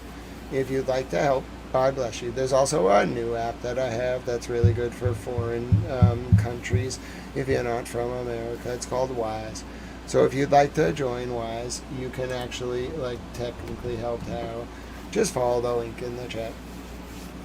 So people asked for different ways to help. I think the Wise one, I might not have actually done it. We'll see if Nightbot pops up. Yeah. So you can sign up for Wise. It's a really cool app. No, this is not promotional. I'm just you can refer your friends and you're my friends. So I don't have no one asked me to do this. I just think it's a cool app. So anyway, you can sign up. It's useful. You can follow the terms.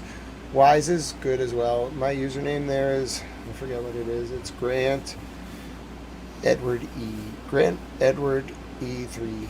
So let me know. You can follow the link there as well.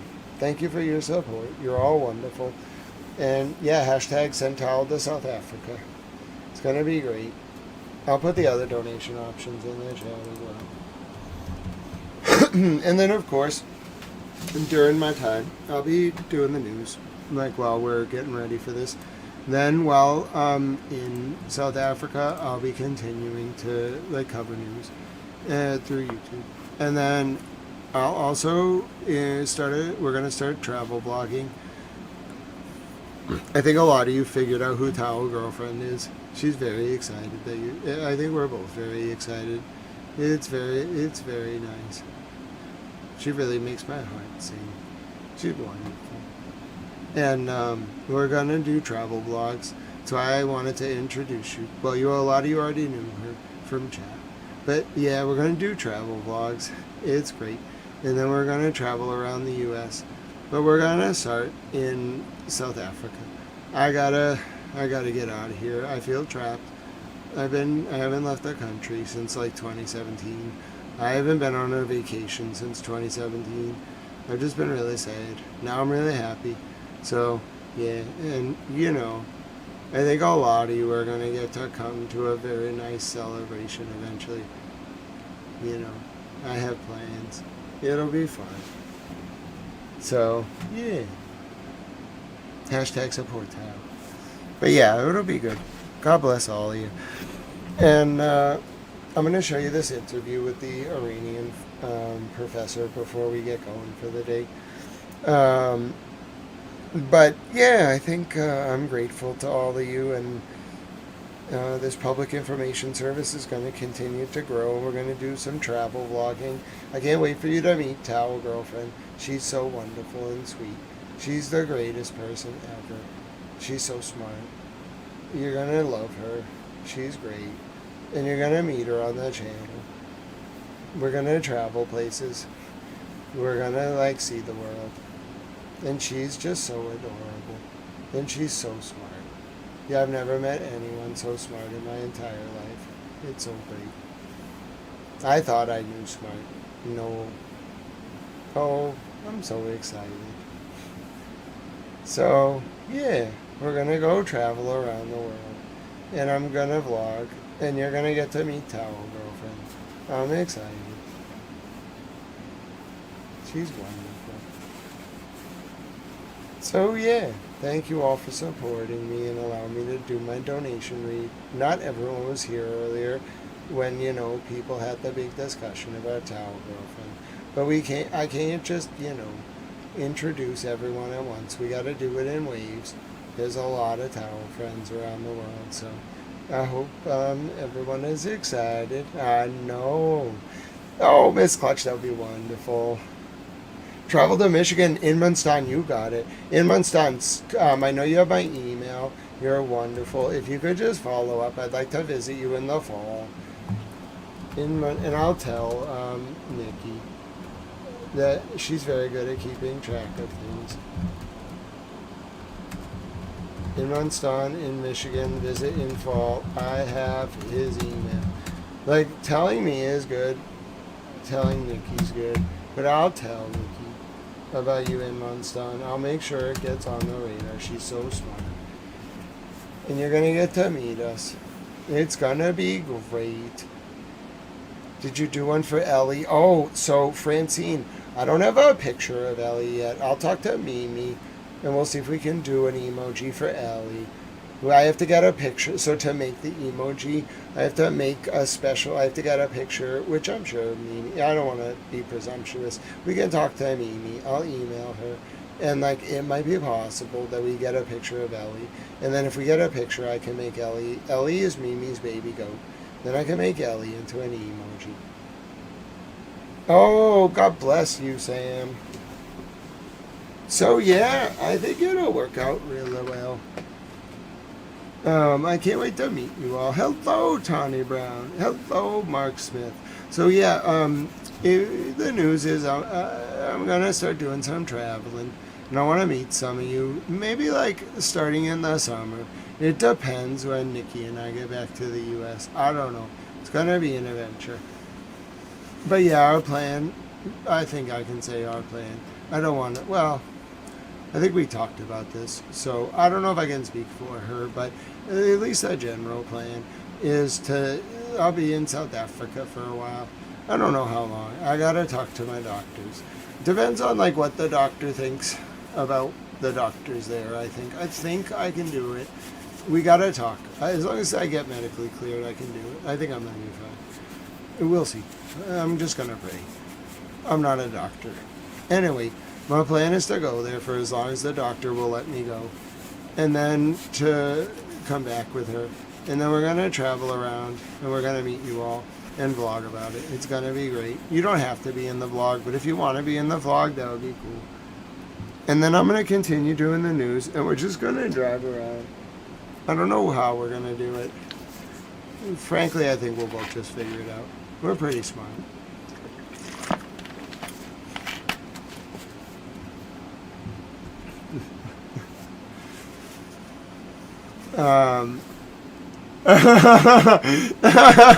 Translator tells like they're gonna be little washcloths. Oh, little booties. Oh yes, translator tell we must stay in contact. Listen, I can neither confirm or deny the potential of little washcloths. But you know, that would be nice. I would like that. Translator towel wants to make booties. little hold on there. What are they called?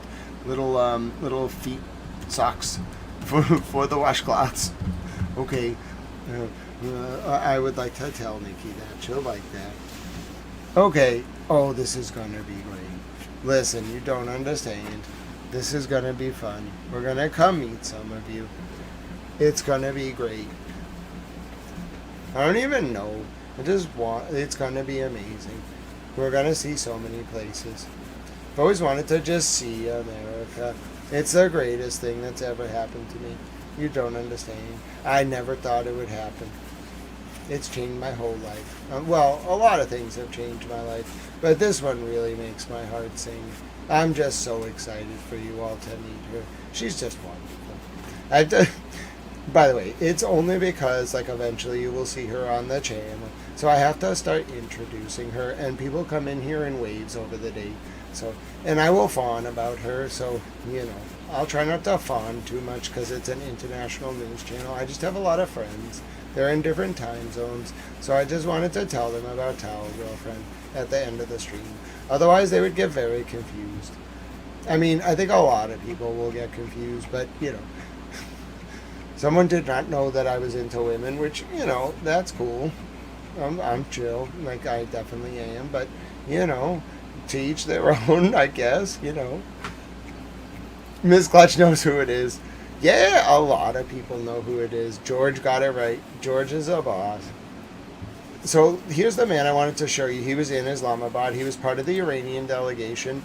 Here was his remarks last night. We'll listen to a little of his remarks that All the World's a Stage sent in.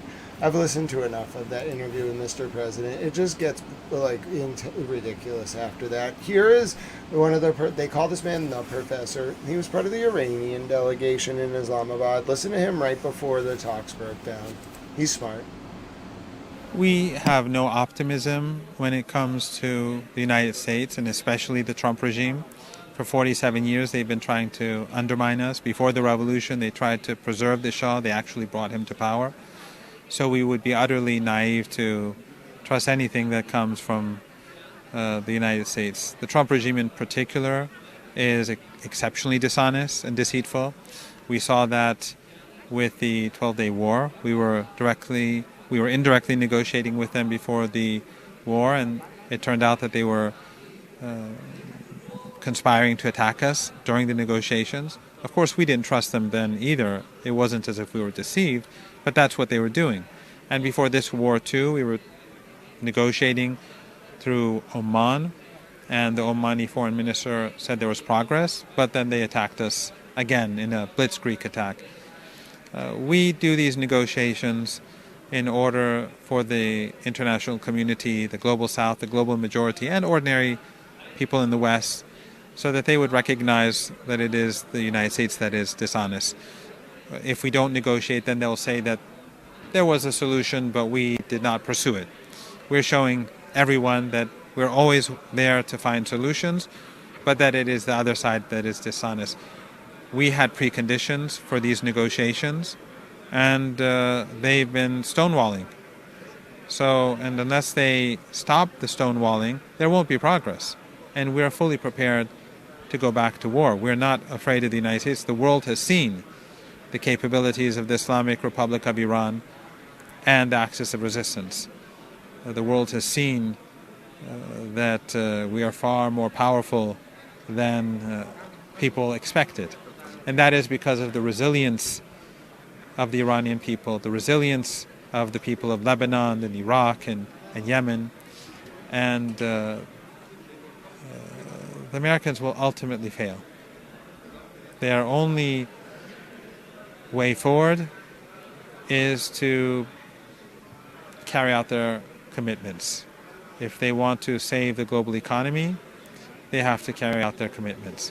If they want to crash the global economy for the sake of the madman in Tel Aviv, that's their choice, but the world is watching. Well, the Israeli regime is a genocidal regime, and they thrive by slaughtering people.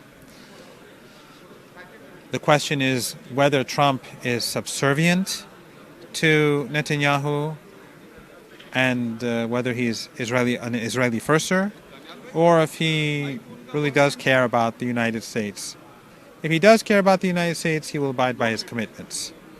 But if he doesn't, that means he wants to crash the global economy for the sake of Israel. That means that he doesn't care about the American people, and he is obedient to the Zionists. Now, whether that's because they have dirt on him, or whether for some reason, other reason he's bound to them, that is not something that I know personally. But that is the conclusion that we will all draw. Well, the Iranians see the people of Pakistan, their sisters and brothers here, as very close for religious and cultural reasons, and we're always comfortable being among our friends. Everyone loved the Pakistanis. I don't know what Pakistan did. I think they were just really good hosts. But everyone loved the Pakistanis. The only people who didn't love the Pakistanis, like the Pakistan government, the Pakistani sort of hospitality, were like some members of the media. Some loved them, like some members of the media. But every single state that was involved, every person involved, everyone loved Pakistan. Like, Pakistan didn't get exactly what they wanted, but no one, it was like a moonshot. They were never going to get that. Like, it would have been a miracle. They would have been gone down in history as pulling off a miracle. They did really good, though. They came close. They almost got an MOU. But everybody I've read, every state, like, representative, every member of the delegation, all of them, the vice president of the U.S., the sort of Iranian delegation, etc., all of them said the same thing, and that they just love Pakistan. I don't know what Pakistan did. I didn't, like, it was very, like, hush-hush, closed door. Nobody really got to see much, but everyone loves Pakistan. So, good for Pakistan. I mean, like, I don't know much about Pakistan, but they've really, like, made a positive impression on a lot of powerful people. I don't know what they did, because a lot of it, like, diplomatic talks are per se private, but either the way they coordinated it, like how they did it, how they were an intermediary, something about Pakistan, like, no disrespect to any other country who could have mediated it. Pakistan was chosen by the U.S., I think, because Pakistan's an Islamic republic, and they're kind of like, they talk to both. They're not as involved as Qatar. So Pakistan could talk to Iran. You can tell that the people of Iran really like Pakistan. And frankly, I think a lot of people like Pakistan. I don't think India likes Pakistan. They're kind of fighting in the Kashmir, you know what I'm saying? But my point is, like, I don't think Afghanistan is too happy with, like, Pakistan. But they haven't been bombing since that, like, Kabul flare-up a few weeks ago. But my point is, Pakistan came out, like, very positive, even though it wasn't like a perfect peace accord.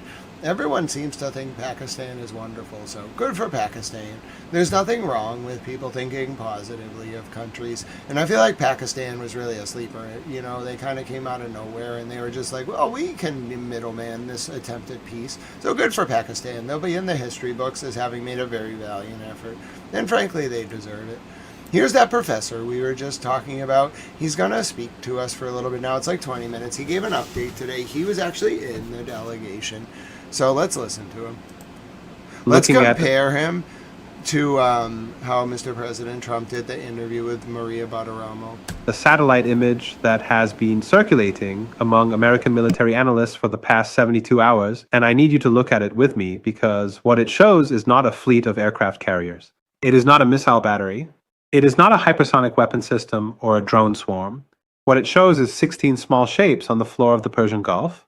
16 vessels each, roughly 29 miles long, resting silently on the seabed of the Strait of Hormuz. Engines off, weapons loaded, waiting. That image, 16 Iranian Ghadir-class submarines, invisible to American sonar, undetectable by satellite, armed with torpedoes and naval mines, is what American military analysts are now describing as the single most dangerous threat facing U.S. naval forces in the entire theater. Not the ballistic missiles, not the drone swarms, not the shore-launched cruise missiles, the submarines nobody can find. In the next 20 minutes, I am going to walk you through exactly why this situation is far more dangerous than any official briefing will tell you. Why the most powerful navy in human history cannot do the one thing it was built to do, and why the consequences of what is happening right now in the Strait of Hormuz are already showing up in your gas tank, your heating bill, and the freight costs embedded in almost everything you buy. I thought it was AI at first, but I think what this is it's cutting parts of his speech where he's umming and ahhing. I'm seeing cuts. It doesn't look like AI. It looks more like cuts. I mean, I see why people think it's AI. I'll have to look at other videos on his channel. But, like, it seems almost like it's jump cutting when cutting out, like, where he's, like, pausing for breath or saying or ah. But I need to analyze it more. I can't make a snap judgment like on whether this is that same guy that was speaking last night. And even if it is AI, maybe he put it together with that. He should really flag it if it is.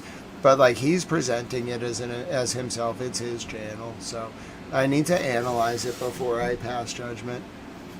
Look at the eyelids. All right, let me look at, does he flag it as altered content?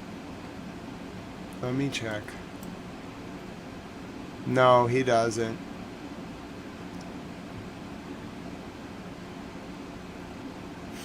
Huh. So what do you think? He just didn't want to speak it? It's his channel.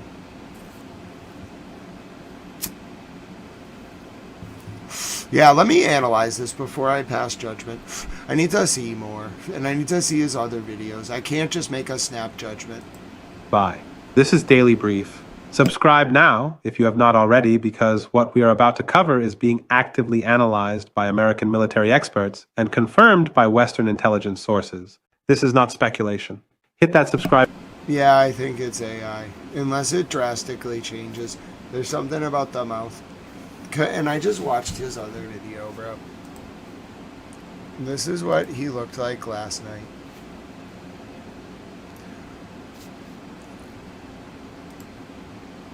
The 12-day war. We were indirectly negotiating with them before the war, and it turned.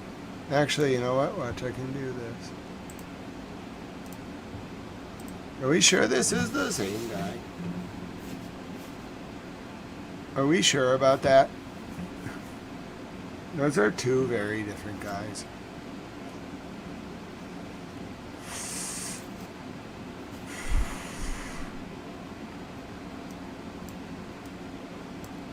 Those are not the same person, bro. Dude.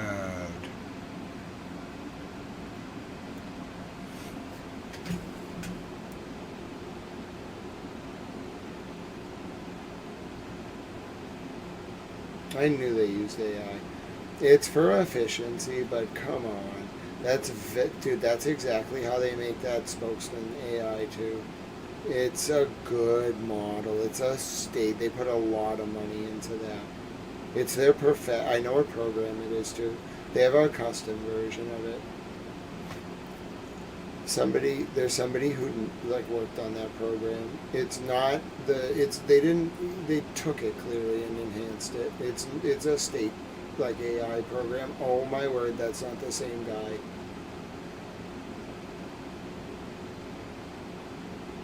Wow. What do you think of that? All the world's a stage.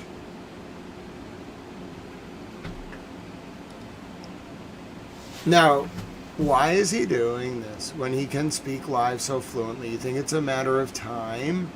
You think he's just like, oh yeah, I'll get that daily brief out through the AI. Just pop it in the AI.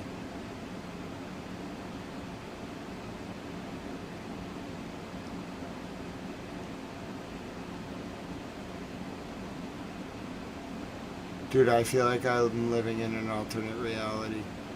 Oh my god.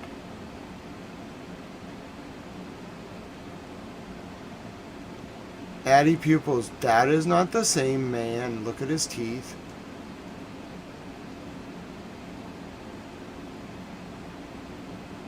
Oh my word. That interview is from last night. I'm one of the only people that would even know that interview exists. Yeah, actually, a lot of Iranians in America probably watch Press TV English, but it's not a very common channel to watch in the West. 250,000's not a bad amount of views, but it's still mostly the diaspora. I don't understand. That is not the same man. I know that is not the same man.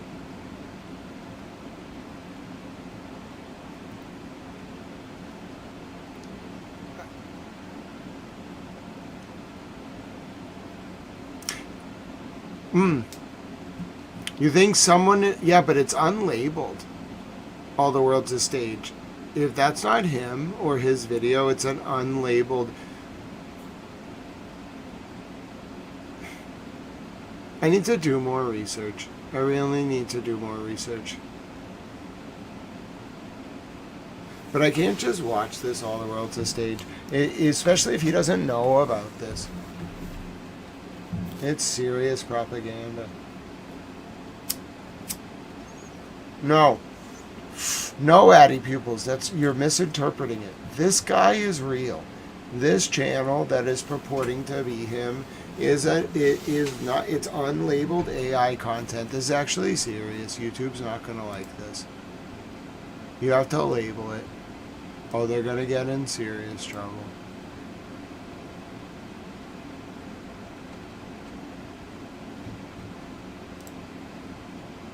You know, I want to talk to you tonight about something that I think most Americans... Yeah, if this isn't him, if this is just purporting to be him, that's incredibly inappropriate. I mean, it's seriously bad. Like, that channel cannot stay up.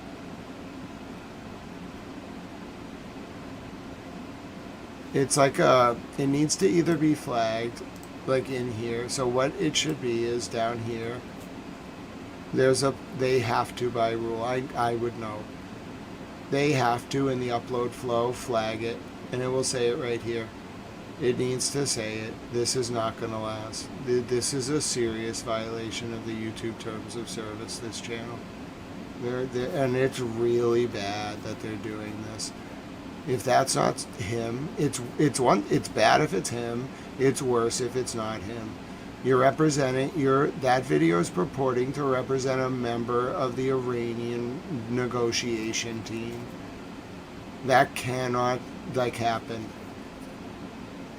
I don't care if it's summarizing what he's saying. I don't care if it's purporting to be him. That's outrageous. That's very dangerous. He either needs to take responsibility for that being his channel and him using AI, or we need to find out who is making that in his name. And if he doesn't actually hold those positions, you know how bad that is? It's serious. That's very bad. That's really bad. So if it's him, he can just come out and say, listen, I don't do my, reports, whatever. If it's somebody else presenting it as him, that's the worst thing possible. That could easily be misinterpreted. It's not flagged. Someone could think that that's him. Well, Addy Pupils, yes, but it's more than that. It's the effect of it. It's the effect of it. Now, maybe he's right. Maybe this is him. I should probably make a tweet about this. I'm going to have to do it. Well, he speaks English, doesn't he? I should just tweet at him, bro. I'll just tweet at him.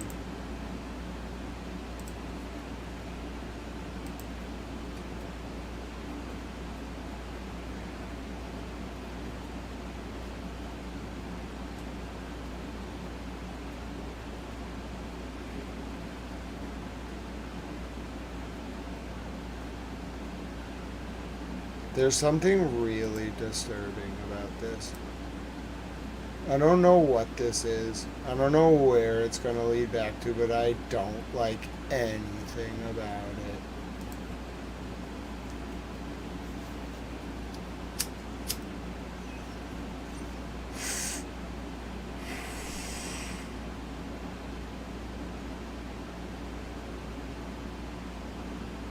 It's not this video. He's smart. He is a real dude. This is actually him. He speaks just fine. Honest and deceitful. We saw that. He's a real dude. He gives very good commentary live. This is not him. Okay, so if this is not him, there's something really off about this. All right, what's up, Hezbollah? Here we go. Let's do it. So yeah, that's odd. That is very odd.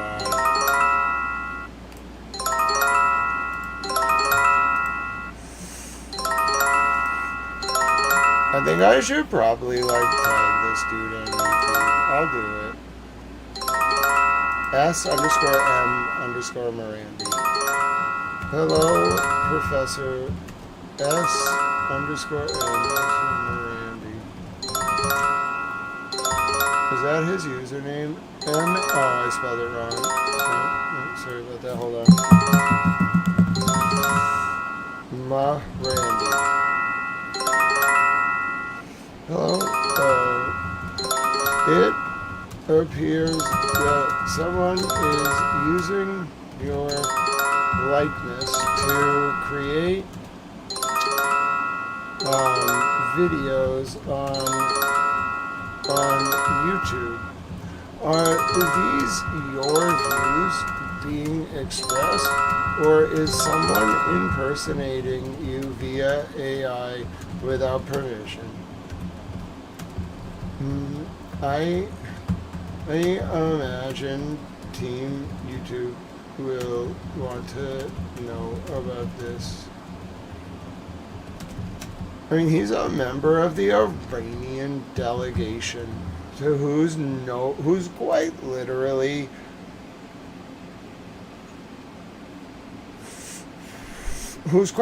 impersonating. Like, this can't happen. It's really bad. It's a serious problem. I hope there's a reasonable explanation for it, but I must say I'm not feeling very good about any of this. I think someone has tried to impersonate a high-level member of the Iranian delegation. I can see why people fell for it too. It really looks like it's him at first. But yeah, we might have a serious problem here. This is way above my pay grade. Thank God All the World's a Stage found this. All the World's a Stage was trying to help us just see more perspectives, because this guy's kind of smart. I think we inadvertently stumbled onto something serious. I'm just going to tag him.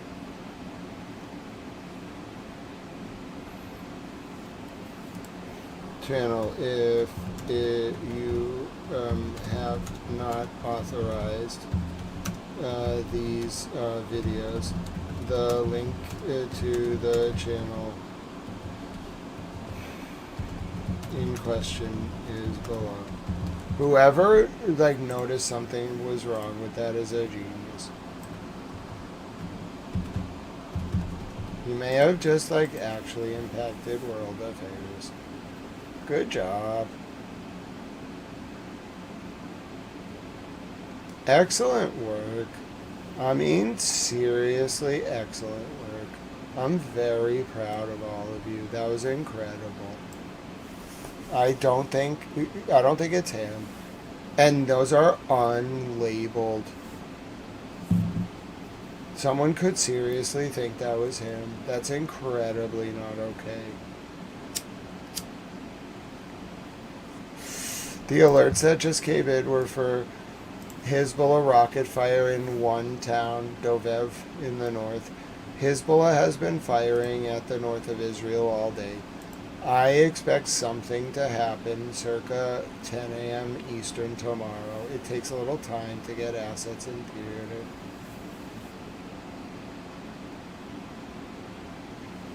Yep. All the World's a Stage, 100%. And the problem is, All the World's a Stage. People do AI stuff all the time. It's really subversive when someone's doing it unlabeled and it's a member of a foreign, state delegation. I tagged him. He should know about it. YouTube's got to action it. It's, very dangerous. It's not regular AI. I mean, it caught you, my dear friend. It could catch anyone. We got to get rid of that stuff. It's really not okay.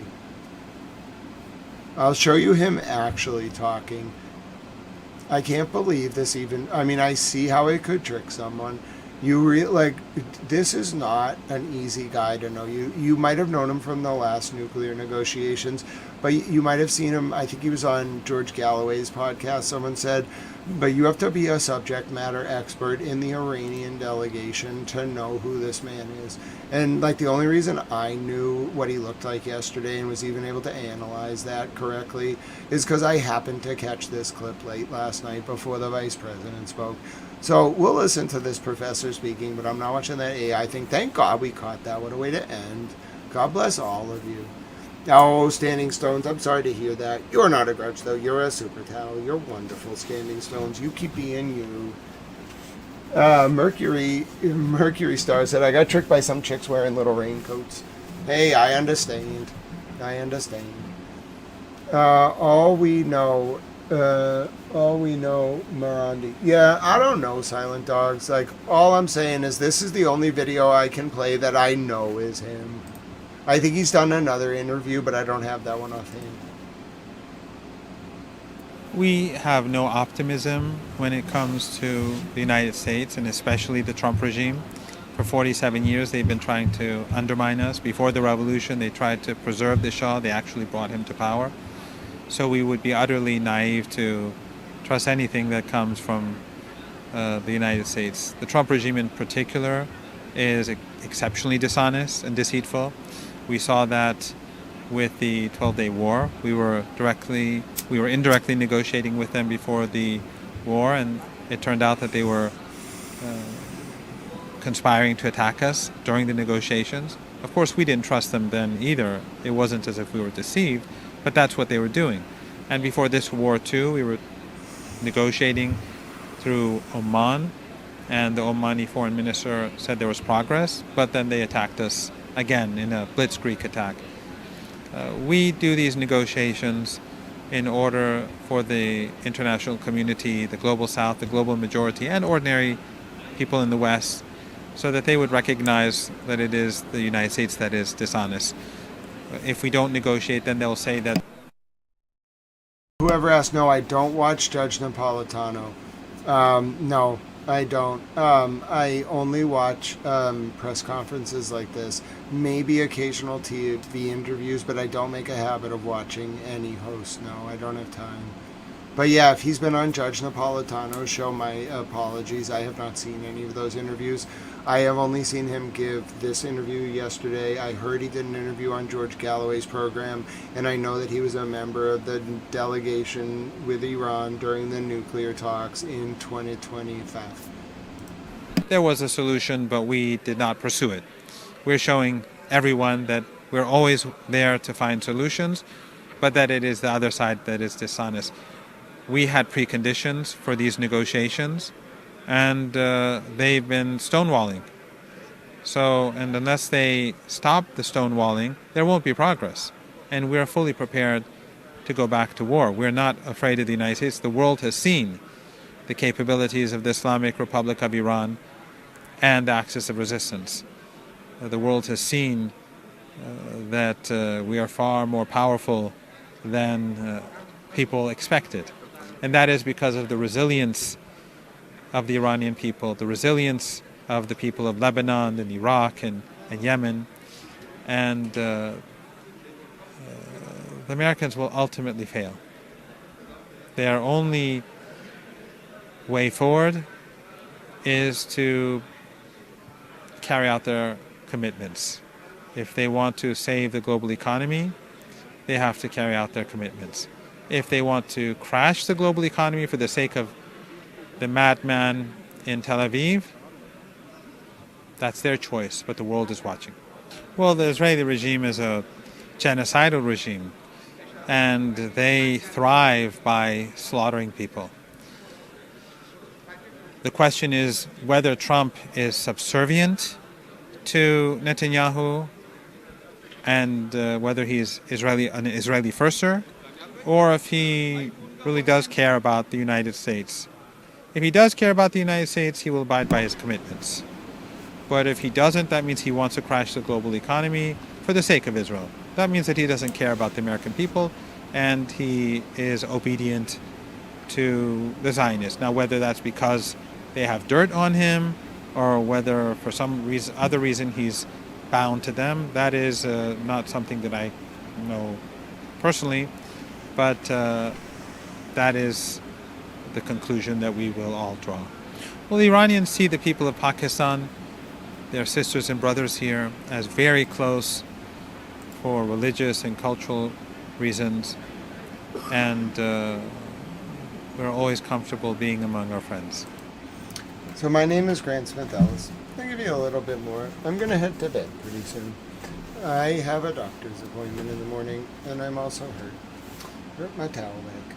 Thank you to everyone who's been supporting me this evening, and for everyone who has donated to Little Towel over recent days. I'm so glad you find this public information service helpful.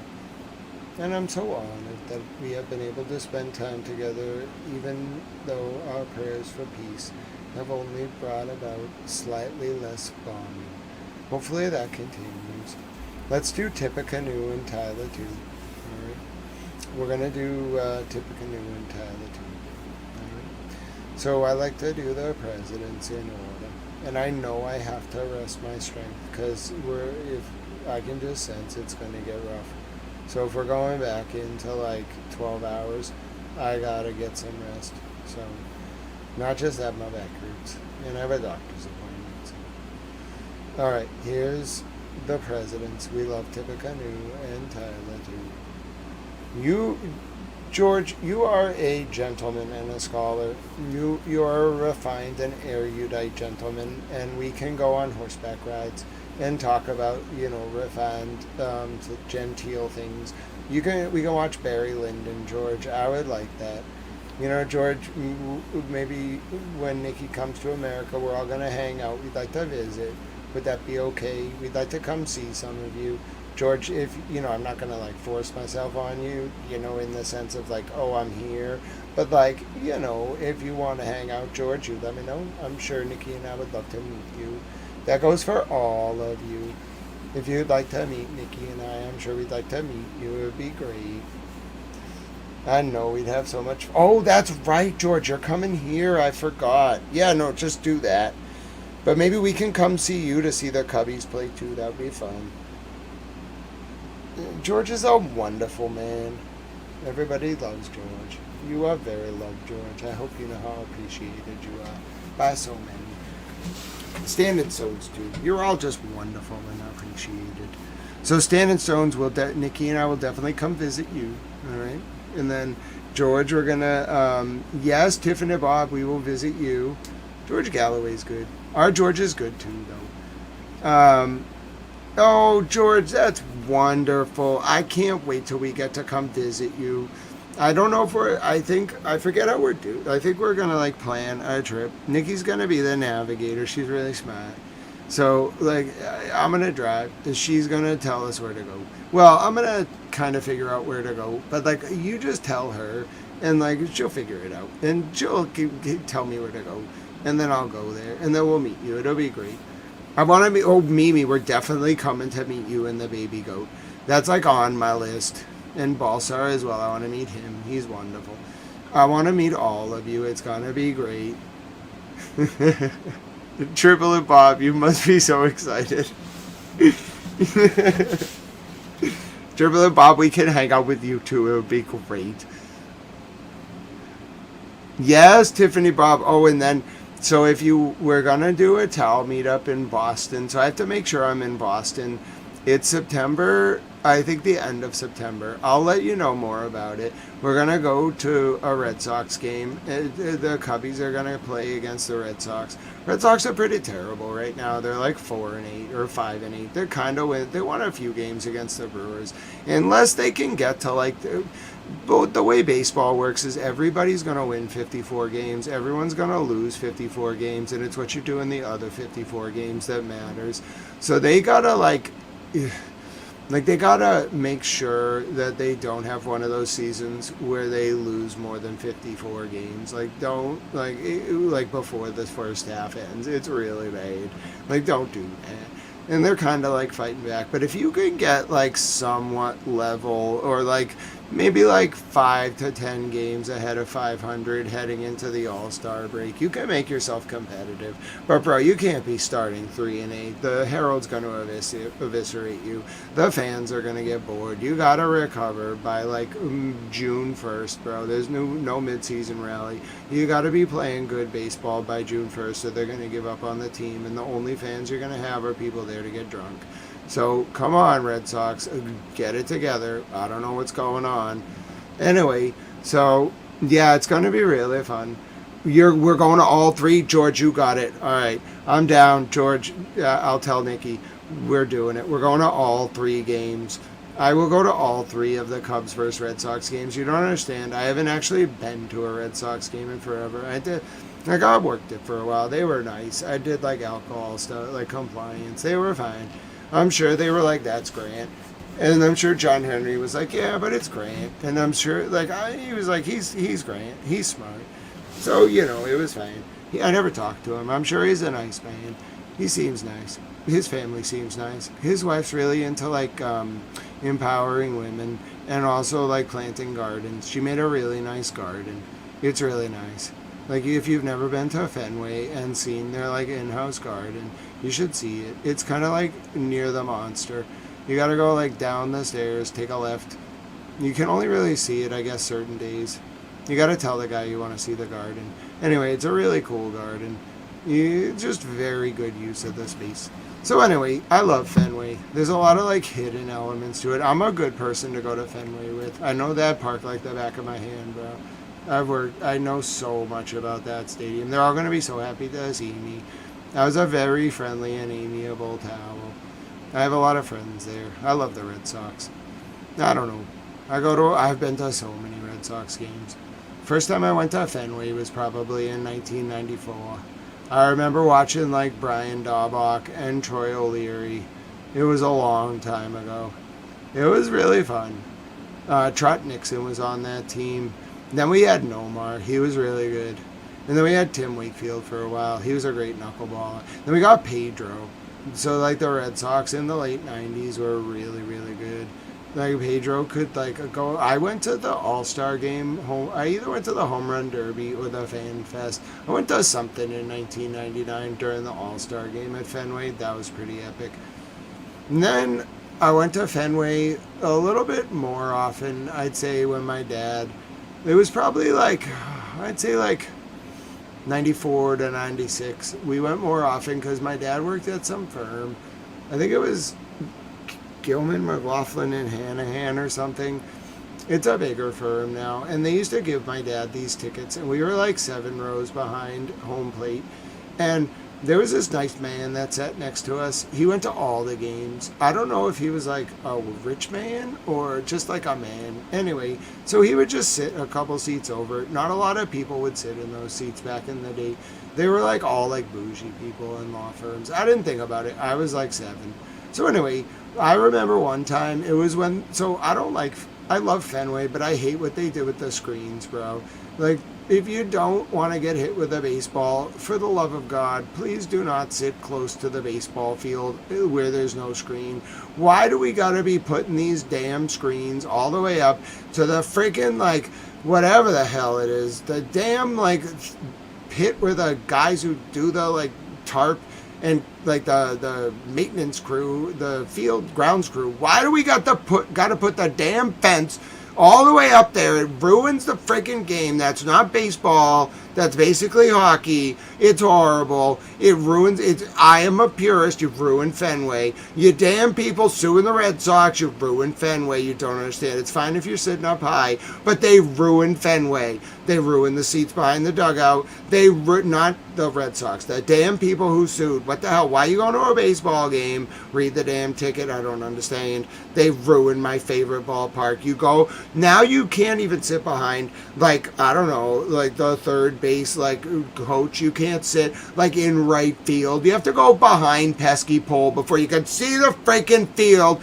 without that ridiculous net. I'm upset about it. You don't understand. You ruined my damn ballpark. It's a jewel box. How are you going to put the damn net all the way to the freaking grounds crew tarp? I'm so mad about it. And then down the left field line, it's all the way to the damn cut-in. It's ridiculous. It's freaking absurd. Put it to the freaking monster. Let's just cage the damn park in. Let's put a net over the whole freaking field. Let's put them in freaking, like, I don't know, like football helmets. God, I hate it. They're so litigious, these damn people. You ruined baseball. You've ruined Fenway. You make me so bad, George. I'm still going to have a good time. But we are not sitting behind that net. I hate that net. We have to sit above the net. We can sit on the monster. We can sit in the bleachers. We can sit on the right field roof deck. We can sit in the pavilion club. We can sit in the pavilion box. We can sit maybe like on the third field, like third base terrace in the no alcohol section up against the monster. Maybe we can sit like to the left of pesky pole in like the 7 sections that are right abutting the right field without the damn net. But I hate that net. They ruined Fenway. I'm mad. I demand that the Major League Baseball powers that be remove that net. Get rid of the net. Tell people they can't go to the ballpark if they don't know how to duck. What are you doing at a professional baseball game? The ball goes like 100 miles an hour. If you don't know how to duck, don't go. You ruin Fenway. It's not really the Red Sox. It's just these litigious morons who don't know how to duck. What are you doing at a baseball game? It's not like a social experience. It is a social experience, but bro, you gotta look at the field. If you get hit by a baseball at a baseball game, it's your fault. Oh my goodness, I'm offended by my local countrymen. How dare you? Sorry, I really needed to rant about that a little bit. That one was building up for a long time, like 3 years. I've never been able to yell about that net. Every time I saw it, I got so infuriated. I couldn't yell about it though because I had to be professional. Now I'm just gonna unload. I hate that net with every fiber of my being. It's a disgrace to the city of Boston. It ruined the cathedral of baseball. We don't have too many cathedrals. You've ruined it. You disgraced it. You've ruined Fenway. At least like 40% of the views. It's still fine. You still can have somewhat of an unobstructed view, but you ruined my ballpark. I hate it. We need new ownership. And I want that damn net gone. Or I want the whole thing in a net, and I want them in pads just to make a mockery. It's a disgrace. I hate it. George, I'm a purist. Right behind home plate is fine, George, because it doesn't get impacted by this. There was always a net there. You're going to see what I mean when we go to Fenway. Where, like behind home plate, there is always a net. Everyone expects there to be a net. You still get a good view, like you're right there. Everything's fine. Maybe 20 feet to the right of home plate, maybe 30 feet, there should be a net, okay? Because you can get a really bad foul tip. Maybe 20 feet, maybe 30 feet to the left of home plate, there should be a net. I totally agree. Everyone expects there to be a net directly behind the action and a little bit to the left and right because you can have a foul tip that could easily go like 140 miles an hour directly into someone's face.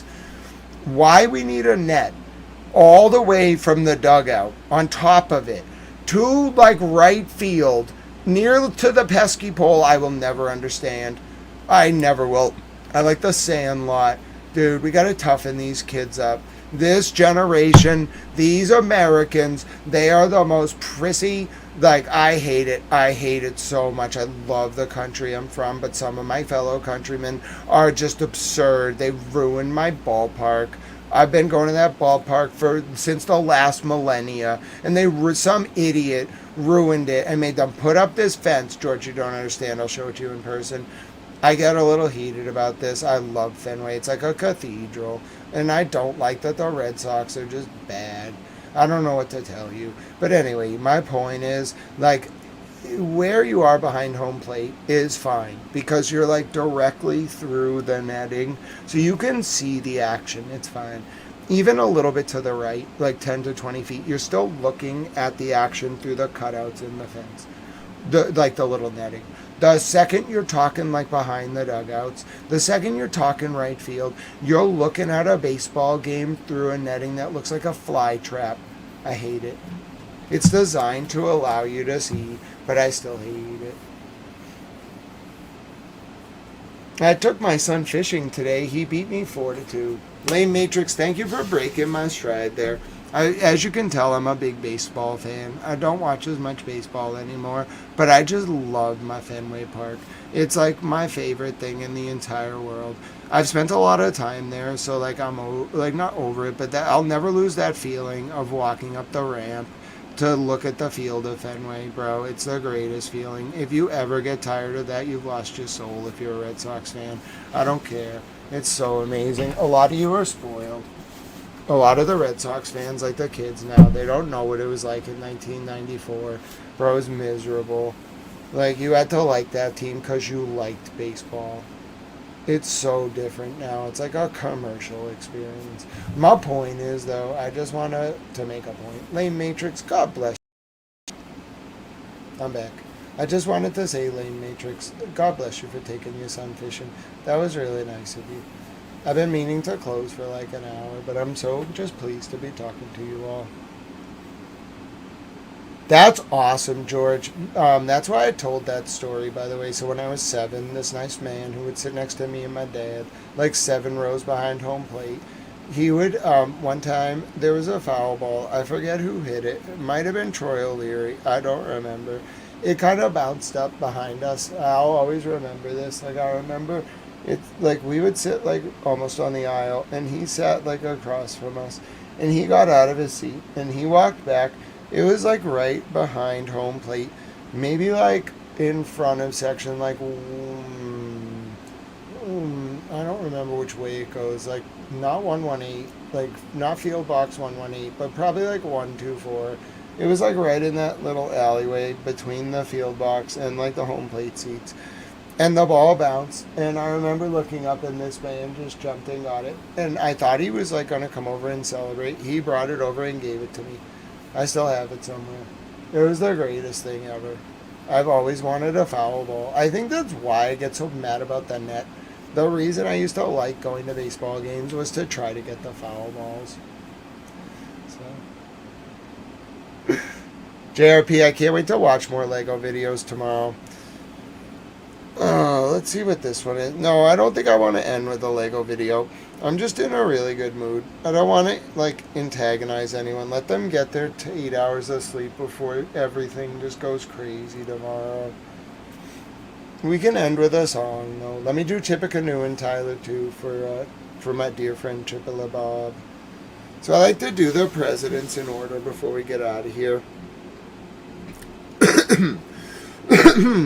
And I like to do the presidents in order to test my mental acuity. But I also like to say Tippecanoe and Tyler too, because it makes Triple Bob really happy, and that makes me laugh. In a good way. So, it's been a great day. I mean, it's been peaceful on the whole. Maybe not in Lebanon and northern Israel, but it's peaceful for at least another few hours. And there's a towel girlfriend now. It's really cool. I'm so glad I got to talk to her about, like, talking to you all about it. We had to, like, she's wonderful. She just lights up my world. So, anyway, hashtag towel girlfriend. I'm glad you all like her. Everyone's excited. I'm excited. And thank you for supporting Towel News. Alright, here we go. See, I just think about her all the time. Even when I was, like, thinking about doing the presidents, I was like, oh, but what about Nikki? Anyway, she's sleeping probably. She's wonderful. You're really gonna come to like her. She's just wonderful. And I think she likes you all too, so that's really great. Everybody's happy. If you just mix cornmeal and some cornstarch and whenever blood comes out of the meat. Oh, that sounds delicious, Translator Towel. I'm gonna make a note of that. Alright, let's do it. So you got President Washington. Then you got President Adams. Then you got President Jefferson. Then you got President Madison.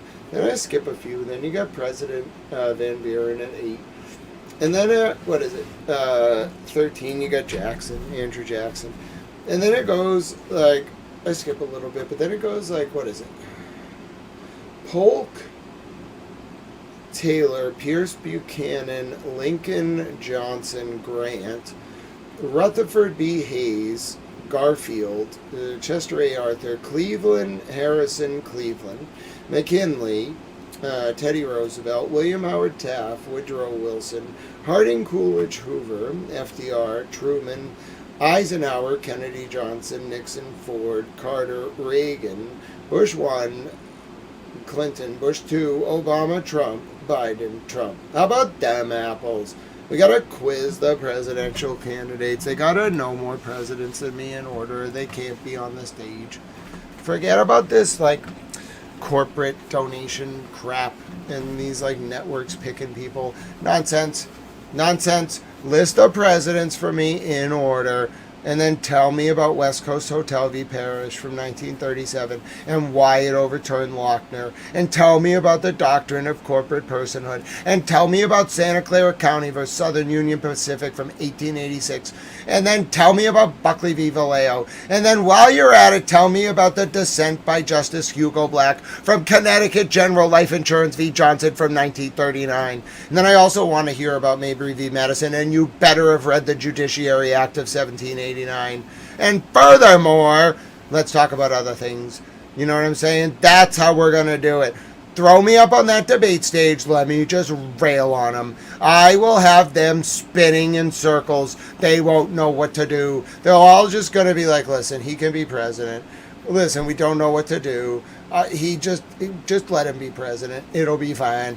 The country will just be much better off, and we all get to watch The Sandlot on July 4th.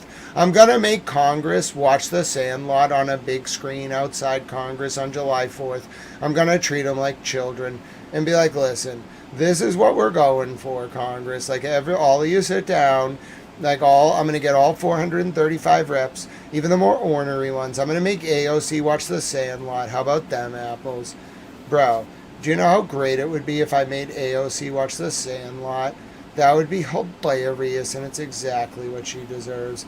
AOC, watch The Sandlot and write me a 1,000-word essay on what it means to be like an American. I want to know, but you have to watch The Sandlot first.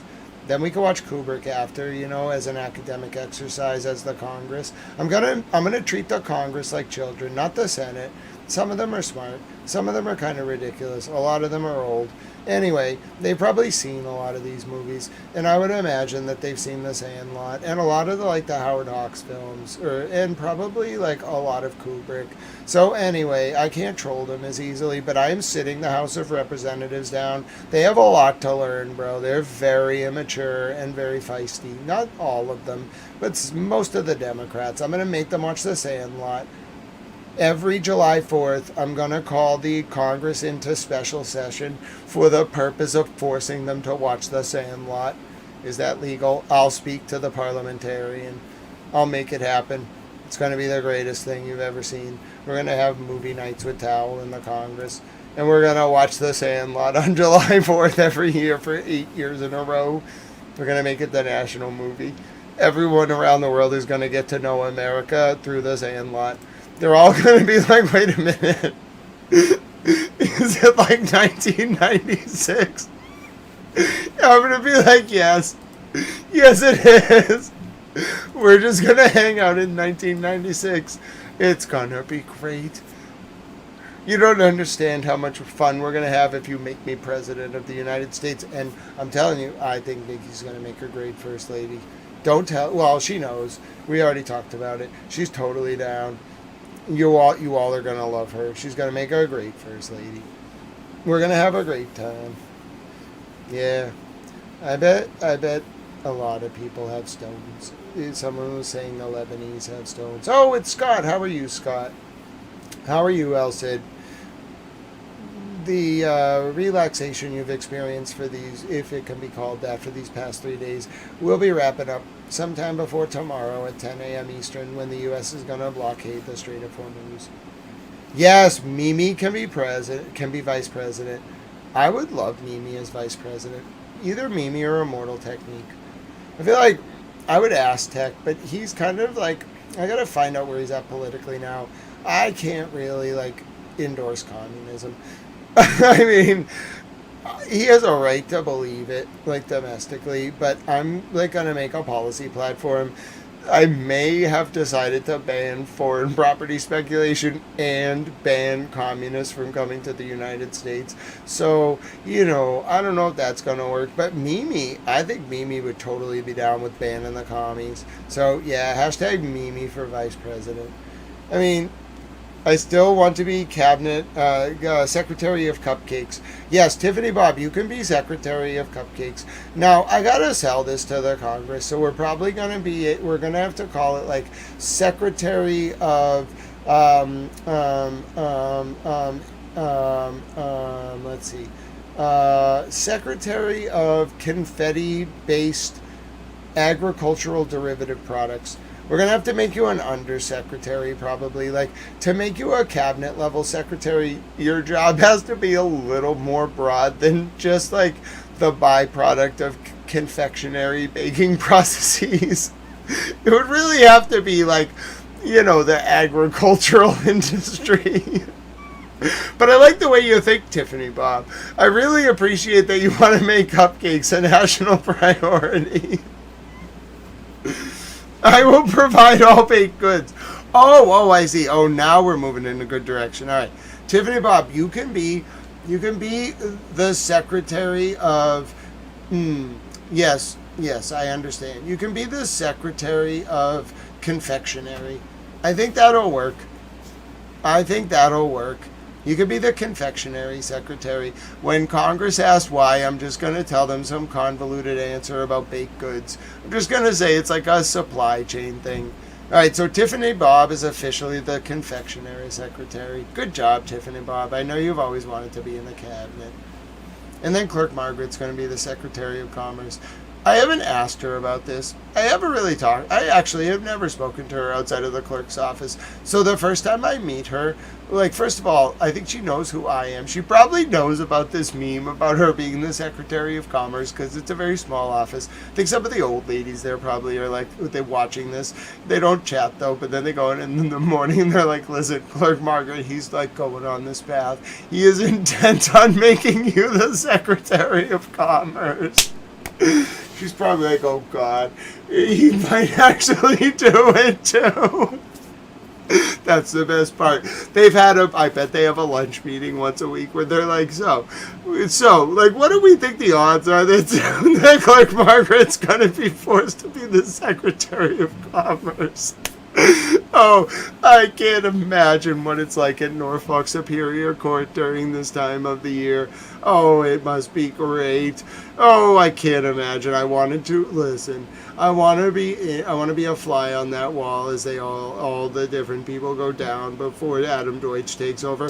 Whoever is left at the clerk's office in Norfolk Superior Court after Adam Deutsch wins the DA election down there, let me just tell you, I know Clerk Margaret will stay because she's a hero. I just have the sense she's going to do it.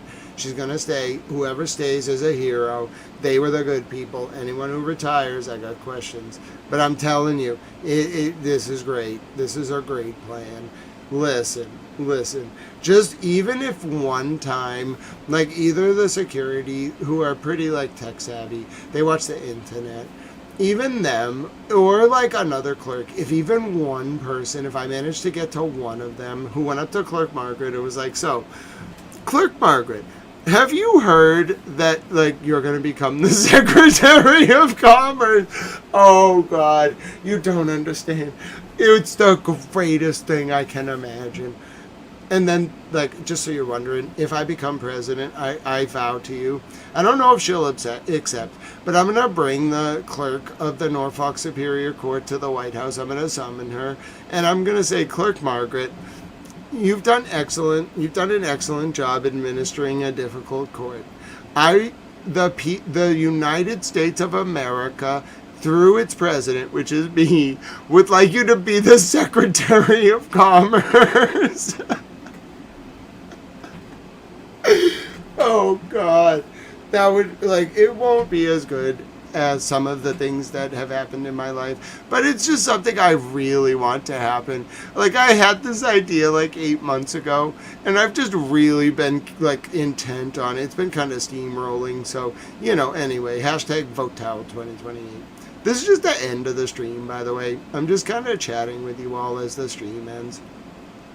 We could do a song, I guess. This is quite a date. I never thought that I would ever...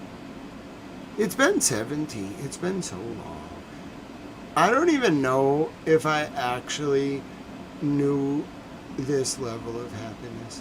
I've never in my life felt so fulfilled and hopeful, and even though it's a time of war, on a personal level, I'm very inspired that this can exist. I didn't think it was possible, and I want to share my joy with you. It will be wonderful. It's going to be great. So, yeah. Hopefully, though, I don't know. I really do not know how the next. I wish I could stand here and say to you, based on the past 44 days, here's how tomorrow's going to play out. Being the person who has covered this war a lot, probably more than other channels who do news, including like the ones backed by countries, I cannot tell you what's going to happen in the next 12 hours. You just have to wait and see. The deadline is, it's not even a deadline. CENTCOM has announced at 10 a.m. Eastern Time tomorrow, Monday, April 13th, 2026. They're going to block that strait. It's very dangerous. Oh, God bless you, Petty LaBelle. Thank you, Chanel Lindsay. You're wonderful. But yes, I don't know. For the first time, I don't know. Anything could happen in the next 12 hours. You have like maybe 13 hours and 29 minutes. It's not even a deadline. They're just going to do it. And something's going to happen between now and then that's going to be catastrophic. I don't really know what. It's either going to be catastrophic, like, because no one expects it, so that things are good, or it's going to be catastrophic because very bad things happen. Personally, I pray for the former. Like, just like catastrophic confusion because a very, like, peaceful thing happens and we get an off-ramp.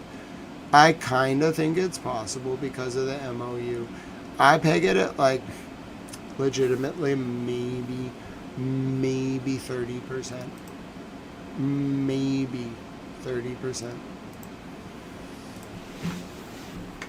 The more likely outcome, which I'm not even predicting, I'm just telling you the more likely outcome is that both sides are intransigent about the navigable waterways in question. And that immediately leads to a resumption of some kind of hostilities.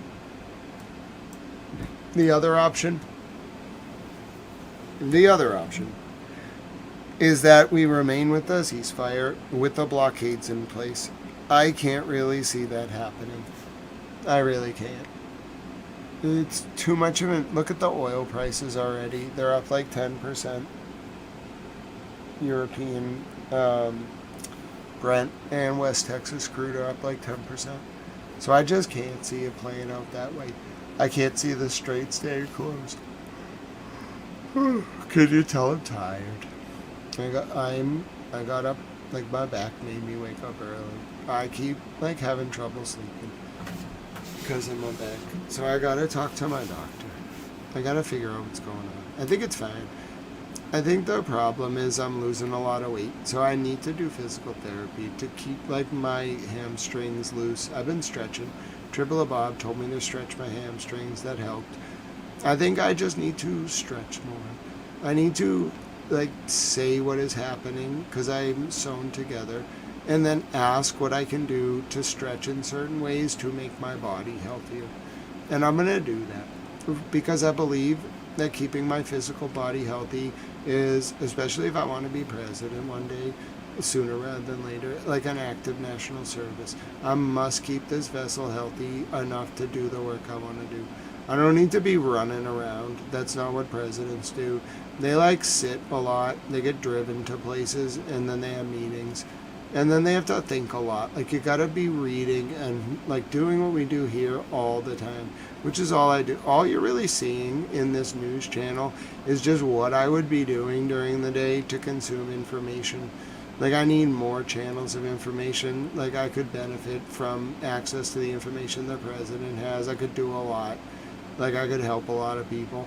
But this is just open source, kind of looking. This is what I would be doing if I were keeping abreast of what was going on in the world. You're hearing me tell you my thoughts about it and explain to you what I just naturally would understand about the content. So I don't need to tell myself all this, like most of what I tell you, I already know it. But it's helpful for me didactically to engage in this kind of teaching. There's a memory value. I retain more pedagogically when I teach you. So anyway, my point is, like, that's what you need in a president. You need a president who can constantly consume a fire hose of information, memorize all 435 reps and their families, memorize their districts, their opponents, memorize the military bases in their districts, the industry in their districts, the industries in their districts, the funding priorities in their districts, the political issues in their districts, like what the whip count is on a given vote, like what the whip count is in the House at a given moment between your party and the other party, what the whip count is in the Senate, like all 100 senators, who's their grandkids, who's their husband, is their husband alive, did they remarry, who's like their like point person, who's their chief of staff, who's their legislative liaison, who's their whip, who's whipping for who hates who's sabotaging who, what are the numbers, what do I need to get the bill passed, what bill has to get passed, what kind of bill is it a funding bill, is it a policy bill, who is it, like a nomination to the Supreme Court, like what are we doing, are we dealing with the conflict, like who's mad at who today, which country, all right, give me the full history, oh I know about that country, what's going on with the stock market in this country and the value of the dollar and the pound. You just have to keep up with everything at all times, what's going on in the UK, what are the Dutch concerned about, what are the Canadians worried about today, what are the French worried about, what are the Germans worried about, what are the Chinese worried about, and the Russians and the people in Singapore and Vietnam and Saudi Arabia and Bahrain and Yemen and Qatar and Brazil and Argentina and Cuba and Peru and Mexico and Guatemala and El Salvador and Honduras and Nepal and Bhutan and Singapore and Vietnam and Laos and Cambodia and Australia and New Zealand, and maybe the penguins in Antarctica for good measure. You just gotta know what's going on. And of course in South Africa and in Morocco and in Egypt and in Syria and in Yemen and in Oman and in the UAE and then, in the Central African Republic, and then of course what's going on in Somalia with Ethiopia and Somaliland. Ethiopia's landlocked and they really want access to the sea through a puppet state called Somaliland. Somalia really doesn't like that. Anyway, it's led to a lot of bombings in Mogadishu.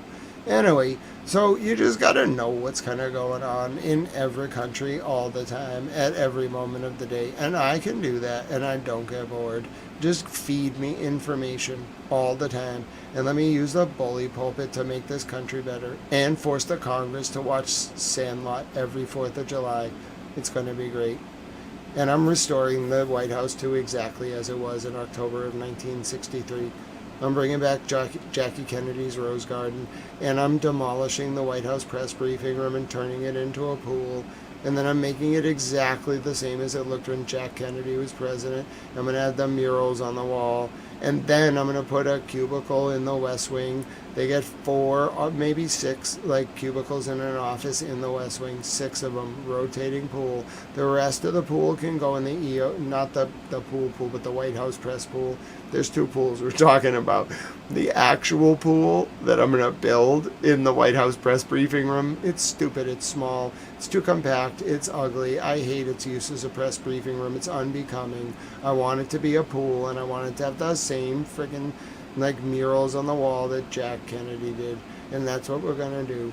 And then I'm going to put 6 of them in a rotating pool, 6 of them in a rotating press pool in the West Wing. They can have cubicles in one office. They can be 12 feet from me. They can hang out in the West Wing, but the rule is only 6 of them in cubicles. That's what FDR did. I'm cool with it.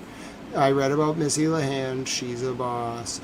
Anyway, so she was like the secretary to FDR. She was like his right-hand woman. She might have had an affair with him. I don't know. I'm undecided on that one. Anyway, moving forward, I then will put the rest of the press in the old executive office building, and I will give them press conferences in the giant auditorium of the EOEB, which I'll revert to exactly as it looked in 1963. Then, more importantly, I will reintroduce the French notion of the levee. I will open the White House every Tuesday, Wednesday, and Thursday from 7 a.m. to 11 a.m., and then I'll let you line up in a virtual queue system, barring national emergencies or other such things where I might have to cancel. I will let you line up in a virtual queue and spend 5 minutes with me at a time. The French notion of the levee is why the Oval Office is an oval. It's meant to bring you into the room so you greet the president, you tell the president your issue, and then you leave. That's what we're going to do. We're going to reintroduce the levee, and I'm going to be the people's president. We're going to restore the presidency to the people. And not only am I opening the White House to you, I'm opening the Oval Office multiple times per week, okay? Not just once, not twice, not thrice. Well, 3 times, but 4 hours per block. I'm going to sit in that chair. I'm your president. I'm going to sit in that chair for 12 hours a week, and I'm going to smoke the whole time, though. Don't bring children. You can bring children. Tell me ahead of time, and I'll put the weed out. But, like, yeah, don't bring children in when I'm smoking. But on the whole, I'm going to sit there. I'm going to smoke cigars. I'm going to be on the computer. I'm going to look at the TV. I'm going to maybe, like, talk to Nikki and then some other people. And then you're going to come in, and you're going to tell me your problem 5 minutes at a time. I'm going to listen. I'm going to ask you questions. I'm going to look at my aides and be like, okay, tell like these like people to do this, and like write this person's number down and follow up with them. And then we're going to very efficiently file it away and make sure there's follow-up. I have a plan. Okay, you get 5 minutes. I have to be fair. I can allot you more time at another time if I think you're interesting, or I want to talk to you more, or I think your cause is important. But I don't want to middleman this direct access, 5 minutes a person. I'm going to see as many of you as I possibly can. All right, you have to come to Washington, D.C. If I get elected, you get 4 hours 3 times a week. 7 a.m. to 11 a.m. Tuesday, Wednesday, and Thursday. I'm going to open the Oval Office. You got to queue. You got to go through security. You got to pass a background check. Then you come in. You talk to me for 5 minutes, 1-to-1. You can wear a suit. You can wear sweatpants. I'd prefer you wear a suit to respect the office. Not really me. You have to dress business casual. No tank tops. No shorts. No flip-flops. You don't have to wear a dress, but you're not coming in there. Like, I'm going to ban you from, like, coming in there in business casual. You got to come in, at the very least, like, in a suit. And women don't have to wear a suit, but they have to wear, like, I'm going to put certain rules, and I don't care if they're divided by sex. I really don't care. Women and men wear different things, and if you have a problem with it, move somewhere else. So anyway, and if you disobey the rules, I don't care if you're my own mother. Well, she's not coming to the White House anyway. I don't care if you're my own mother. You're not coming in the White House. If you don't follow the dress code, not because of me, because of the office, you will respect that place. And you will wear very formal clothes. But then you can talk to me for 5 minutes. If you don't have nice clothes, what I'll do is I'll set up like a very discreet room. Like, you'll have dignity. If you don't have nice clothes, just call ahead of time. You can come either early or just like go off into the changing room discreetly, and you can have a suit. And then you can just keep the suit. That would be nice, actually. Or the clothes if you're a woman. Or your kids need clothes. If you and your family, actually we have to do it that way. If your family, if I set this up and put a requirement that you dress nice, if you can't afford it, I will facilitate access to clothing. Every person who comes gets like whatever clothing they want if they can't afford it. And then you keep the clothing when you leave. We got to like work on this. We got to help people. Like, we can't just be making them buy suits to meet the president. And then you can't expect them to you can't make them feel bad because they can't afford a suit. So, and then you got to give them like a suit. So there you go. That's what we're doing. If you want to come to the White House and can't afford a suit. And we also got to figure out a way to get people there. We can't just be like, yeah, come to the White House. Maybe we should do this on Zoom. No, I really want it to be in person. But then maybe I'll set an hour aside each day for like people who can't get there in person. But I want you there in person for the most part. I need to read your vibe. If you're disabled or something and can't get to the White House, I'll let you do it on Zoom for an hour a day. So 3 hours in person, an hour on Zoom, 5 minutes per person. I'm content. That you should make me president. This is going to be great. Yeah, now I can't promise, Elizabeth, that I can get the appropriation for it. But yes, if I create this government program, if you elect me president and I introduce the French notion of the levee again in the form of opening the Oval Office for 4 hours a week, 4 hours a day, 3 times a week, and I impose a business suit requirement or like dress code, then yes, I will offer a program that allows people to be dressed appropriately and then keep the clothes. And then I'll think about like how to get them there. Like I'll figure out if we can like subsidize getting you there. And if like money's an issue to get to the White House, like we'll just like, I don't know, like sell a plane or something to like the United Arab Emirates, like one of the F-15Es or something. We'll just sell a plane and I'll ask for an appropriation to like fund people coming to tell me their problems so I can fix them. It's a good use of government money. All right. Hello, unknown. You came right at the end of the stream. Oh, Petty LaBelle will help with rolling the cigars. You got it, Petty LaBelle. I'm all about it. All right. Let me bring up Francine's best friend, Pete Bunnytail. I might want to stand up as I do the outro. I'm kind of tired of sitting down. My back is starting to hurt. So I'm going to do a standing up outro. I hope you don't mind. I don't stand up very often. I only stood up a few times during the war. Anyway, I'm kind of cute, but I have a girlfriend now, so yeah, sorry. I'm taken. She's really beautiful and smart too, so she's wonderful. Anyway, I can't wait for you all to meet her. It'll make me a very happy town. I'm sure some of you already know her. Alright, if you benefited from... That's Pete Bunnytail, by the way. He has my heart a little bit, you know what I'm saying? But, you know, he's not Nikki. He's just a Pete Bunnytail. Francine loves him dearly, though. So, yeah. Elizabeth is uncomfortable. Grant will let all... I am... Wait a minute. I don't know who's talking about clothes, but I am wearing clothes. I have some nice slacks on, no black pants, and I have a black shirt on. So it's a sign of mourning, because war is end. If you benefited from this stream, if you learned something today, we'll be back after my doctor's appointment tomorrow. So probably likely, well, there could be chaos. So let's say between 11 a.m. and 3 p.m. Eastern. No promises. Like, I have to stay at the doctor until the doctor says I can go, you know, because it's the doctor. What if they have to do a blood draw? I'm praying you don't, but you never know. So my point is 11 a.m. to 2 p.m. Eastern. Things should be quiet, at least until 6 a.m. Eastern. I cannot guarantee anything, though. There could be chaos at any moment. Like 10 a.m. Eastern tomorrow is roughly when you should start paying attention. It could be earlier, it could be later, I don't know. That's when the U.S. is going to blockade the Strait. Translator Towel, Interpret Towel, you're wonderful. Francine, you're wonderful. If you learned something today, if you benefited from this stream, if you want to pay it forward, there's a way you can do so. You can look for reasons to do small acts of service and kindness for people around you, just like you've all given me a new lease on life. I hope you will consider doing that for others, just by bringing happiness and kindness to their lives. It can change people in so many ways. I wake up every day. I can't tell you how much of a blessing it is. I felt blessed before in my life. Now I feel like I've won the lottery. I've never felt so blessed, and I hope to bring this happiness to more people. I would love to just let people experience this all the time. And I don't know if it's my faith in God. I truly attribute it to God. It's the only way it could have happened.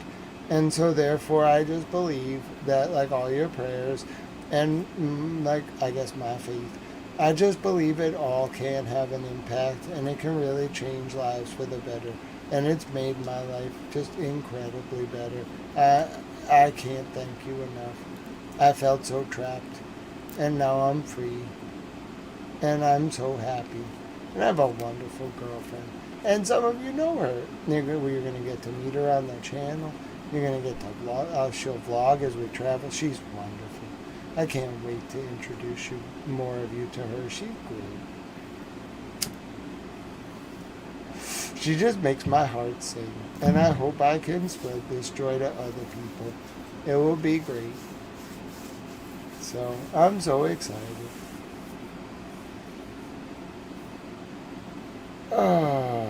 So, my name is Grant Smith Ellis. I'm so grateful. Yeah, people with autism, They have very high analytical intelligence, Elizabeth. That's why I can I can recite the presidents. I can do things that make your brain just spin.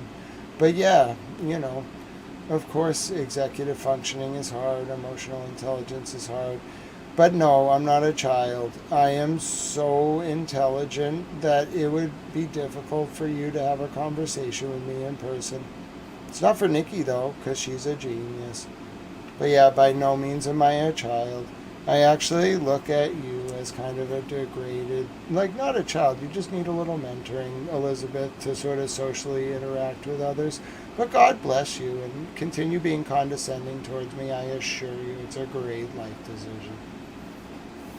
I'm literally so happy. There is nothing you could say to me that would result in anything but a witty, sardonic retort. So just bask in my glow. I want you to feel the radiating joy that I have every moment of every day. And I hope it inspires you to find that same happiness, because it's what every one of you deserve. Including you, Elizabeth. You'll get there in time. You just need a little bit of mentoring. I'm going to help you get there, Elizabeth. You'll know love one day. God bless you. My name is Grant Smith Ellis, and I'm clearly radiating. Just glowing. And I want you all to experience this, and I will make it happen for you. I will bring a sense of hope back to this country and to the people I care about, and to my countrymen and women if it is the last thing I do. And I will radiate this joy forward, and nothing will stop me.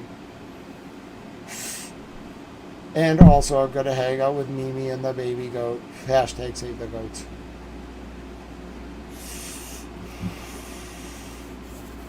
Yeah, Elizabeth, you may be disabled. I think your social proclivities might be a disability, but you know what, Elizabeth? You overcome that disability. You're not disabled. You're differently abled. You're capable. You're loved. You're empowered. You're mentored here. You're appreciated. You're going to do great things one day, Elizabeth, and we're going to be here to raise you through that process. You keep coming back. We'll keep mentoring you. We'll show you that same unconditional love that maybe you've never experienced, and we'll show you what it means to go from childhood to adulthood. I'll show you that firsthand. I'd love to help mentor you in that process. God bless you, Elizabeth. And your disability doesn't matter at all.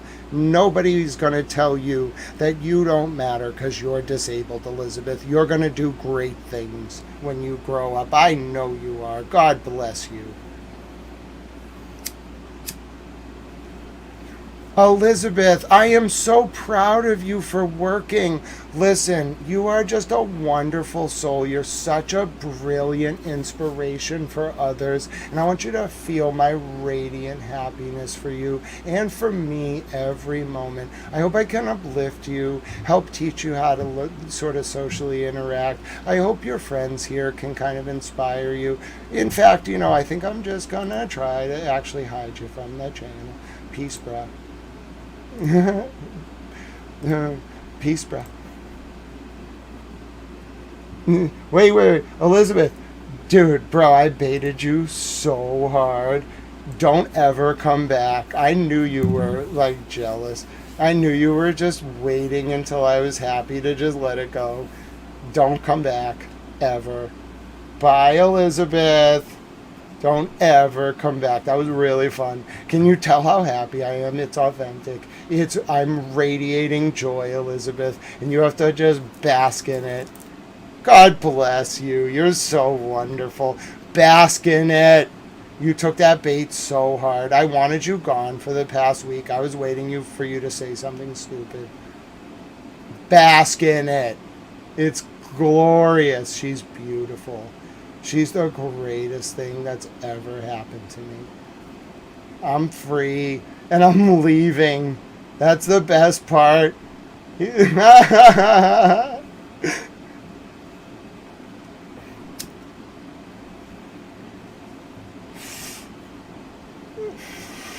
are all basking in this joy, Elizabeth. We want you to know we are all just having a great time. I think Elizabeth needs a song. Elizabeth, you need a song to help you understand love. Hold on.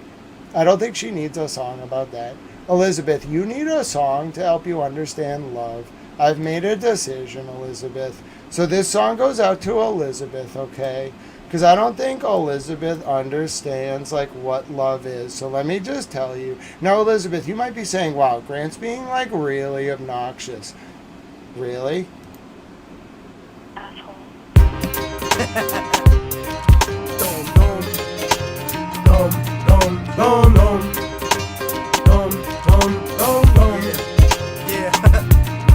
I'm obnoxious, motherfucker, can't you tell? Run through Little Havana yelling Viva Fidel, jerking off with the sheets when I stay at hotels, drinking Bacardi at AA meetings, smoking the L. I'm broke as hell, my attitude is no good, like working for white people after watching Rosewood. So I'm a mercenary, I don't care how I get richer, like American companies that did business with Hitler. Get the picture, nigga? I'm the best of both worlds without the hidden camera and the 12-year-old girl. Let's face it, you're basic, you aren't half the man that I am. I'll throw your gang sign up and then I'll spit on my hand. Give me 100 grand, give me your watch, give me your chain. That's your girl? Bitch, get over here, give me some brain. I'll bust off on her face, and right after this segment she'll probably rub it in her pussy, trying to get herself pregnant. I said it, I meant it. That's the way I deal with enemies, like pro-lifers that support the death penalty. And don't talk about war when niggas know that you puss. A fucking hypocrite, draft dodger like George Bush. Don't push me, nigga, cause I'm close to the edge, and I'll jump off with a rope that's wrapped around your head. Send a dead fetus to my ex on Valentine's Day. The safety's off, nigga, so get the fuck out my way.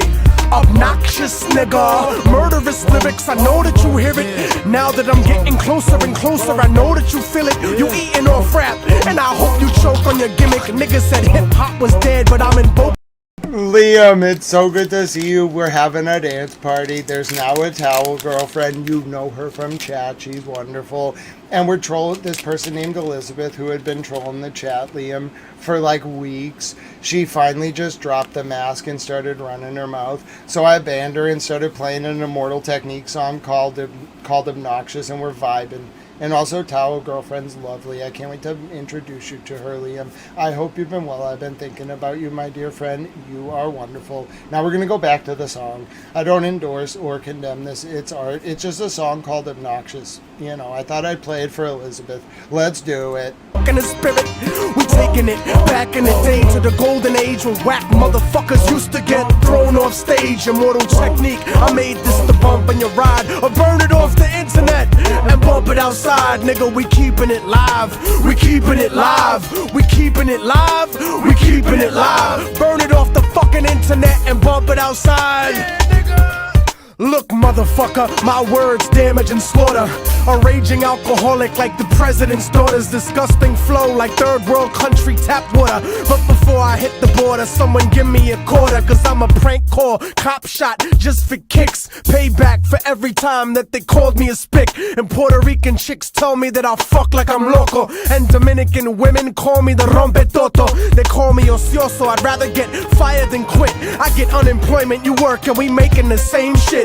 How dare you niggas criticize the way that I spit? You coffee shop revolutionary son of a bitch. But you know what the fuck I think is just pathetic and gay? When niggas speculate what the fuck Pac would say. You don't know shit about a dead man's perspective, and talking shit will get your neck bone disconnected, disrespected. Niggas don't show no love. Why you tryna be hardcore, you fucking homo thug? And don't be sensitive and angry at the shit that I wrote, cause if you can take a fucking dick, you can take a joke. I'll choke your friends in front of you to prove that you fallen off, and you won't do shit about it. Like the church during the Holocaust, Kalashnikov machine gun flow that I fire. Obnoxious until they shoot me on the day I retire. Obnoxious nigga, murderous lyrics, I know that you hear it. Now that I'm getting closer and closer, I know that you feel it. You eating off rap, and I hope you choke on your gimmick. Niggas said hip-hop was dead, but I'm invoking the spirit.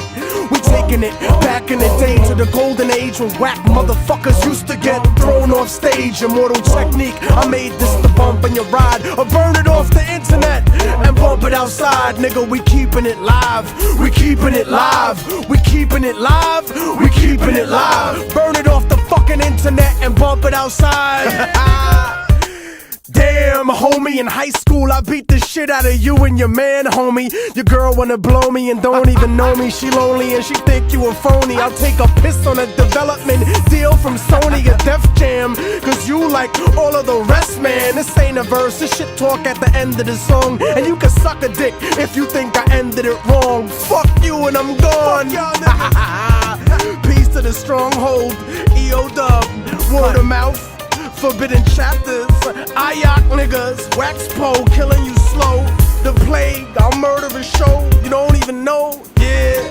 Foul play, nigga. Harlem.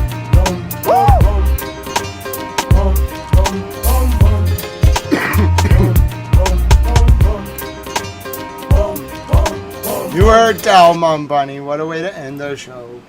Look for a reason to pay what you learned here forward, or the happiness you found, or the camaraderie in chat, or the emojis, or the love, or my radiant joy, or my trolling of Elizabeth. Donate to our homeless veterans, our service members, their families. Look for reasons to help. Happiness comes from helping. Haven't you noticed? Look how happy I am. All I do is try to help people. Happiness comes from helping. You will never experience as much joy as just helping people. Just don't think about anything. If you just wake up and try to help, you will become happy. And if you need help, just ask and we will help. I promise. Helping, happiness comes from helping. I'm gonna write that down. I want that to be our slogan. Happiness comes from helping. That's such a good slogan. That felt divinely inspired. Wow. I love that. Happiness comes from helping. I want that on my tombstone. I'll tell Nikki. Happiness comes from helping. You're all wonderful. God bless you all. Look for a reason to donate to our veterans, or our homeless veterans, or our service members, or their families. Help them. They've served for us. All of our freedoms come from them. We can say it comes from like the Enlightenment, but no, it came from the men who took up arms and the women who supported them in like 1776 and 1789 and all that. They are the reason, and all of their sons and daughters who served honorably as well, and my grandpa. They are the reason we have these freedoms, so help them today. You may also consider a donation to animal shelters run by veterans, or that help our service members of veterans. Great way to help our fur friends. Great way to help our veterans. You may as well consider a donation to animal shelters in general. Great way to help our fur friends. Everyone loves animals. The goats, the dogs, the cats, the turtles. Speaking of that, you can go watch Turtle Boy. He's probably doing his intro. He's a journalist. There's some crazy stuff going on with like the Karen Reed case and Brian Tully, and like him being Turtle Boy being tormented for exposing corruption. So speaking of the turtles, you can go watch Turtle Boy. I'm going to bed. I forgot he was going live. I don't like preview or like lead up to people, but if the timing works, I'll tell you to go over there. Nobody asked me to do it. I don't think we haven't even spoken directly outside of court. But the point is, he can talk to me if he wants. I said he could be a towel the other day, so if he wants to reach out, that's cool. I'll let people know if I'm ending as he's going on. I'll let people know. Anyway, my point is. Hashtag save the animals, help the animals, donate to our animal shelters, also the goats and the penguins and the sheep. We love all of them. And you may also consider, if you're in the UK, a donation to the Big Issue. It's a great way to help populations experiencing homelessness in the UK. Let's see. Yeah, Tony, who are you talking about? Tony, that's incredible. Tony, who are you talking about? Are you talking about people in chat? Tony, you need to apologize. No, you're gone, Tony. I don't ever, Tony, want to see you speaking that way about your fellow members in chat. You're gone, and you're not welcome back here. Bunny and Mimi and Ifti Ahmed and Petty and Tiffany Bob and hundreds and thousands of other people have been nothing but kind to you on the few times that you've bothered to show your face, and you express that level of rudeness towards them, you need to do a lot of growing up. We'll mentor you and show you the love and compassion you've denied to others with that grotesque remark, but I want to see some serious maturation before you come anywhere near this comment section again. You're not welcome here. You have some growing up to do. I'm very disappointed in you. You've really let me down. You haven't impacted my radiant joy, but you've let 180 countries down. You've let millions of people down, Tony. I hope you really think about that before bed. Okay? I'm disappointed in you. Thank you for taking the bait, but I'm still very disappointed in you. Okay? You don't have to repent to me, but I'd like an apology to the people in chat that you hurt. That was wrong. Okay? I understand you're young. You have a lot of growing up to do. These are adults in this chat. Okay? They are here to show love towards you. And when you lash out like that and hurt them, it's you who we feel bad for. So God bless you. I hope that your heart can find healing, and that as you grow up and mature over time, you can express that compassion and kindness to others as well. And maybe God will bring that to you, because we'll pray for that for you. So thank you, Tony, for blessing us with your presence and taking the bait. I wanted to get rid of you two for a while. I thought you were a little bit of a subversive, but you finally took the bait, so thanks. I see everything. So it was nice to see you, Tony. Don't come back. Diane, you're so wonderful. My pleasure, Bunny. Thank you, Mimi. And Liam, it was offensive. I think it's just someone who's a little younger. They gave me the vibe they were maybe 18, 19, very young. They're kind of still growing up. We're here for them. They needed, Tony won't be able to chat anymore, but they'll be able to listen. And, if I ever get the vibe they're there, we'll give them the support services that they need as they grow up. Being a child's really hard. I never hold it against someone for being young and kind of lashing out. But Tony, God bless you. Even in your young age, as you grow up, we're going to be here for you. Happiness is helping, of course. So let me leave you with some radiant joy. My name is Grant Smith Ellis. If you're not in the UK and you're unable to donate to the big issue, which is a great way to help populations experiencing homelessness, you don't have to make a donation at all to spread the love that you or support or knowledge that you learned here today. It can be something as simple. It doesn't have to be a donation. It could be something as simple as smiling at someone on the street, reaching out to a friend or family member you haven't heard from in a while, or yes, even giving away 200 tomato plants like Francis Futrell did one time, and having them designated honorary towels during the outro forevermore. Yes, I agree, Liam. Just some moral guidance for some of the people that came in. That's why you're so wonderful, Liam. I feel like a lot of people love your energy. I do as well. That's why I was so happy to see you come in at the end.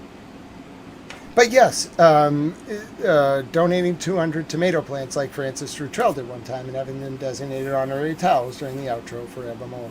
In that way, may we change about the current realpolitik from one centered on preserving, expanding, and demonstrating our power to instead one centered on preserving, expanding, and demonstrating our capacity to engage in small acts of service and kindness rooted in unconditional love. Therein, living up to our Tau Eudaimonia or Summum Bonum, our greatest good in the ancient Greek or Latin respectively, and in turn bring about a new digital epoch defined by Aquarius the water bearer standing tall next to a Nikki with a Pete Bunny towel. My name is Grant Smith Ellis. It's been an honor. I have to think about that outro. I'm going to make it work. My name is Grant Smith Ellis. It's been an honor to be with you today. Thank you for welcoming me into your home. Thank you for bringing so much joy into my life, even during times of intense agony. Thank you for being you. You're all so wonderful in your own ways, and I'm so grateful we've all crossed paths. I can't wait to meet so many of you and to travel around the world and the country. You've freed me I'm so excited, and you've brought me a level of happiness that I didn't know was possible. If you need to reach out overnight, there's a Discord. Francine's been making it very easy. It's not evil. Easy to access the link. I was reading what Mimi said, which is Diane said Grant will be a great dad. And Mimi said, happiest times are spent with Grant Smith Ellis. Oh, and Liam said, also love to the chat. I love seeing so many kind souls in one place. It's beautiful. Thank you guys. Oh, thank you all. And yes, so there is a Discord. You don't have to be alone overnight. You can click the Discord link. If you need me and want to email me, I am not great at my email responses right now. A lot's been going on, but we're working on it. I'm going to respond to all your emails. GrantSmithEllis@gmail.com. I get them all. They do come in. You can email me. Just let me know. And then we will communicate. You'll hear more from me on this channel, youtube.com/@GrantSmithEllis tomorrow between 11 a.m. and 2 p.m. Eastern. Signing off from my towel desk in Boston. It is 9:11 p.m. Eastern, U.S. time. It is Sunday, April 12, 2026. It is 3:11 a.m. in South Africa. It's 4:11 a.m. in Tel Aviv, Israel, and it's 4:41 a.m. in Tehran, Iran. Good night, world. God bless all of you. Thank you for being with me today, and be well until we see each other next.